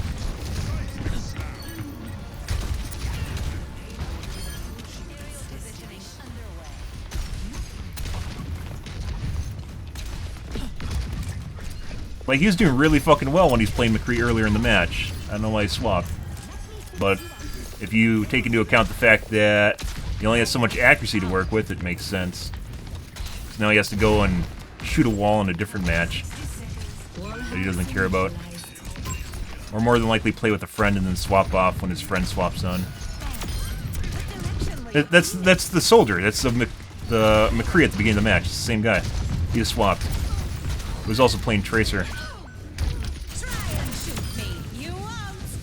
everyone dead? Oh, that might have been a bad idea.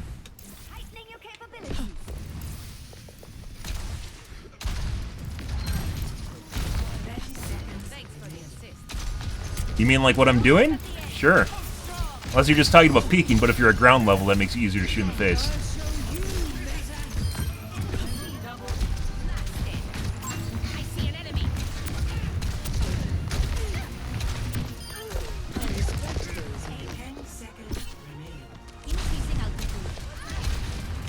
Oh, beautiful.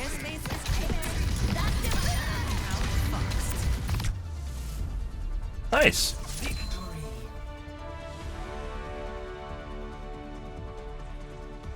It depends on what's going on, dude. There isn't just like, it's not one size fits all. I've played a lot of Pharah. For sure. Just because I'm not doing something right now doesn't mean I haven't done it or I wasn't doing it in a different match or something. It's also trying to keep the fucking cheater from running over our backlines, which is what they're doing with the Tracer. So Sean? What kind of account does Sean have? Sean doesn't want us to know. So was he playing McCree or Soldier at the beginning? He was playing McCree. Good old Sean. Got yelled at Best Buy. He came home, cracked a beer, and decided he wanted to shit on some noobs. Welcome to Oasis. Prepare for battle. Select your hero.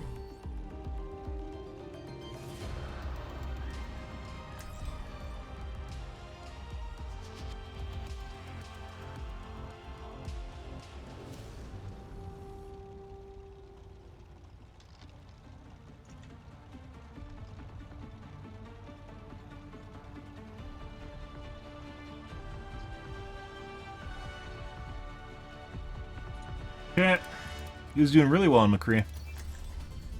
Strike from above. Hello. Good for him. I guess he just got tired of it.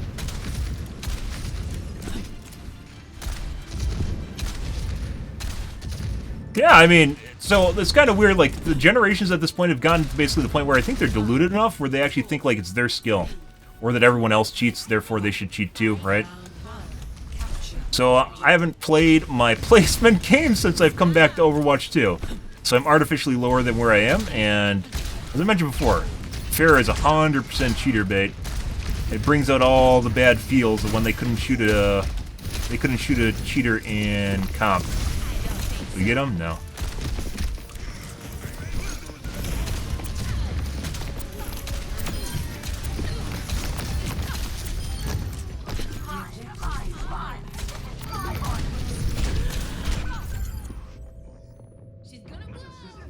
Yeah.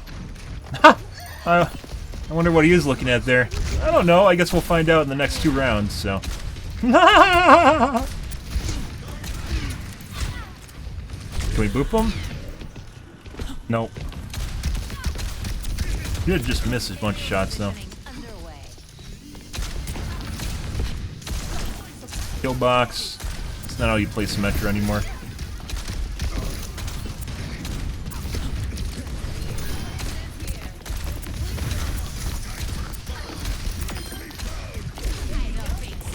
Echo.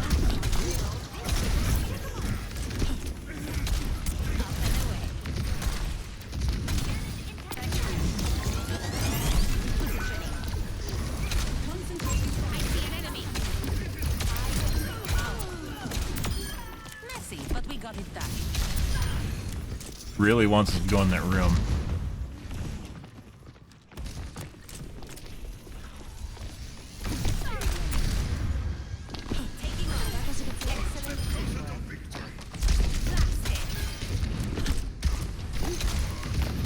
Shift must have just came up.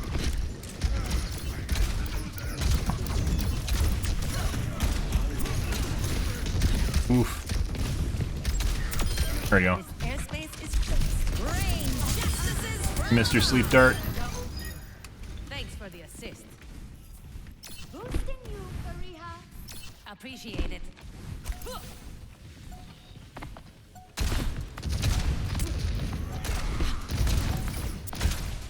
But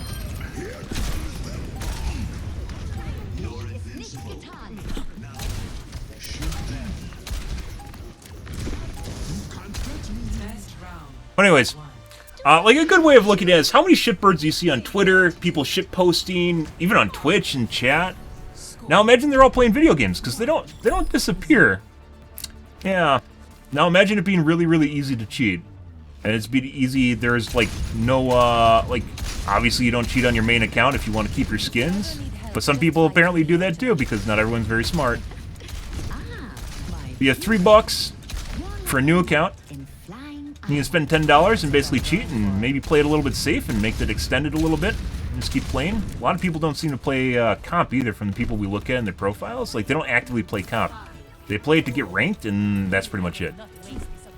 And then they just fuck around in quick play, probably because they think people don't give a shit about quick play.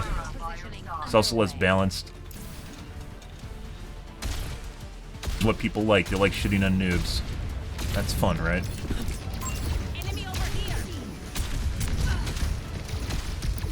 Oh, I never be able to use to hit.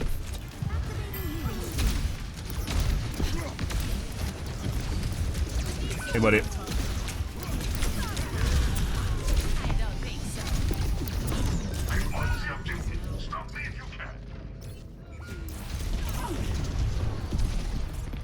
Still need to work on our directs, though. One of the hardest things to hit in the world is consistent directs. Especially on Mercies and Baps for some reason.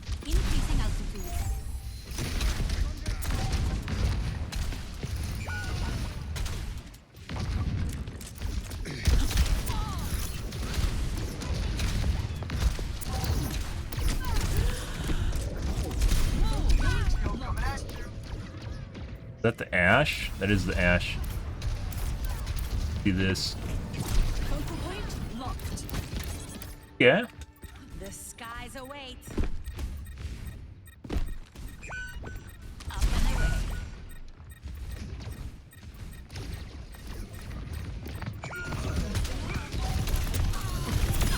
There we go. Oh! Oh! Oh, I need it, I got it. Mine? Mine? Mine? You.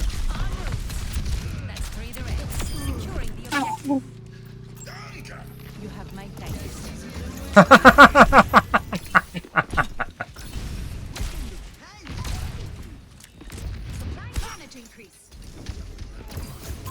see an enemy.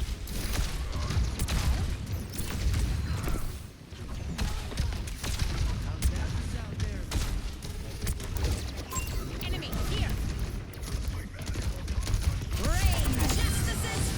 I expected more people to be over here. There's the... Oh, this is fucking annoying. Enemy here. Not on my watch. I require an give them their medicine. I am empowered. Justice reigns from above. Dude. Why did it take 3 hits? I should have taken 2.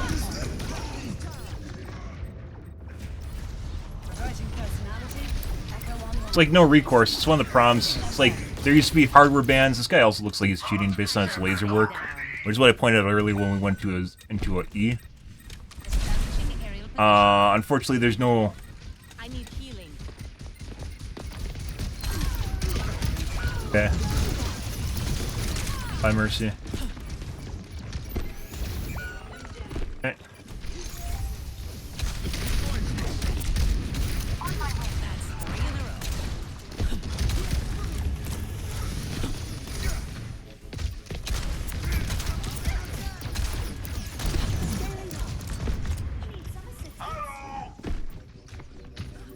But it all just landed on me.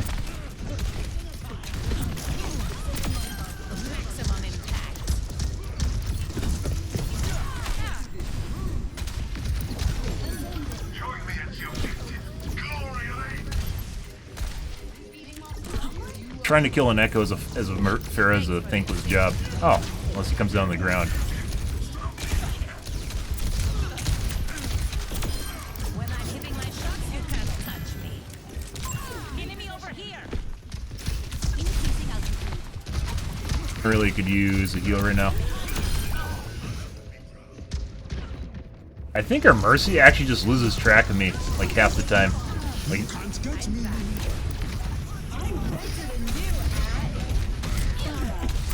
yeah, your healer's dead though. Oh my god, no! Not the E-Peen! Oh, the E-Peen! Like, I literally did not need to do that. I thought she was gonna drop to the ground.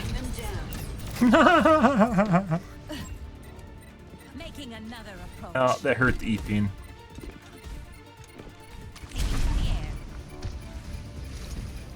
By the way, never ult the flying character. It is a huge waste.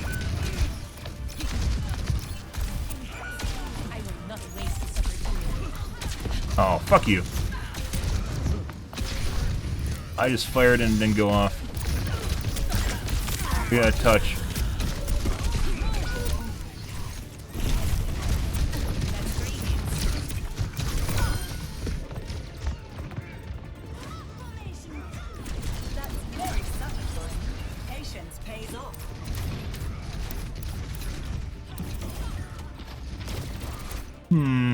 All systems nominal. Round 2. I ain't doing bad on directs, guys. I don't know. Good, good, good.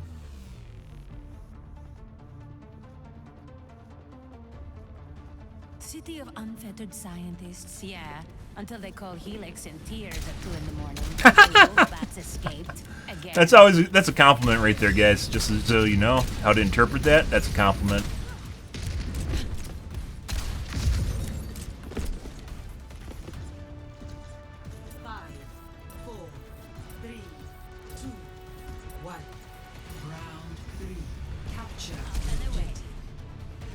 There's still a pretty big misconception in the video game circle.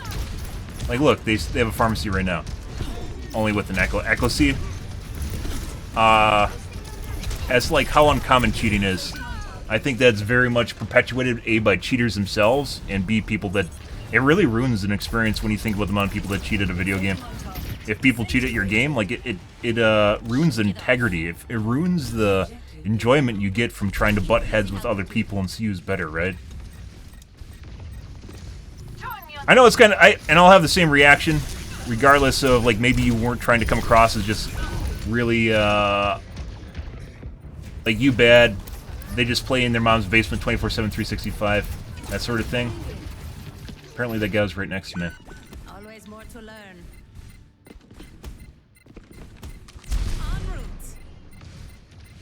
Oh, yeah. You came across as... Christ. As I'm dying to cheats because I'm not playing a certain way, and I don't think there's really any way of preventing that. Like, if you play against a Widow that wants to click your face, they're going to click your face. Now I'm just yakking. I should have waited for my team. But sad. It's the world we live in now. It is very, very easy to cheat at video games. As such, it's actually not uncommon. Whether or not you notice them is up in the air, but it's not actually uncommon to run into people cheating. Fucking God. I don't know if he's referring to me. I'm not a counter to Echo.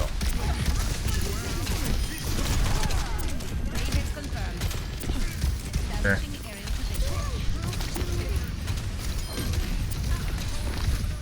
What the fuck? Okay, let's kill the ferret, or the Anna. Bye. It's like the game was preventing me from killing her. It's very weird.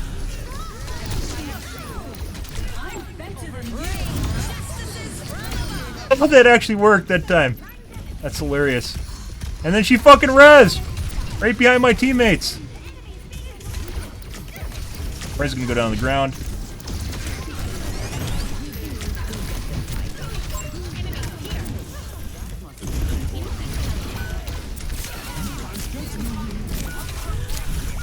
And Anna's hitting every shot now.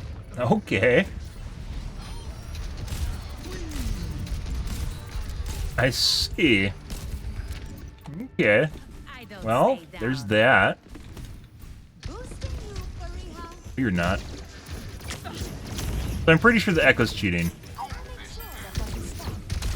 At this point. We're just gonna go in. Oh my god, I hate that bug.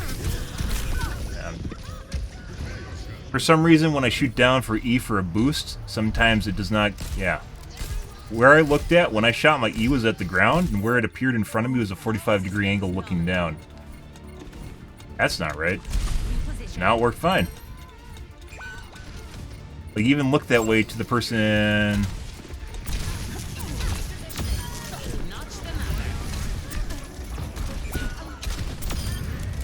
Even look that way to their screen.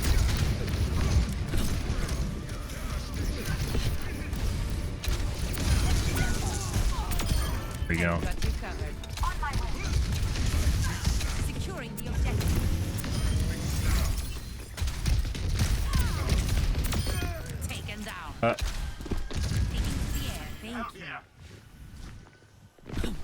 Good.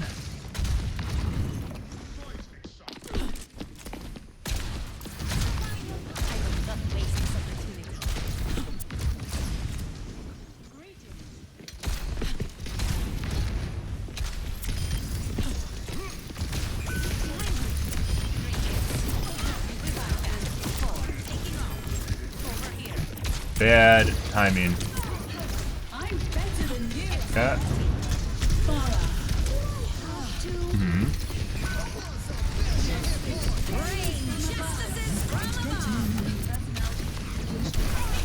Christ.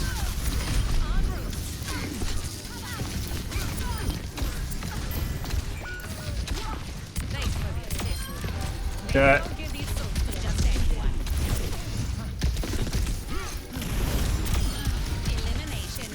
Yeah. Where the fuck is the turret? I don't know.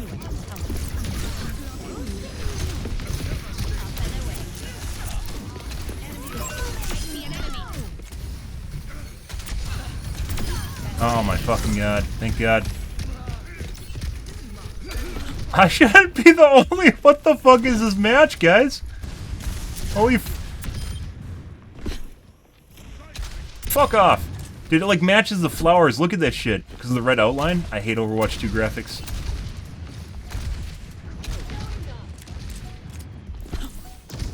I will not waste this opportunity. There we go. This is the same thing as last time.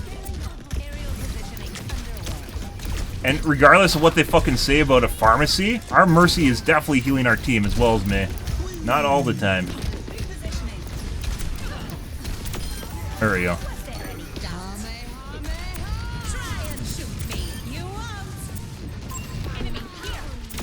Oh!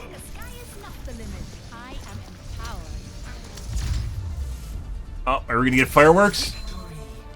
Oh! Lovely. Yeah, by the way, sometimes it's misinterpreted. There's a lot of people that come in that get...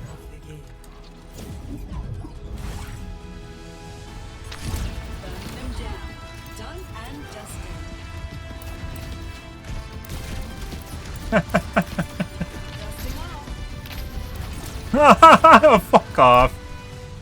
Dude, that Echo had a Mercy the entire fucking match. I did not... I maybe had half of that match. I had a Mercy. Half the match. Not the whole match. That was a really long game, by the way. Half the match. The Echo also, by the way, I don't know. I don't know. At some point it looks like he's cheating. Other points it didn't. I don't think we're going to report him.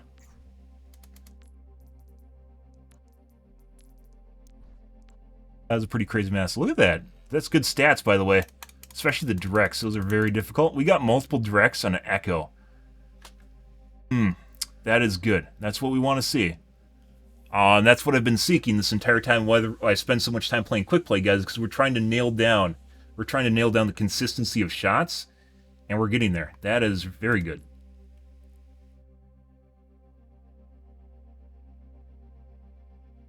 I almost as much damage as him, and he had a Mercy literally the entire match. You can literally see. I didn't get 10,000 damage. You can literally see the healing difference because he had a heal bot and I didn't. She was running around healing everyone.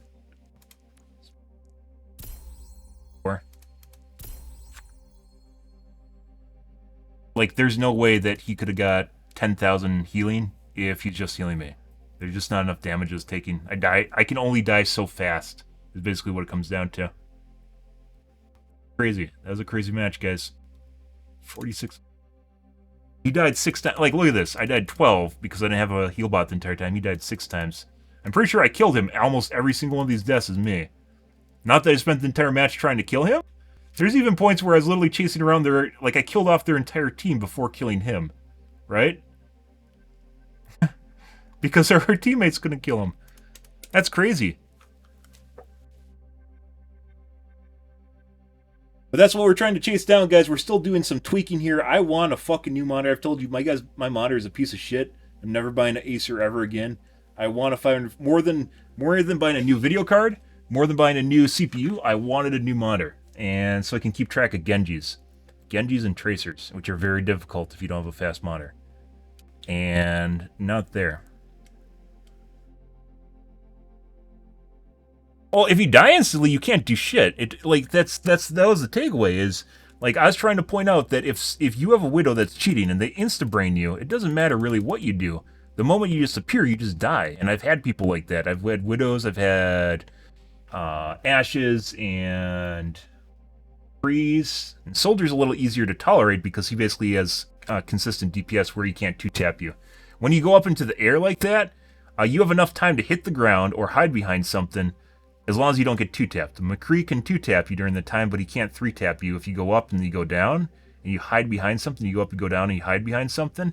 During this time, you have enough time to hit the ground or hide before you get 2-tapped or 3-tapped. But if it's a 2-tap, you'll die during it. And part of it's gauging how accurate the team is, so you can figure out how aggressive the enemies are too. So, for instance, at the beginning of the match, you have to be able to apply pressure to the enemy team. And in order to be able to do this is to figure out how accurate they are, and at the same time, it allows you to be more aggressive and offensive as a Pharah, right? Because if I can go on top of them and hit a nice 45-degree angle, basically steamrolling their team, just bombing them, you can do a shitload of damage. But if they're really accurate, then you have to play more safe behind walls, like you mentioned earlier. You have to play more safe behind walls with more peak shots, which are basically going to depend on your ability to land shots, and your accuracy is going to go down. Not just direct, but your weapon accuracy is going to go down probably to low 40s, is where it ends up. But if you get a nice match where you can apply a lot of pressure, you're going to end up much higher. And it's part of it's figuring out whether or not you can apply pressure. And that includes dying early on. And I don't, like a lot of people over-favor deaths. I don't care about my deaths. I know a lot of people put a lot of emphasis. This is not a MOBA. They don't get free gold. Maybe they get some ult charge out of you. But they don't get free gold from you dying. You know, it doesn't, you don't lose a bunch of CS. You don't get your gold, right? This isn't a MOBA. A lot of people regard only deaths that matter. Limbs and damage matters a lot. Deaths do matter if you are a tank. If you are a tank, you apply a lot of offensive pressure. The moment you disappear, basically you'll lose a push, which is why you'll oftentimes see me solo ult tanks, because you're almost guaranteed to die as a Pharah when you ult. At the same time, killing a tank is almost like a 2-pick. That's a big deal. So if you can do that or get a 2-pick out of it, that's a really good deal. The worst thing you could do as a Pharah is ult and die. And if you don't even get a 1-pick out of it, there's no point in doing it in the first place. You can get a pick without even ulting in the first place, so why would you bother doing that? But I'll oftentimes use the tank bust, which is a really big deal because tanks are a huge deal in Overwatch 2. Maybe I wouldn't do it so much in Overwatch 1, but in Overwatch 2, that is a really good trade. Whereas in Overwatch 1, I'd be more likely to jump in and ult the backline, especially the supports. The juicy supports, you kill 2 supports, their push is basically over because they don't have any sustain. That's almost worse than losing your tanks when you lose your supports. It's basically game over at that point. You blow up pancakes with your mind, like making them bigger and fluffy.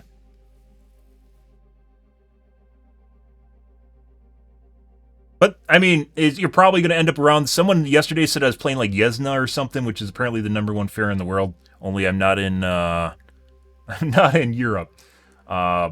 So you can take that for what it is. But obviously you're going to have some good games and you're going to have some bad games. And I guess you watched me play a bad game, which I also was a game where I said there was people cheating in it. And then we played one which possibly had someone cheating in it, but at the end I didn't report them. I can say I think this guy's cheating. It looks like he's leading me through walls, but if I don't report them at the end of the game, it usually means I don't think they're actually cheating. Like, it doesn't cross the threshold to reporting them. And by the way, a report is not a ban. If I report someone, they don't get banned from the game. I don't need to sit here and lament and go over the replays. I'd rather play the game, go over the replays, break it down. At the end of the day, the chat's going to disagree with what I say, even if it looks really, really sus. There's still going to be that guy in the chat that's like, nah, man, I really don't think he's cheating. He's just really good.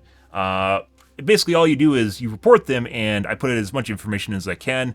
The time period which I think they're cheating, the kind of cheat I think it was, and any very suspicious behavior I see, like hard locking or looking through walls especially, is a big deal. Because no matter how good you get at the game, you can't see through walls.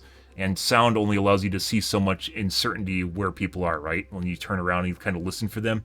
And there's no Z-axis. There's no Z height. There's no height to sound. It's a flat plane. Some games do have Z height now, and a lot of games used to have Z height back in EAX days, and they got rid of that, unfortunately.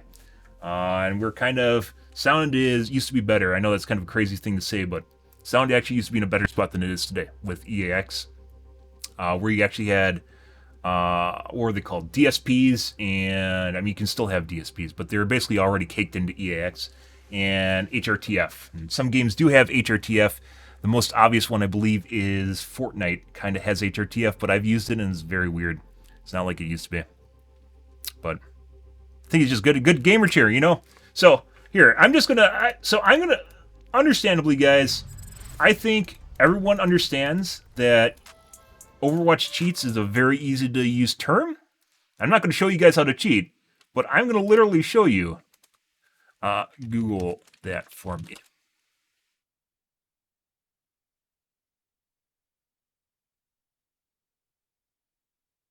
I know this is kind of. Yeah, let's watch this.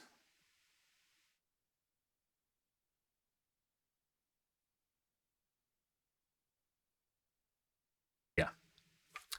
And sadly, all these options actually work. So and some of these places, which I'm not going to show you, even have free cheats on them.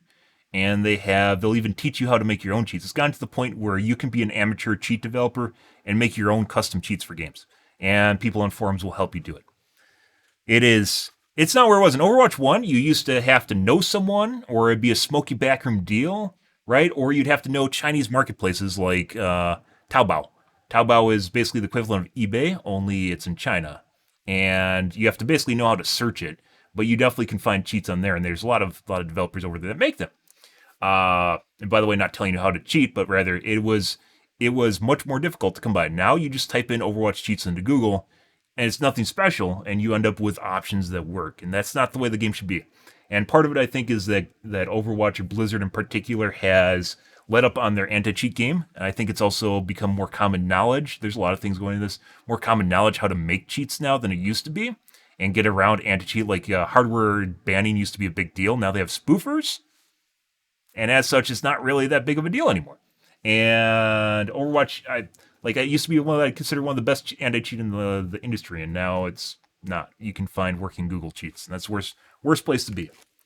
There's nothing magical or hard about it. It literally just comes down to your integrity as a gamer and whether or not you enjoy something. And most people probably have used cheats at some point in their life, not that they do, have used cheats at some point in their life, or they know someone that has cheated in a video game. It's not uncommon. It's just people have just had to grow up is what it comes down to. And there used to be, I've talked about cheating on my stream for the last 10 years, and I guarantee you it is one of the most things that's hurt my stream the most. Because a lot of people do not like coming in and hearing, oh, someone thinks they cheat. They're obviously, I'm a bad player because I think someone cheats, right? That's the initial reaction. I'm a bad player because someone cheats. Despite the fact that, just as you guys saw, it is incredibly easy to cheat. I'm just a bad player because I pointed out. Or I'm sore. And I try to be as level-headed and unbiased as I possibly can be. Obviously, they're going to kill me, right? This kind of goes without saying. I get kill cams based on dying. That's just the way it is. And like the Anna, for instance, never shot me that entire match. The one time that she did for a revenge kill, she hit every fucking shot on me. And the best Annas in the game in top 500 have around 62% accuracy. They hit 62% of their shots. It's not 100%. That's almost 50-50 miss. Or, 3 shots. She hit me 4 times in a row, and then I died while being healed by the Mercy. So, yeah, and then stop doing it immediately, too. Like I said, as far as cheating goes, is usually the DPS and then the healers, especially like an Anna or a Baptiste. Although we've seen Mercies with aimbots, not even joking, and it's not difficult to shoot a fucking flying character with the bus gun, because the projectile that comes out of Mercy looks like this, but it's actually 4 times the size. You can go test it out in practice range if you don't believe me. It's very easy to shoot someone that's flying. But, yeah. And then occasionally you get tanks that cheat, but that's pretty uncommon. It's usually a Zarya, too. Because obviously laser beam of death. But yeah, so a couple things there is, it is correct that at the topmost level, and I've talked about this for years, that you're going to eventually, it goes to the same point where someone that's really good at the game will also look like someone that is cheating, right? And vice versa. If you're cheating, you'll probably just look like someone that's really good. But you can pull a couple things apart here. I'm not top 500, and I was not playing in GM just now, or a top 500 match. That was literally playing with plat. So what you saw in my game was generally playing with people around diamond, plat, maybe masters. There's generally, we do not run into top 500 in the games I play, which makes it even weirder. And that's also, as I mentioned, is probably due to the skill discrepancy where I should actually be rated much higher and be playing with higher people than I am in quick play. And then people think I'm cheating because I'm doing really well. But some things that you can look at is usually a huge discrepancy where they do really, really bad and then they do really, really good. And you'll see this happen. Basically, it's when they toggle. They'll swap between the two, where they do really horrible and miss all their shots, and they do really good and hit all their shots. Obviously, there's inconsistency with how good you play as a player, and there always will be inconsistency because you're a fleshy human meat bag made out of, skin and bones and organic matter, and you go and poop yourself and whatever, and you eat food. But at the end of the day, you're still going to be relatively accurate. But for the most part, you'll see basically discrepancies between really high accuracy and really low accuracy. And they'll oscillate between the two. Usually the times when they toggle are when right before they have to score a point, especially if it's getting towards the end of overtime. They'll toggle at then, and then they'll toggle off at the end and bank their accuracy, which is building up, basically lowering their accuracy so then they can toggle on and raise it back up again. As you can imagine, a bank of essentially missed shots that you can use up, and then your accuracy will climb and the bank shots will disappear, and then you have to go through the repetition again. Anyways, you'll see it a couple different places. You'll see it when there's about to capture a point, especially during overtime, basically during peak times when it makes strategic sense to toggle on. And throughout the rest of the match, they'll be relatively normal, and then they'll do it again. Another thing you'll see is sometimes they'll dual queue. 2 DPS will dual queue with each other, and because they have to toggle off, they'll swip swap with each other. So as long as one person is toggled on and applying a shitload of pressure, this other person can toggle off, right, or vice versa. And then they'll swap with each other when one person wants to toggle off and the other person toggles off. And they'll go back and forth like this so they can maintain essentially artificial pressure while not hitting a stat-based banning criteria, right? Because they'll be relatively the same. Another one will be they'll swap through characters, despite like the earlier match, you said Nubani, with the guy that went through 2 other characters, and then he ended up on Bastion and Junkrat, both he did not do well on. And he gave up on playing Soldier 76, which he was insanely good at, right? But why? Because he ran out of accuracy, and then he had to swap to another character because he didn't have options. And then in another match, he can go and tank his accuracy. The other option here you have here, which is the really slutty option, is apparently the game does not actually differentiate between targets. It's just overall accuracy. And you'll get the real assholes that will toggle. You'll occasionally see me type in focused cheating. And it's not because I'm a streamer, and it's not because they know me. It's because they're only cheating against me. So if you have an aimbot, and you know one person in the match is doing really well, let's say, and this doesn't apply to just me, you have a match with GMs in it or a top 500 player, because there's going to be a range now, right? You have players in the match that do really well. You kill that really good person, their team is neutered. It's essentially, you could have a top 500 player and then have masters in there, right? Top 500 player, you kill the top 500 player, you're dealing with a masters lobby. Yeah. The real asshole thing is where you do focus cheating, where you only are 100% accurate on one person, and then your accuracy is just going to look normal against everyone else. Yeah, so strategy and tactics, if you can think it up and if you can imagine it, it's what people are doing. It's ways of getting around things like stat-based banning. So you can be 100% accurate against one person and then not be nearly as accurate against everyone else, and then your accuracy is going to appear much lower. I know it sounds like shit, and this is the place that we're at, but if you can imagine, if you're smart enough to think it up, other people can think it up too. And we've seen all those cases I just mentioned throughout the months I've been playing Overwatch 2. And prior to playing this game, I said Dead by Daylight had probably one of the worst cheating problems I've seen in a video game. And I think they're actually better off now than Overwatch is. So I think Overwatch is in a worse place than Dead by Daylight is, which Dead by Daylight is not. That's not a high bar, which is an asymmetrical horror game where people do things they're based on. It's called looping, and essentially what you do is you just speed up your character a little bit, and it basically fucks the loop, and then you're just gonna win. But there shouldn't be. Your game is in a really shit spot if you have speed hacks in it, so you can take that forward. It's like Overwatch, for instance, does not have speed hacks. It has things like aimbots, and also the dead giveaway, by the way, is no matter how good you get at video games, you'll never be able to look through walls. So if you see someone especially tracking you through a wall, and there's no infravision on, right? Like if I'm talking about someone looking at me through walls, it's obviously nothing to do with infravision, but if you have someone tracking you through walls, especially if you go and look at the replay and you watch that guy like snap to your character, yeah, there's a pretty good probability he's cheating. Very, very, very good chance. And the best cheaters, if you can call them good cheaters, in like Counter-Strike, you'll never see that because people know better than looking directly at people through walls because it's a dead giveaway. Because you don't become capable of doing that. So you always see them looking at corners. You can't cover angles if you look at walls. Right? That's the way it goes. You look at angles, you don't look at walls. In Overwatch, you'll sometimes see people looking at walls and not angles, which is kind of weird. And, obviously you'll look at a wall to place the sound, for instance, a little bit. But usually, like if I'm trying to place sound, I'll go like something like this, right? Because I'll be able to tell where someone is. And generally when you see someone look at someone through walls, they're looking directly at you. Whereas I'll do something like this, where you can place the sound in the virtual headspace because I use the Dolby. If you go back and forth, you can place generally where they are better than if you just look in a directional angle and then you wait for the person to move, because you can get a wider sound stage in your head. I don't know a better way of describing it, but if you look back and forth when you're looking at someone through walls, it gives you a better idea where they are with sound. But Anyways, enough of this, guys. I can talk about cheating all night. This is about the end of the stream, though. We're out of here for this evening, guys. Tomorrow will be more Overwatch 2.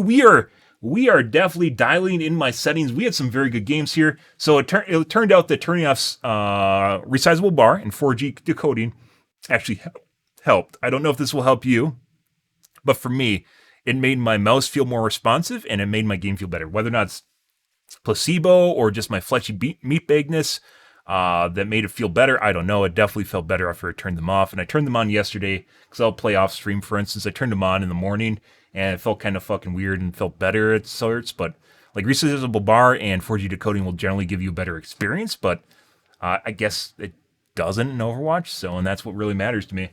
But there's different things we're tweaking and messing around with. Also changing my mouse to the other port also helped. I don't know why. Maybe that was what mattered more than 4G decoding.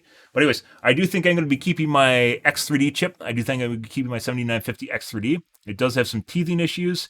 And if you are looking to upgrade, I'd say a 7800 X3D is a better choice for you, which are coming out on the 4th. We're going to be covering it at the beginning of the stream during the podcast. Either the reviews are coming out tonight or tomorrow night. And I mean, we could actually check real quick here. I'm going to look at it right now. But I actually think it's better. I have 13900K, and I felt as though it was one of those things that just felt off. It felt like I really should check it out, and I did, and it feels better. So, yeah, I don't know. I guess I'm going to be selling my 13900K. We'll see, but it definitely, I think it feels better than my 13900K does. I don't know. It could have just been the fact I needed a dedicated USB hub, and I didn't have one. Not hub, but a controller, USB controller. And I did not have one on my 13900K, and that might have changed things, but yeah, I'm probably going to be keeping my 7950 X3D. I might buy a different motherboard, though, because my current motherboard has some quirks that I dislike about it.